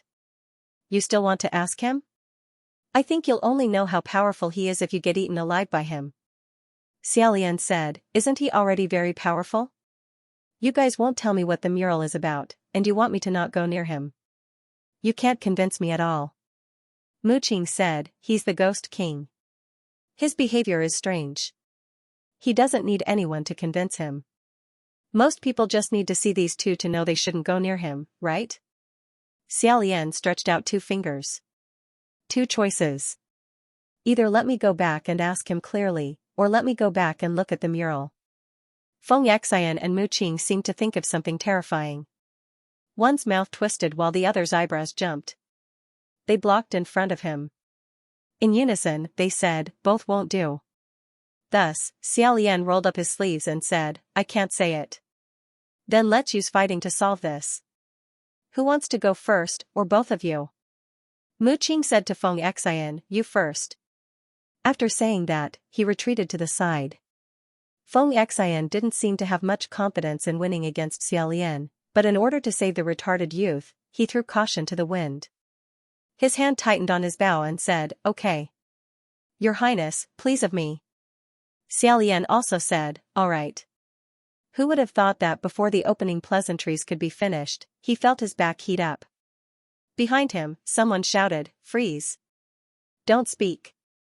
His entire body stiffened like an iron board. Not only that, he couldn't even make a sound.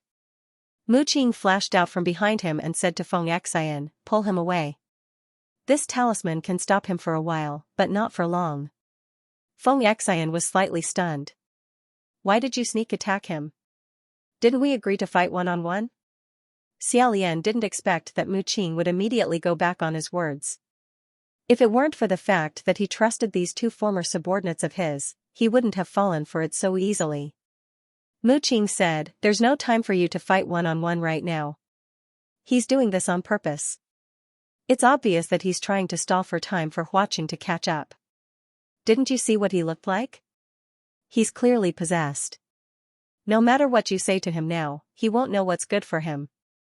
Maybe when Huaqing coaxes him a few words when they meet, he'll believe it.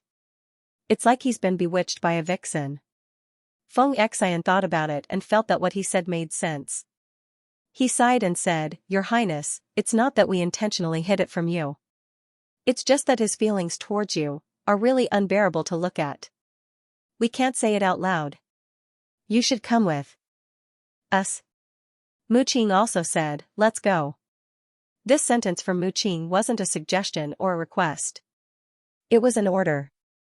When he slapped Xiaolian's back just now, he must have stained his palm with the obedience talisman drawn with his blood. The obedience talisman could make the target follow the instructions of the caster. However, in reality, it could only carry out a few simple instructions, such as, don't speak, follow, stop, run, etc.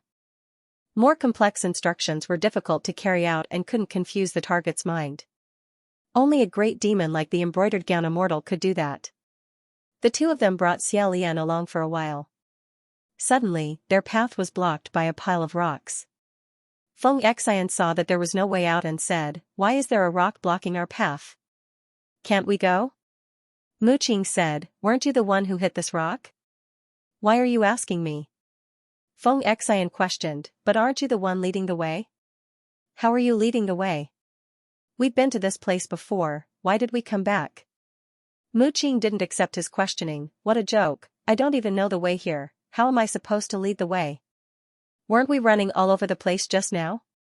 Seeing that they were about to quarrel again, Feng Xian waved his hand and said, "Forget it, I don't have time to talk nonsense with you.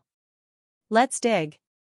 Huaqing was chasing behind them so they could only move forward and couldn't retreat. Otherwise, it was very likely that they would bump into each other. It was easy to block a path but hard to open a path. The two of them had Xiaolian obediently stand in a corner. Feng Xian punched wildly, pung pung.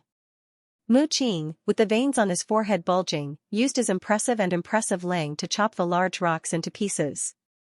In 2 or 3 moves, they had dug a path through. Rocks rolled and dust flew everywhere.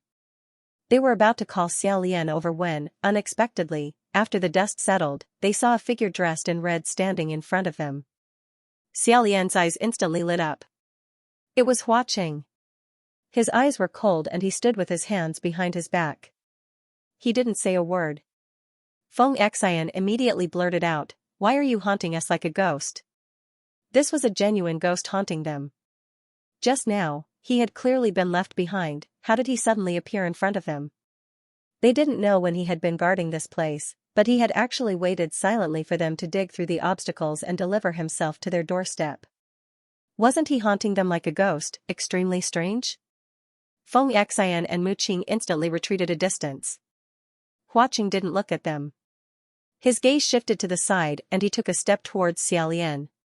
Feng Xian and Mu Qing realized who he was coming for and in a flash, they blocked Xiaolian's path and said in unison, "Don't come over."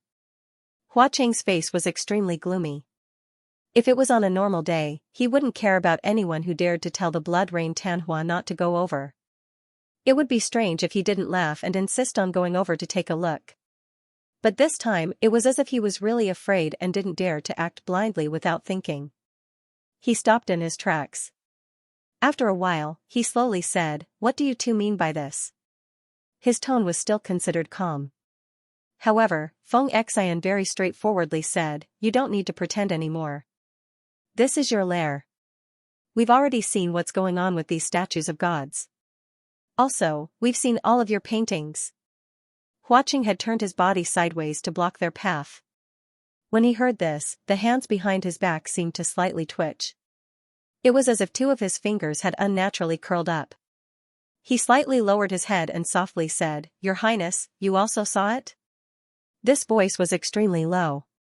Although the tone sounded calm, it carried a bit of hoarseness. It was obvious that something was wrong. Xiao Lian inwardly said, "I didn't." In reality, he hadn't seen much. However, at this moment, Xiao Lian couldn't move or make a sound. He could only obediently lean against the stone wall in the corner, as if he was hiding behind the two people. He didn't dare to come out and face Huaqing, nor did he want to talk to him. Feng Xian drew his bow and said, "Not bad. What kind of thoughts you have, we clearly understand. We respect you as a ghost king. If you still have a bit of self-respect, then please don't go near His Highness the Crown Prince." At this moment, Xiao Lian's mood was like a thatched hut on fire, thick smoke billowing. Huaqing should be able to discover that something was wrong with him. Xiao Lian only hoped that Huaqing would speak up and ask him if he had discovered that something was wrong. However, Huaqing didn't seem to be in the mood to carefully examine this. He coldly said, "Don't go near him? The two of you, what status and qualifications do you have to say these words to me?" Without waiting for them to reply, Huaqing suddenly raised his eyes and said, "You two have actually reminded me. Let's continue to settle our debts." As soon as he finished speaking, countless silver butterflies flew towards the two people with sharp whistles. When faced with this kind of storm-like attack, the only choice was to activate the magic shield. Feng Xian and Muqing shouted, "Open the shield." The rain of butterflies was blocked by the invisible magic shield. In the air, they scattered into sparkling silver lights before quickly condensing into new silver butterflies.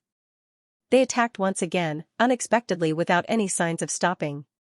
While they blocked and retreated, Huaqing steadily approached them step by step. His black hair was blown about by the fierce wind in the execution field. His eyes were filled with rage and viciousness, which could be seen clearly under the illumination of the silver butterflies that were as bright as day. If they continued to block one-sidedly like this, they would be too passive. Feng Xian and Muqing glanced at each other and decided to take the initiative to attack. Holding their magic shields, they rushed forward and each took out their weapons. The three people began to fight in this cave that wasn't very wide. Feng Xian dealt with the necromancy butterfly, while Muqing faced Huaqing. Huaqing extended his hand. His left hand transformed into a scimitar, Misfortune, and faced the attack head-on. This was the first time Xiao Lian had seen Misfortune fight seriously. The scimitar was long and slender, cold and austere. The silver light was deadly, it was indeed a bewitching blade that overflowed with evil energy. This battle was truly marvelous. Huaqing wasn't at a disadvantage even when fighting one against two. Xiao Lian watched with bated breath. Not long after, the tip of Misfortune's scimitar rose up, bringing Muqing's horse-slaying sword into the rock. Although Muqing's hand was still holding the hilt of the scimitar, he actually couldn't pull it out. He was startled, but Huaqing's fist had already landed on his lower jaw, sending his entire body flying into the sky. The hilt of his scimitar finally slipped out of his hand. On the other side, Feng Xian's arrows were also cut by the necromancy butterfly's sharp silver wings. In the end, there were too many of them and it was difficult to deal with. Victory and defeat had already been decided. Countless white silk crept out from the corner and once again wrapped the two people into two large white cocoons. The more they struggled, the tighter and tighter they became. Muqing madly pulled at the silk as he said, "As expected, you were the one who threw us into that pit." Feng Xian said, "This isn't spider silk. This is..." Xiao Lian also had an epiphany. It was cocoon silk. The step before breaking out of a cocoon and becoming a butterfly was to transform into a chrysalis. Those strange white silk that resembled spider silk was something that Huaqing had created. It might even be related to these extremely fierce necromancy butterflies. The battle was already decided. Huaqing put away his scimitar and mocked, "I threw you guys in there to take refuge. In the end, if you guys hadn't roared loudly on the snowy mountain and caused an avalanche, you wouldn't have had the opportunity to enter this cave of myriad gods. Aren't you going to thank me for saving your lives?" Huaqing's original plan was to wait for the avalanche to pass and the snowy mountain to calm down before bringing Xiaolian out, leaving Feng Xian and Mu Qing behind. Who knew that the two of them would bite open the cocoon and quarrel, leading Xiaolian to discover them. This led to the series of events that followed. Otherwise, Xiaolian might really have followed him out without even looking at a single statue. But now, it had become the worst situation.